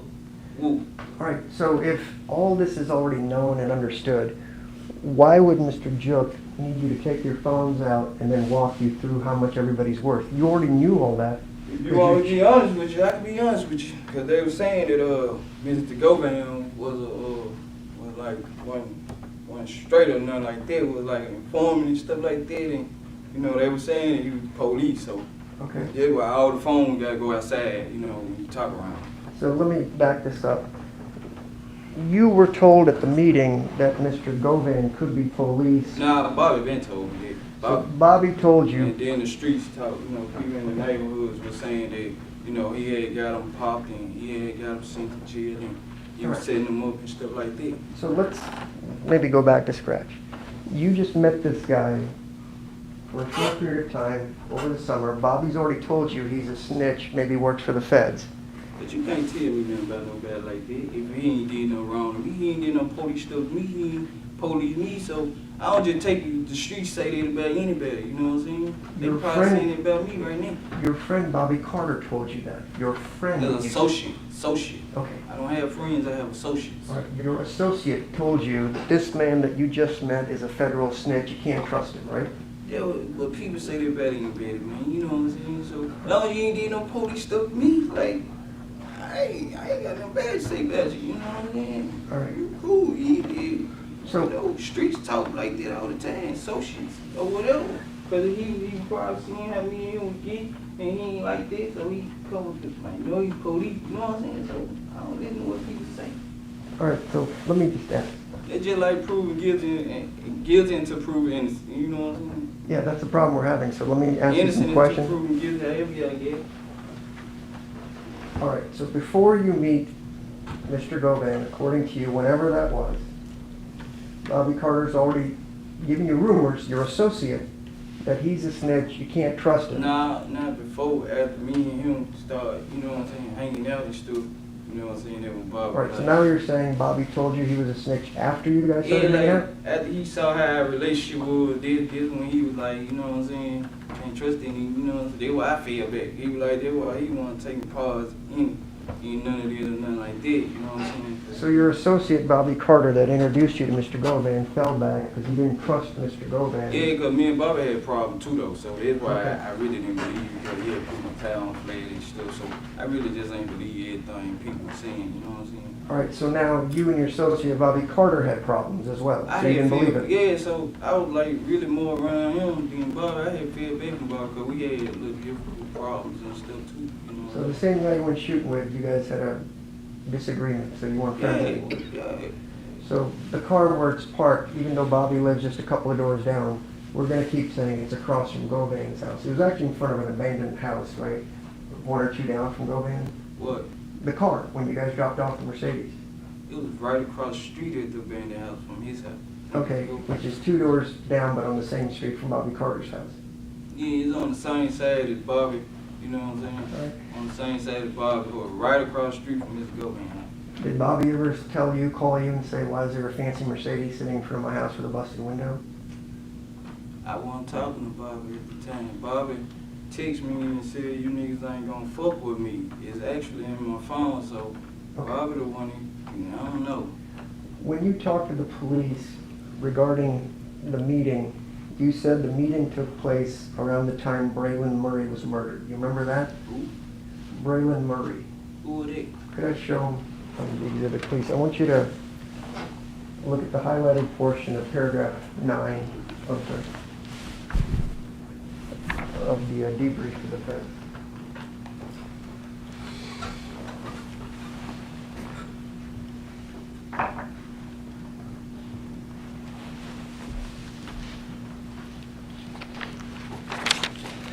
You mentioned you've seen the discovery about you, so this is about you. You agree that the feds wrote up a long 6-page summary about your interview, right? I ain't had that much in school. Okay, so your lawyer, over the Ain't get last all my 3 years, discovery. has never shown you your own statement to the police. No, ain't get all my discovery. So you're basically telling me your lawyer is a complete buffoon that didn't share your own discovery No, I with you? wouldn't say that about my lawyer. I'm not saying it, because I told him I didn't want the rest of the discovery. So I didn't say that. I just said I didn't get all my discovery. So you know specifically the interviews that you did with the police, maybe the most important thing, he didn't give those to you. I didn't care to get all that. After that thick package came, I didn't care to get no more.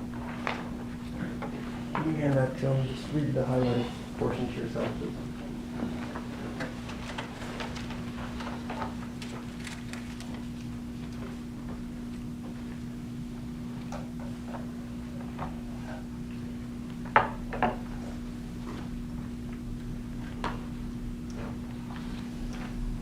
I don't know who that is. What's the nickname? I don't know. That's what the police said you wrote. You told them. CD, that was you at the time, that's the phrase, the initials they were using for you, said the August 13, 2021, his meeting was around there, around the same time Braylon Murray was murdered, right? I don't know who that is. Okay. Tell me, how many people have you shot over your life, your career? My career is not a career, for one, but I went to jail in 2011 for aggravated assault charge, and that's it. Okay, but I'm just asking you, how many people have you shot? We've got Wu down, who else? I haven't shot Wu. I shot at Wu. It's a difference. All right, tell these nice people in the jury box, how many people have you shot at? One. How many people have I shot at? Yeah, Wu, and I shot a guy in 2011, and Dolph. That's it. All right. I'm not a criminal, just doing stuff like that. okay. Can I retrieve that, deputy?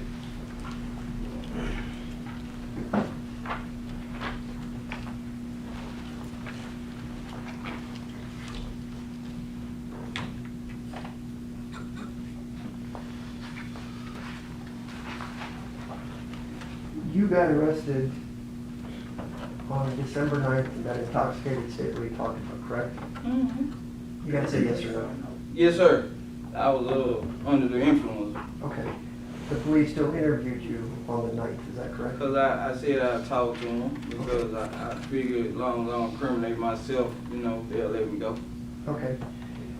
And then do you remember your girlfriend Angela Arnold talking to the police on December 14th? I remember. I wasn't there. I was locked up, but I remember. All right. Do you remember calling from the jail on December 12th before she gave her statement to talk to her? Yeah. All right.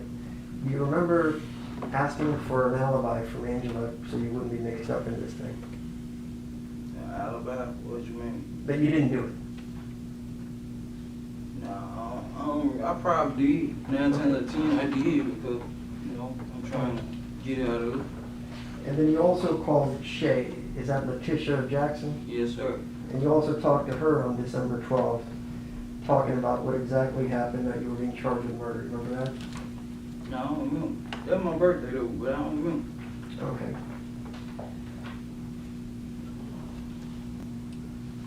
Do you remember being told that Angela went and talked to the police on the 14th of December? Yeah, I don't remember. All right. After that call, do you remember calling Uncle Ron and asking him to find out what Angela said to the police? Yeah, I remember.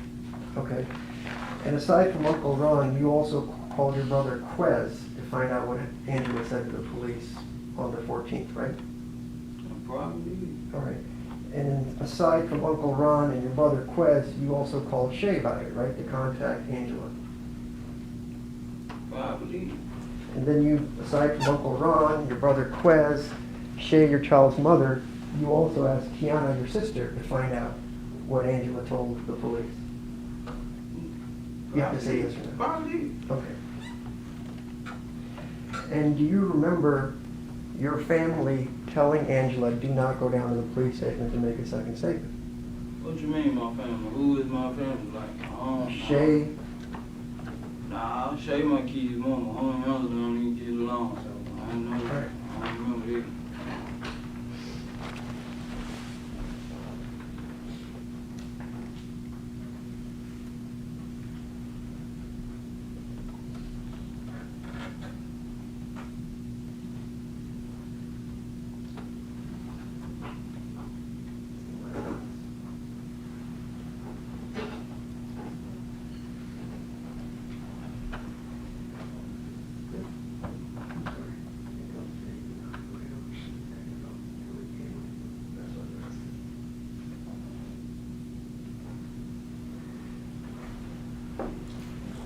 Deputy, could you show him the jail recorded phone call from December 15th, 2021, right here, please?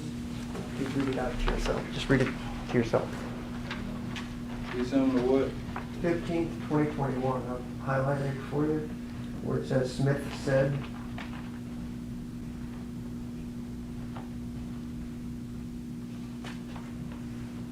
Oh, yeah. Okay, so if I could retrieve that back. You remember telling your family, tell Angela Arnold not to go down to the detective's office until you came home? What? That's a yes, right? Yeah, I read it right there. I see it. Okay. And then underneath it, you can look at it as well again. And you also tell Uncle Ron, go talk to Angela before she goes back to the police. Yeah, I read it right there. Okay.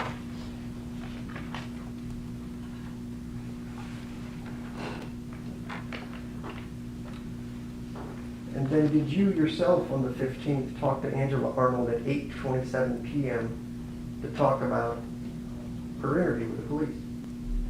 If it's right there, I read it. If Oh, it's I right don't wanna- there, I did. Okay, well, I know your memory If is it's a that. jailhouse phone call, yes, sir. It's right there, black and white. Just take a look at it, because I don't want you to misunderstand any dates, because I know it's a little iffy. What date you said? The top of the page, will be the 15th.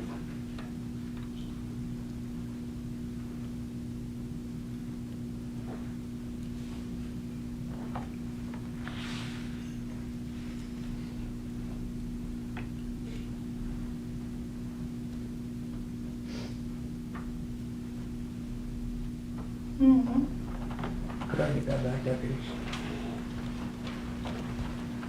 So that day, you asked Angela, tell you what she's going to do because you wanted to figure this shit out.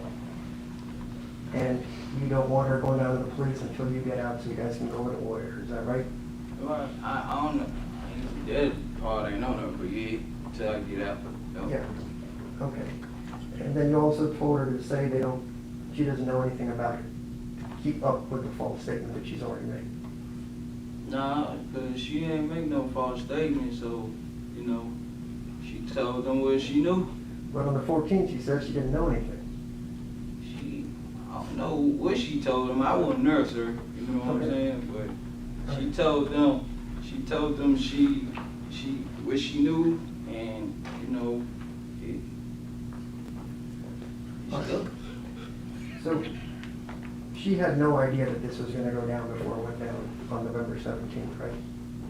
Nah, she ain't know till November 17th. Right. She ain't know till the date. When she picked me up, I had to go and tell her and keep her aware of what was what, and quit with her, make sure her sister stay happy, man. Make sure she stay happy.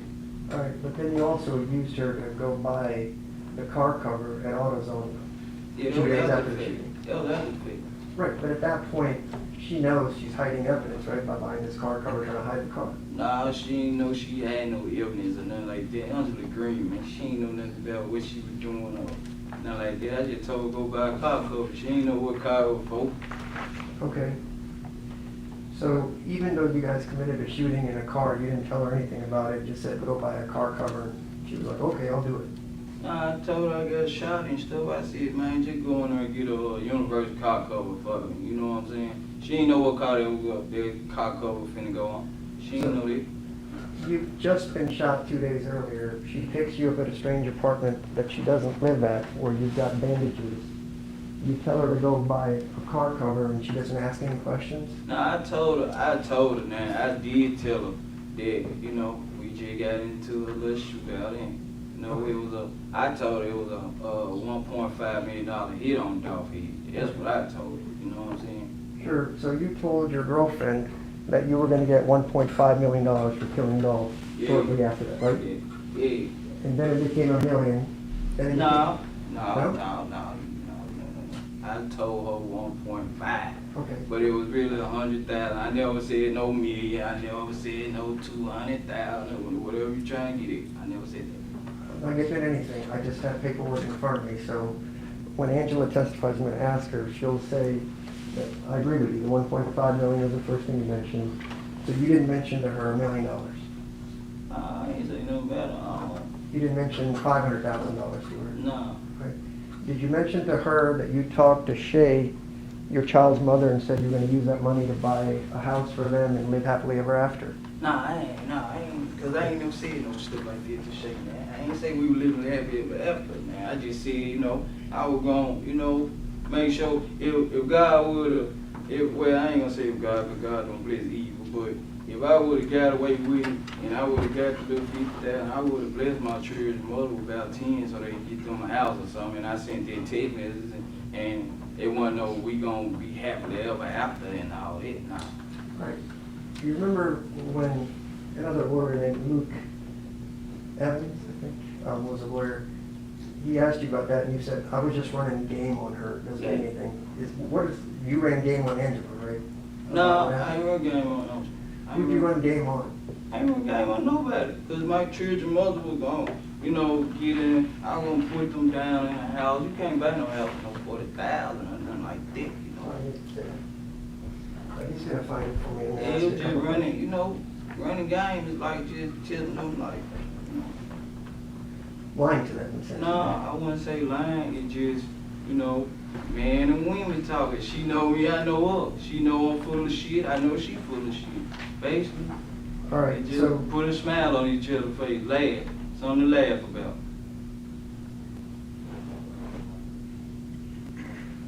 Deputy, could I have you looking at page 153, please?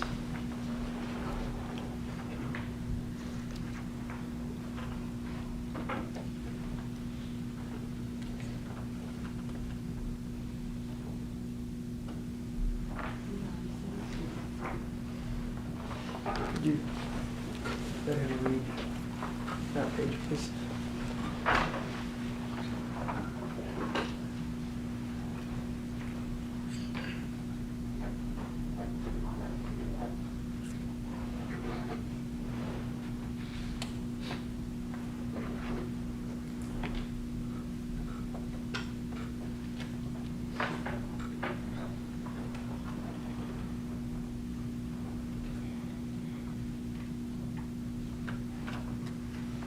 Could I retrieve that, Deputy? All right. So the question was asked by Mr. Evans, but you're telling her you're gonna buy her a house. Answer, I said that the day before, I said that the day before. Question, the day before? Answer, yeah, I tell a female a lie. You know what I'm saying? Like that, my baby mama. I was just trying to get back with her or whatever. I ain't just like, you know, it's just game. You know what I'm saying? It's just game. It ain't about all, it's just game. So when I asked you that you were trying to get back with your baby's mother, and you said that to this other lawyer, that's a lie. Well, no, because if it's right there, you know what I'm saying? If I said it then, you know, how I feel now about her, and how I feel then, you know, different time. All right. Been 44 months, man, you know? I understand. And you don't want to spend the rest of your life in prison, do you? I don't nobody want to spend the rest of their life in prison, but, you know, I gotta do whatever they give me to do. If they give me life, then it's just my life, you know what I'm saying? I did the crime. Okay. So let me finish up this. So when he talked to you about the day before, yeah, I tell a female a lie, you know what I'm saying, like that my baby mama. I was just trying to get back with her or whatever. It ain't just like, you know, it's just a game. You know what I'm saying? It's just game. It ain't all about all, it's just game. Question, so you're just lying to her too? Answer, I ain't saying lying, I ain't gonna say that. Game and lying is two different things because, I mean, you know, tell a person what they want to hear, you know what I'm saying. You said that, right? I just told you, Right. yeah. And you're running the Though, game. how I feel about her now, how I feel being different, you know what I'm saying? Once again, same response.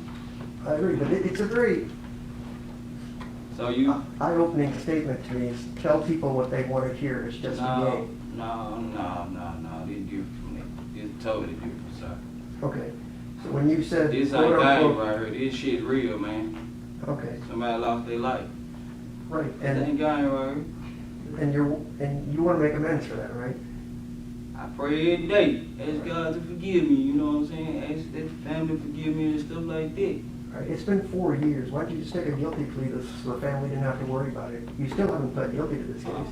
Why did I just take a guilty plea? Yeah, I mean, they're gonna give you what they're gonna give you. Yeah, they are, but you know what I'm saying? Like, I'ma just keep it real, you know? Same person that hired me, you know? Same person that, you know what I'm saying, kept it real with them. So I'ma keep it real too, you know what I'm saying? Because I didn't know nothing about this. I ain't had no beef with paper route. I ain't into no paper route. I don't know none of them.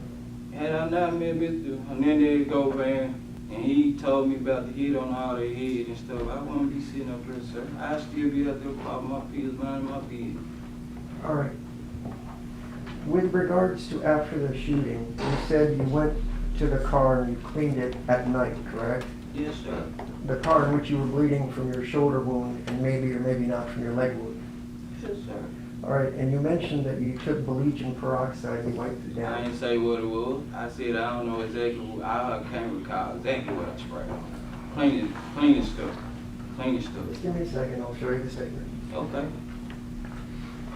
If it's there and I said, I admit it is there, but I don't remember. I can't just tell you, yeah, this is what I use right off top right I'm there. just asking, how many people have you shot that you can't remember going to clean a car with bleach and I peroxide? just told you, sir, I ain't shoot nobody but a guy in 2011. Young Dolph. I shot Ed Wood and Young Dolph. I don't shoot people like that. I'm not that kind of guy. How many people have you shot, guy? All right. You remember pulling a gun on your child's mother where she had to get a restraining order against you? Yeah, I remember that. Okay, you didn't shoot at her, but you just pulled a gun on her, right? Yeah, that was it. Okay. With regards to that Angela, you had domestic violence calls as well, as just a few months before all this happened. She called the police on Am I you. on trial, sir? Well, you should be, but you're not right now. So I'm asking Well, you. why you bring up my criminal history? Am I on? Mr. Smith, answer the question. Yeah, All right. And then did you also steal TVs and other things to Yes, go sir, buy I did. drugs Yes, after sir. you stole Angela's property? yes, sir, I did. And you've had domestic violence with her as well? Yes, sir, I did. But she's still dating you as of today after 4 years of being in Yes, prison? sir. You know, people go through their ups and downs. Every relationship do. Okay.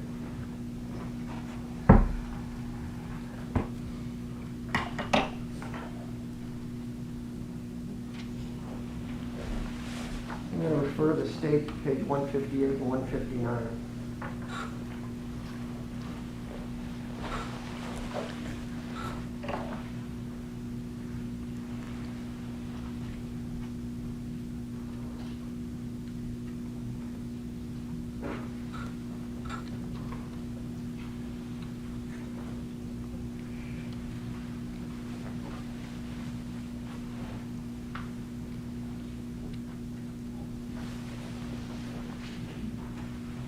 Sorry, you're going to get your steps in, Deputy. Let's do this again. No problem. I want you to read the bottom of that page and the top of the next page, please.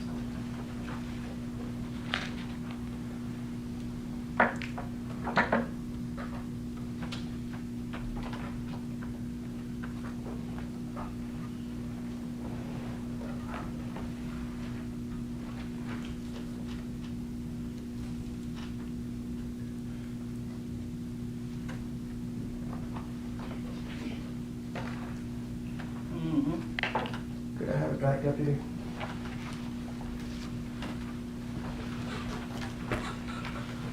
All right. So the question you asked,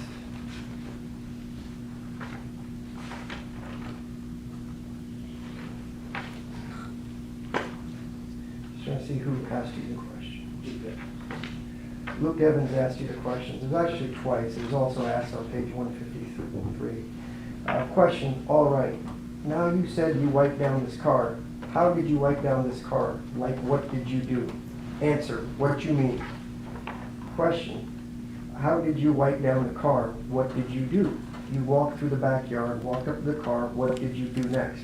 Answer, I took a towel and, you know, I had like peroxide and bleach and stuff, and I wiped the car down. Question, peroxide and bleach? Answer, yeah.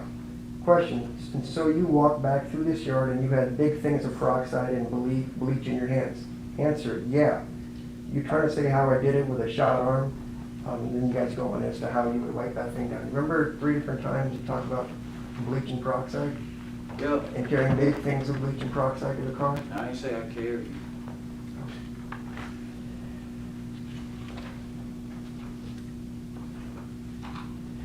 Question, and so you walked back through this yard and you had big things of peroxide and bleach in your hands? Answer, yeah. I had it on a towel. I ain't say I carried no beat, because I remember him asking me, now you shot and you holding all this. No, I ain't do all this. Let's hear it again. You know, again, I'm asked and answered several times. It keeps changing. We'll give him a chance to clear this up.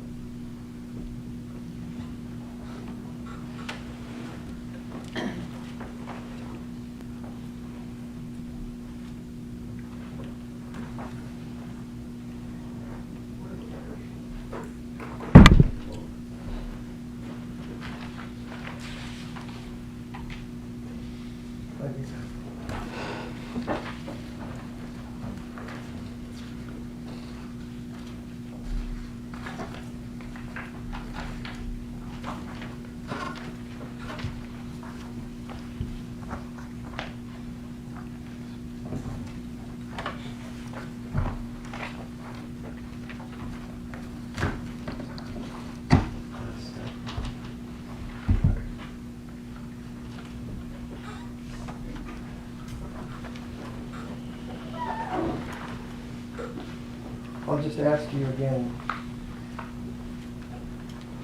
Question, and so you walked back through this yard and you had big things of peroxide and bleach in your hands? Answer, yeah. Yeah, it's on that paper, yeah. Okay.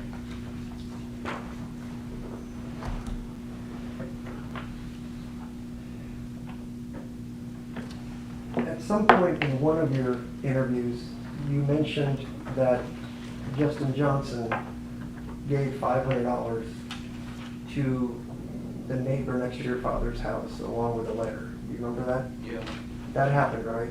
yeah, All right, and the lady that lives next to your dad's house, is that Vivian Ferguson? yeah. All right. And so she was given $500 by whom? I wasn't there at the time, but I believe it was Justin Johnson. Okay, so Justin Johnson arguably would have gone to your dad's neighbor, lady that's like a grandma, Miss Vivian Ferguson, if I remember correctly, and gave her $500 cash, I'm guessing? Yeah, Okay. And then at some point after the shooting, you went to Atlanta, right? I was coming back from Atlanta when he had took that 500 as well. Okay. I'm not gonna ask if you know when the 500 went there because I'm certain it's gonna be blurry for you, but after the shooting, you went to Atlanta. Yeah, All right. And then arguably when things cooled down, you came back and there should have been $500 waiting for you with Mrs. Vivian Ferguson, right? nah, I was on my way back from Atlanta when he gave her that 500. I was already en route back to me. All right. So she would hold the money for you Yeah, until you I got was back. just a few hours away. Okay. You have any idea when that was? Nah, I can't tell you. Okay.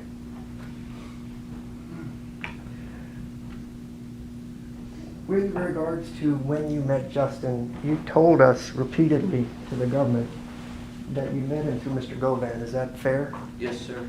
All right. Do you remember making an intoxicated statement to the police on December 9th when you were arrested, that you met Mr. Johnson through another rapper that you knew as miscellaneous. It's like $MISC. You remember saying that? No, I don't recall it. Okay. I was under the influence, sir, so I don't recall none of that interview at all. I'm just gonna be honest with you. On December the 9th, the day I got locked up, I was high. My mugshot said I don't remember nothing. Okay, so let me back up that day that you got locked up. You were high, but you went to the grocery store, knowing enough it was your daughter's birthday to buy cake and balloons. You went to the school to drop it off. You then were alert enough to notice that... Nah, I did say I went by Family Dollar, got a $10 PM. I'm getting there. You were alert enough to notice that you were being followed by law enforcement, but instead of whatever, you decided to go to the Family Dollar to get some headache pills. You then drive through Mississippi or to Mississippi, and then you're alert enough to know that suddenly not just the unmarked cars, the Jeeps, DeSoto County Police was also following you, right? And then they stopped Nah, you. they pulled me over. They pulled you over. They follow me. They come behind me. That's what initially made the stop to pull me over for the U.S. Marshals. All right. Was this on the side of the road? when Yeah, they they pulled you? pulled me over on the side of the road. Okay. And so, was this near your child's mother's house? Nah, they was in Mississippi on Irway. All right. Because when we talked... State line. Okay. When you talked to the government, you said you were able to get your phone to your child's mother, so you gave her some evidence, and the police figured it out. Was that before or after the police were following you? And they were following me doing the whole time. I didn't know, but after I left my daughter's school, which was right around the corner from my mom's house, I dropped her out. Okay, because you didn't tell when the government asked you what happened next. That now you're saying after the school, you remember in your intoxicated state that you drove to your child's mother's house and left the important cell phone with her. Listen, after I left her house, that's when I went to Family Dollar and got the $10 PM. Because I knew they were following me now. When I was in her apartment, they pulled a 5-car D. I was able to get on out of there. I went to Family Dollar, got the $10 PM, and then I just shot on out. Okay, so let me get it straight now. So when you went to your child's mother's house, just so I have it, it is now your testimony that they were there 5 deep. They pulled up 5-car D. As I was out there talking to her, they were pulling in the apartments, and I told her to move, and I pulled on up. Okay. So as you're at the apartment, you see the cops, they somehow just let you get away? When They pulled were up? on Mall. They were U.S. Marshals. They was on Mall. I guess they were waiting on me to meet somebody, make a move. I don't know why they ain't get me right then.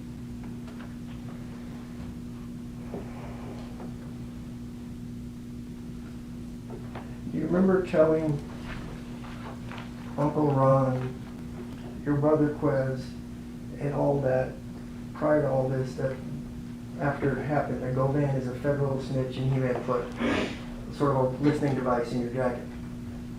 Oh yeah, I remember saying. Okay. You remember at one of your many interviews, they showed you photos of weapons that could have been used at the time of the shooting. You remember that? You had to identify photos that they were showing you of guns? Probably, I can't just. Okay. Yeah. All right. I think this was one of the non-intoxicated interviews. I'm just going to ask you. Okay. Well, One of the guns that they showed you, you said was Justin's and it's old. You remember saying that? he was on a picture with it. No, it was just the gun. Uh, They sort of did a gun lineup, I guess, if you were. You remember that? I don't remember. All right. You remember being shown an AK and some other handguns, and you said those were Angela's guns. You remember that? No, I don't remember that. Okay. I remember being shown some guns, but I don't remember that. All right. And it's your testimony under oath, even though you told the police that you met Justin sometime in the past through miscellaneous.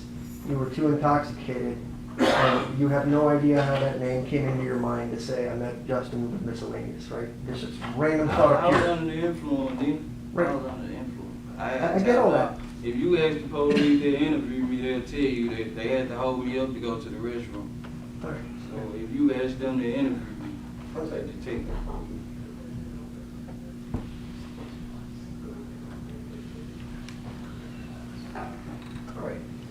first interview where you said miscellaneous did this, and you had a long interview with police.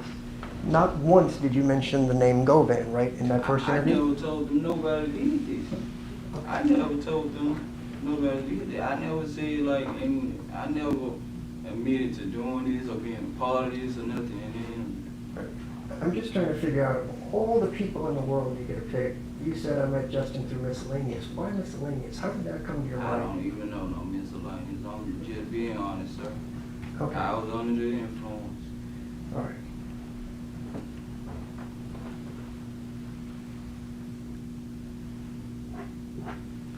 Do you remember writing letters to your sisters, Yes, sir. Kiana Smith and Vanessa Holmes? Yes, sir. All right.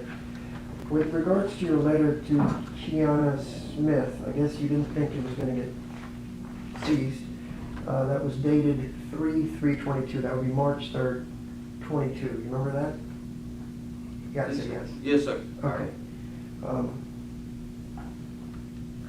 You're basically saying that Angela's lying, LMAO. Angela said she was scared, blah, blah, LMAO. She's fucking with my life with her lies. You remember all that? If it's there, I wrote it. All right. If you want to see it, I'll show it to you. No, I know it's what y'all's confiscating. Right, and you go on and on about her lying ass and all that other stuff. So the interesting thing there is you talked to your sister about a separate case here in Memphis, in the Holly Bobo case. You remember that? Yeah, when I was explaining my lawyer history, who my lawyer was, that would represent me or whatever, I was just telling them like his history, Sure. who he all represented and stuff like that. Okay. And it says, he being your lawyer, he said that's the only way I will not do life in jail, and ECT Maine. What is ECT? Is that real? Yeah. Okay.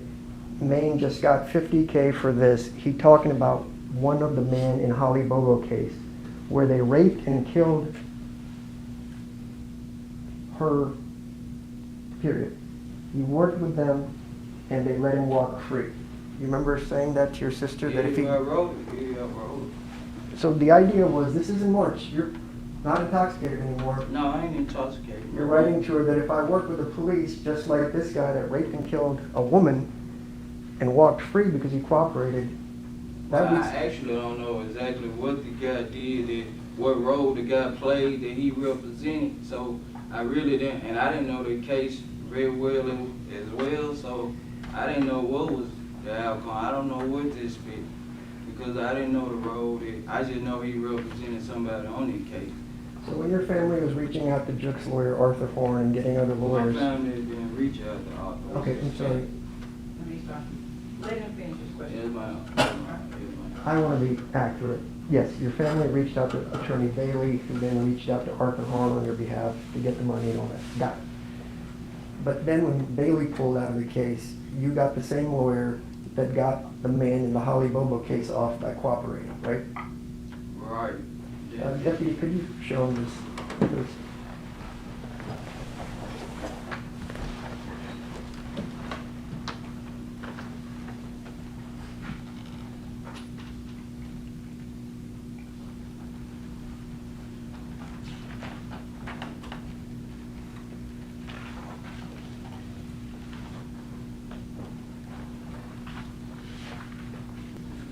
Yeah, I see. Okay, if I could have it back, Deputy. And this is your handwriting, right? Yeah, that's mine. Okay. So again, I'll read it. He said that's the only way I will not do life in jail. And then you said he talking about one of the men in Holly Bobo case where they raped and killed her, worked with them, and they let him walk free. That's what you were said to your sister about what you were going to do and what you expected to have happen, right?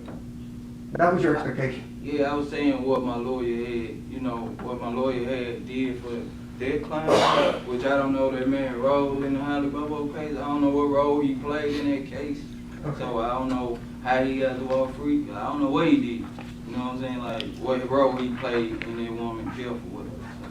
So I was just telling them what his history was. Right, but you chose the one lawyer that you're talking about that said, his guy to cooperate and he walked free on murder, and we're here on a murder, right? Well, you got somebody to walk free before, so I didn't know exactly what my lawyer did. Like, I was just telling him his history. You know what I Okay, mean? well, you know, how do you know that I've gotten somebody to walk free before? I heard about you. You're a good lawyer. Okay. I'm not sure how, we've never met, right? No, we never met, but I did ask to you know, talk to you. TV. Okay, and I have talked to you, I did ask to talk to you through the jail and stuff several times, right? Did you ask to talk to me? Yeah, did your lawyer tell you that I called multiple times to try to talk to you before trial, and they said, no, I couldn't talk to you, do you remember that? No, I don't. Your lawyer didn't tell you that? Objection, Your Honor, relevance. It's okay, I'll withdraw the question. Can I just have a moment, Your Honor?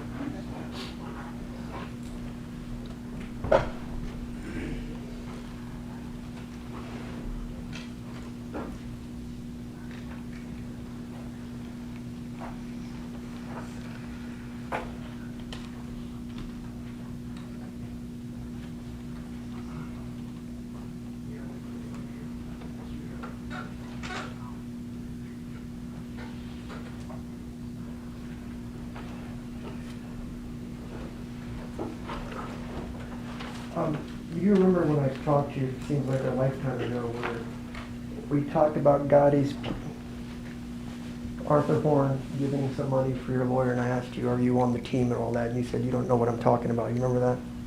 What? Okay, so I'm just gonna play some audio for you. Sorry about this internet thing. I just want you to listen to it carefully and tell me if that's your voice.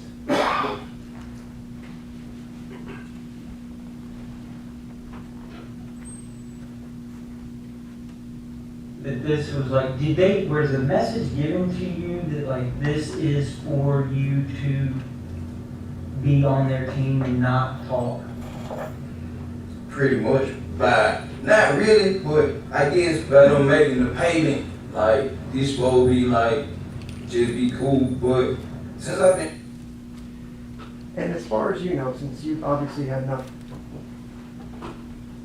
TV knowledge or whatever, since you know who I am, you know for a fact that neither Gotti nor Mr. Juk have ever been questioned by the police, right?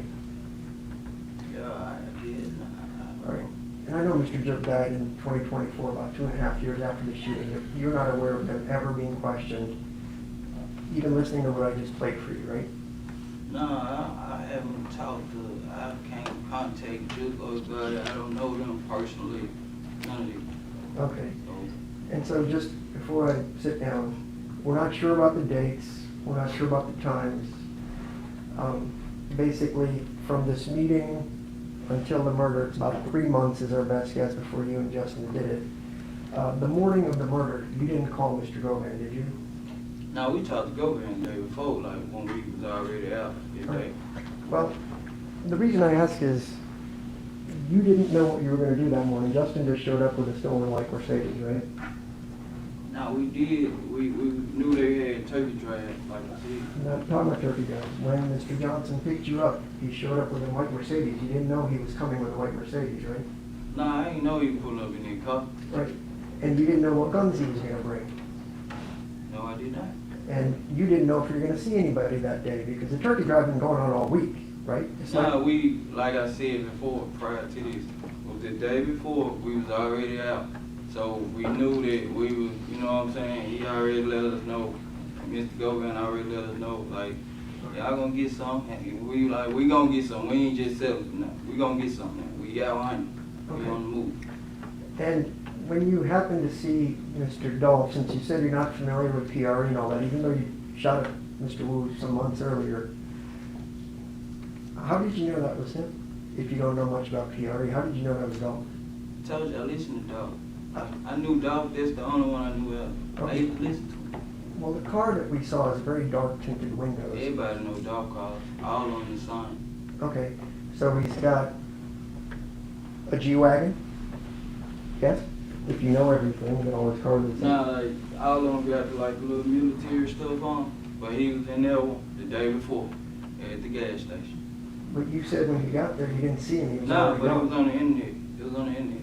Okay, so when you now say that Govan told you about these turkey drives, you have access to the internet where you live, right? And you can see all the Instagram blowing up that he's doing all these turkey drives on your own.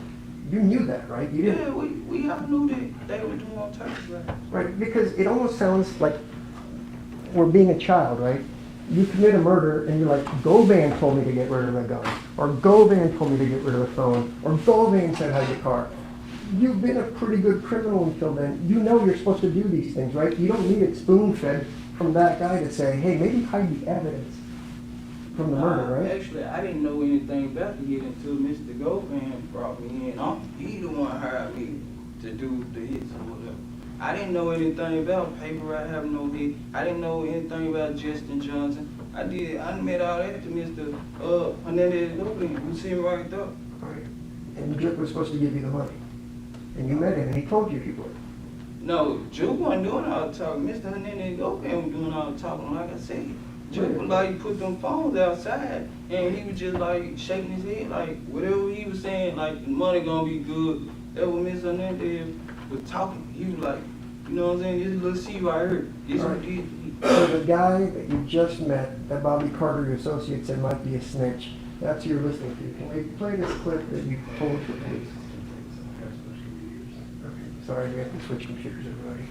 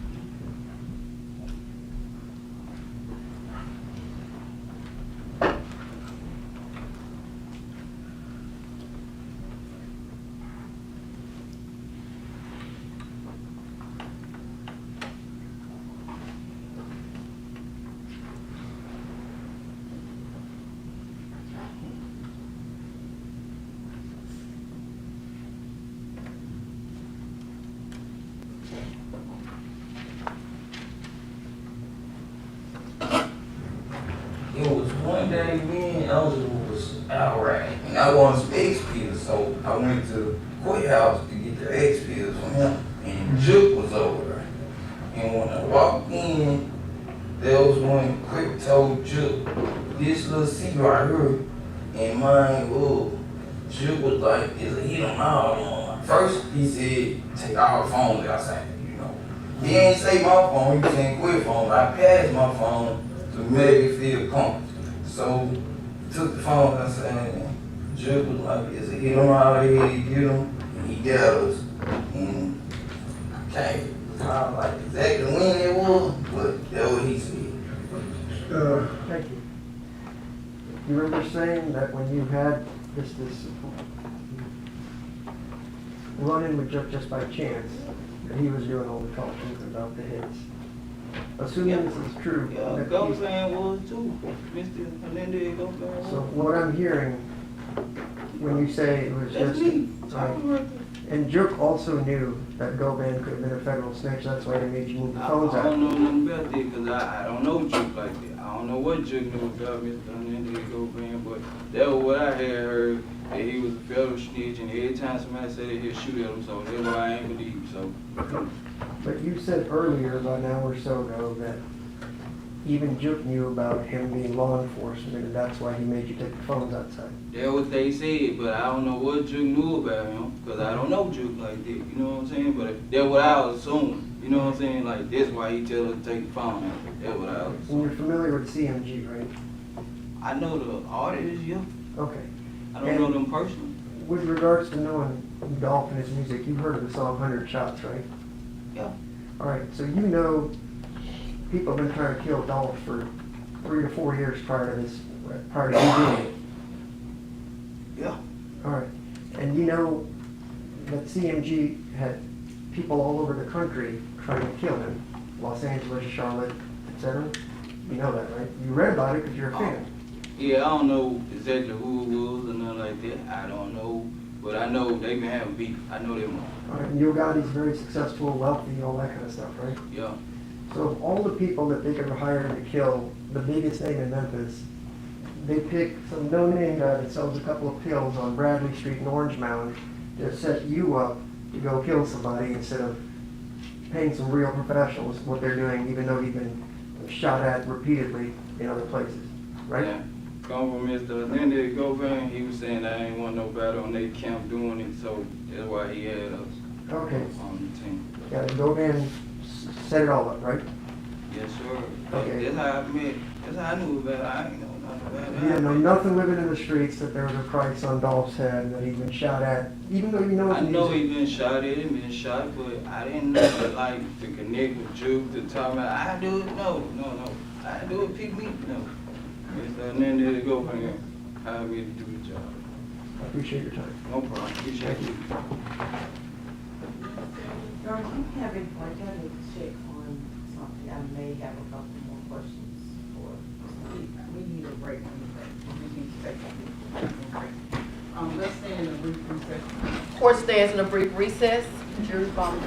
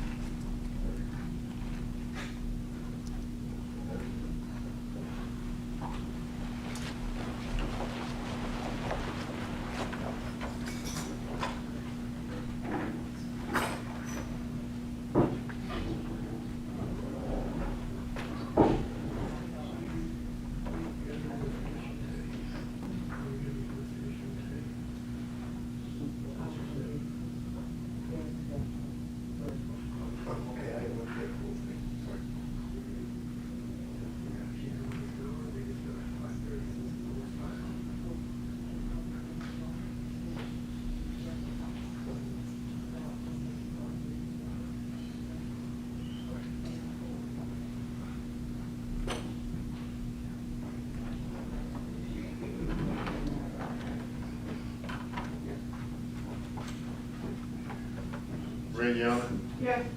you're now in the courtroom.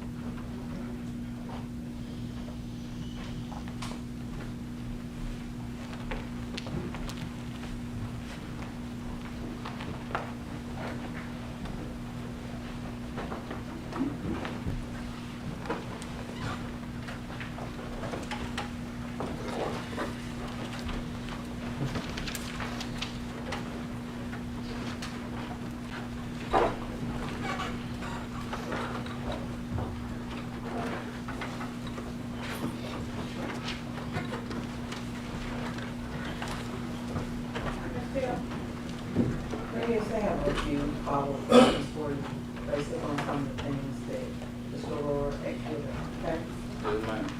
Alright, so the date you got arrested, that was December the 9th, 2021, Correct. and you spoke with police that day. Yes, ma'am. Mr. Aurora asked you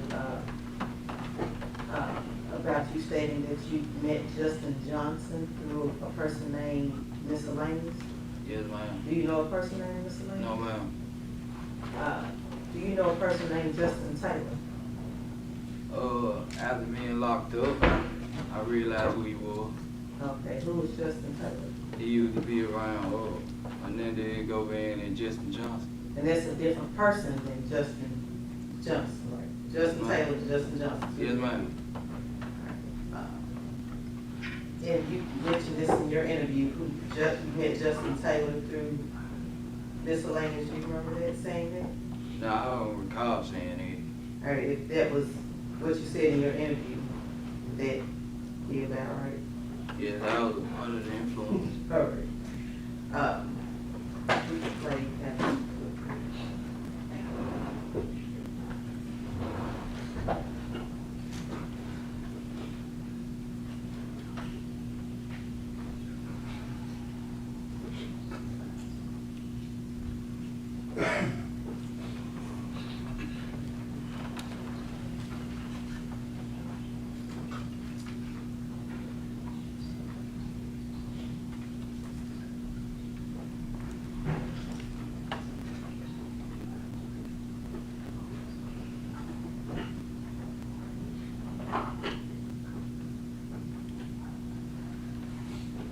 And Cornelius, do you recognize the person in this video? Yeah, it looked like me. Okay. Play this cool.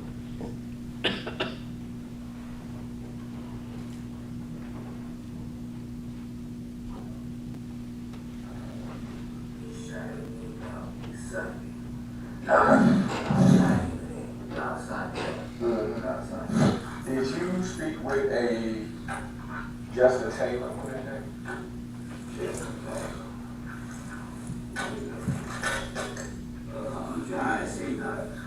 Well, I had to. Look at my phone. I had to speak, but I don't remember what I did. Okay, you may know him as Drop or Tiz. I know. Okay, did you talk to him that day? I probably did. Yeah, I think I did. What did I y'all? just can't remember the whole conversation.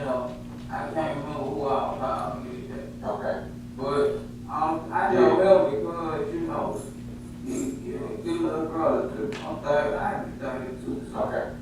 he young. How do you know Justin? I know him because I met him at one of my parties. Which part is it? Would be a rapper named Miss who? Miss Lane. Miss. They were asking you about Justin Taylor. You called it. Mm-hmm. And that's who Yes you, or no? Yes, ma'am. and that's who you were answering about. Yes, ma'am. Also, during the cross-examination, you were asked about some payments between cash and cash out. Do you recall that? Yes, ma'am. That's when I cut my interview off. Okay. Who was paid via cash out, or what was the conversation involving cash out? Because you mentioned that was two different instances you were talking about. Justin was saying that he was gonna cash out Mr. Hernandez Govan some money to get the car cover or whatever. Okay. And he gave me cash. And like I said, the incident happened November 17th, 2021. Yes, ma'am. And you didn't initially speak with police the December the 9th, 2021. Correct. And it was even later than that when you mentioned about AutoZone, right? Correct. So it could have been. Objection, leading, and speculative, Your Honor, could have been. Well, possibly 5 or 6 months later when you spoke with him about. Yeah, because when I first spoke to the detectives, I wasn't, putting myself in it, saying that I did it, saying that I know, you know what I'm saying? Like, I was under the influence December the 9th, and the conversation we was having really was like, alright, if I don't incriminate myself in this, they gonna let me go, you know what I'm saying? But it ain't working. And last, you were asked about a message that was sent to Juk in December, I believe, 2021. You recall that? Yes, ma'am, I had looked, I forgot what website, but I sent them a message like, when he Govan homeboy, let's see, man, I'm trying to get with you so I can get my money. At times, would you sometimes use Angela's phone? Yes, ma'am. Could you have possibly used Angela's phone to send that message? Yes, ma'am. I have no further questions.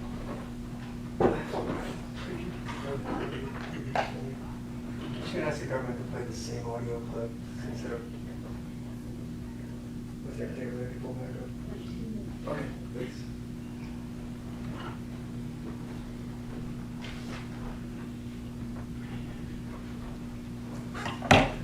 While she's doing that, a couple times while we were talking over the last hour or two, I called your girlfriend Angela Adams. Do you remember that?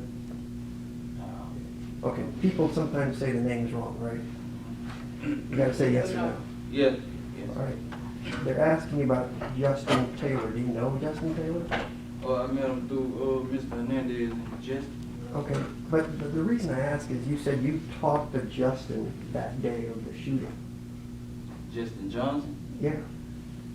Yeah, there's a straight drop, Justin Johnson. Right, and the cop says Justin Taylor, you may know him as Grop. Do you remember hearing that? She's going to play it again for you, so I don't want to pull the wool over the jury's eyes. You knew exactly who he was talking about. He just switched out the names, just like I've done, and the jury certainly did, because there's so many people involved. When he said, did you talk to Justin Taylor, Grop, or wherever, on the day of the homicide, you meant Justin Johnson, because you said yes, right? I didn't incriminate myself. I'm not asking. None of them that day. So when they were talking to me, I was under the influence, but I wasn't incriminating myself at the same time. Okay. I understand that. They simply said, did you talk to Justin Taylor, Grop, or some other nickname? And you said yes, right? We'll just play it. We'll get to the bottom of it. I mean, you and I both know who they were talking about, right? Nah, at the time I did. They asked names that I don't know. I didn't know Mr. Hernandez Govan first name. I didn't know Mr. Justin Johnson first name. I didn't know nothing about nobody first name. When I first got locked up, I didn't know none of their first names. Whoa. So now you're telling this jury you didn't know Justin Johnson's first name until you was got saying, locked up? They asked Justin Johnson, you might know him as Straight Drop. They were telling me their names before I got locked up, I ain't know none of their first names. Okay. Like his name was Quick, Justin Johnson's name was Straight Drop. Well, when the government asked you about Justin Johnson, you described exactly how it happened, how he introduced you, and I had paperwork with everybody's name in it. Right, but I thought you didn't have a lot of the discovery, but now you have the names. I don't have all my discovery, that's what I said, but the stuff that, you know what I'm saying, with everybody's name in it, I got it. All right, so the man you went to go kill Dolph with in cold blood in broad daylight, that you'd known for about 4 months at that point, you didn't know his name was Justin, never called him that. No. And you had his phone number. You called him bruh, so how did you know his name was Drop? Did you just call him brother? If that's how you had Straight Drop, that was his rap name, so I just called him Drop. I ain't know nobody legal name. They ain't know my legal name. They called me Lil C. They ain't know my legal name. They just went off what everybody called him, Lil C. Okay, can we play the audio, please?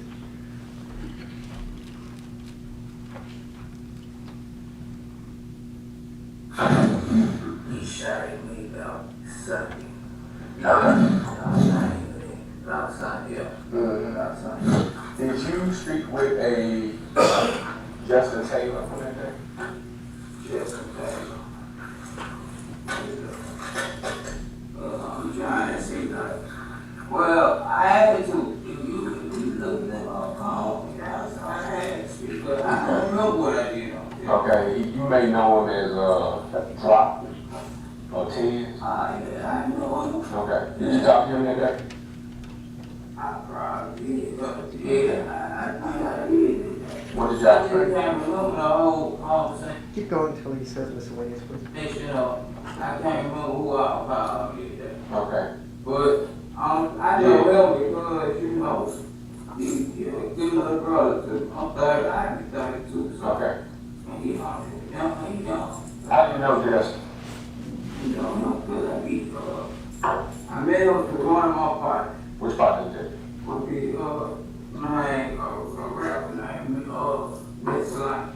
This is who? Miscellaneous. Miscellaneous? Yeah. Okay. Thank you.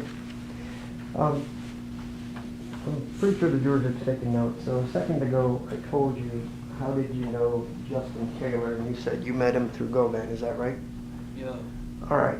So when the police officer asks you, how do you know Justin? If you were really talking about Justin Taylor, wouldn't you have said, I met him through Govan? Remember, you just said it. Those are your words. I'm not trying to play games with you. All right, I understand what you're saying. All right. So you told us that you met Justin Taylor, whoever Justin Taylor is, through Govan, right? Yeah. And so when the police asked you, when did you meet Justin or Bluff, you said, I met him through a rapper named Miscellaneous. You remember? Yeah. Okay. That's what I just said on that. So if the prosecutor tries to make it seem like you met Justin Taylor through Miscellaneous, that would be false because you just testified under oath that Govan's the one that introduced you to Justin Taylor, right? Yeah, but I was also under the influence of the innocence. I get all that, but you're not And under I the wasn't influence. trying to incriminate myself. The prosecutor's not under the influence, and neither are you. She asked you a straight-up question and said, is it possible you met him this way? And you guys chuckled about it a little bit. What I'm telling you is, the truth is, if you ever knew Justin Taylor, it was through Mr. Govan. And when they asked you about Justin Drop, you said, I met him through Miscellaneous. Is that what we heard? The only answer is yes. That's what the video just said. That's all I have. The video just said. No. Yes, ma'am.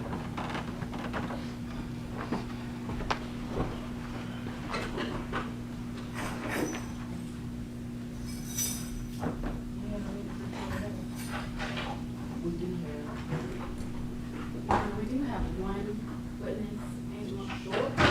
Or she's short. No. No, I don't believe she is. No, can we start that first thing in the morning? Because I don't want to work late today. There's no, this is the first day, jurors have been here all day. I don't want to wear them down and out. It's too early to do that.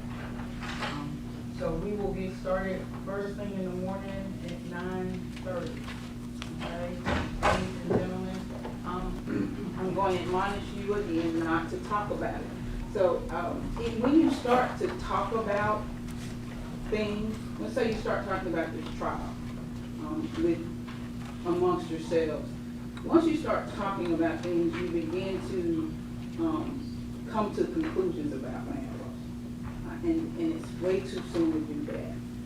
Okay, I've admonished you early on, and I'm going to continue to admonish you to wait till you hear all of the proof, and wait till you get the law that I'm going to give you to add to the proof before you start having conversations about it, okay? Because once you start to talk about it, you will start coming to your own conclusions, and I don't want you to do that. Understand? So if you guys go have a good evening, enjoy your evening, and we'll see you back here bright and early at 9:30 in the morning. You may adjourn court. All right. So what's that, girl, to 9:30 tomorrow morning?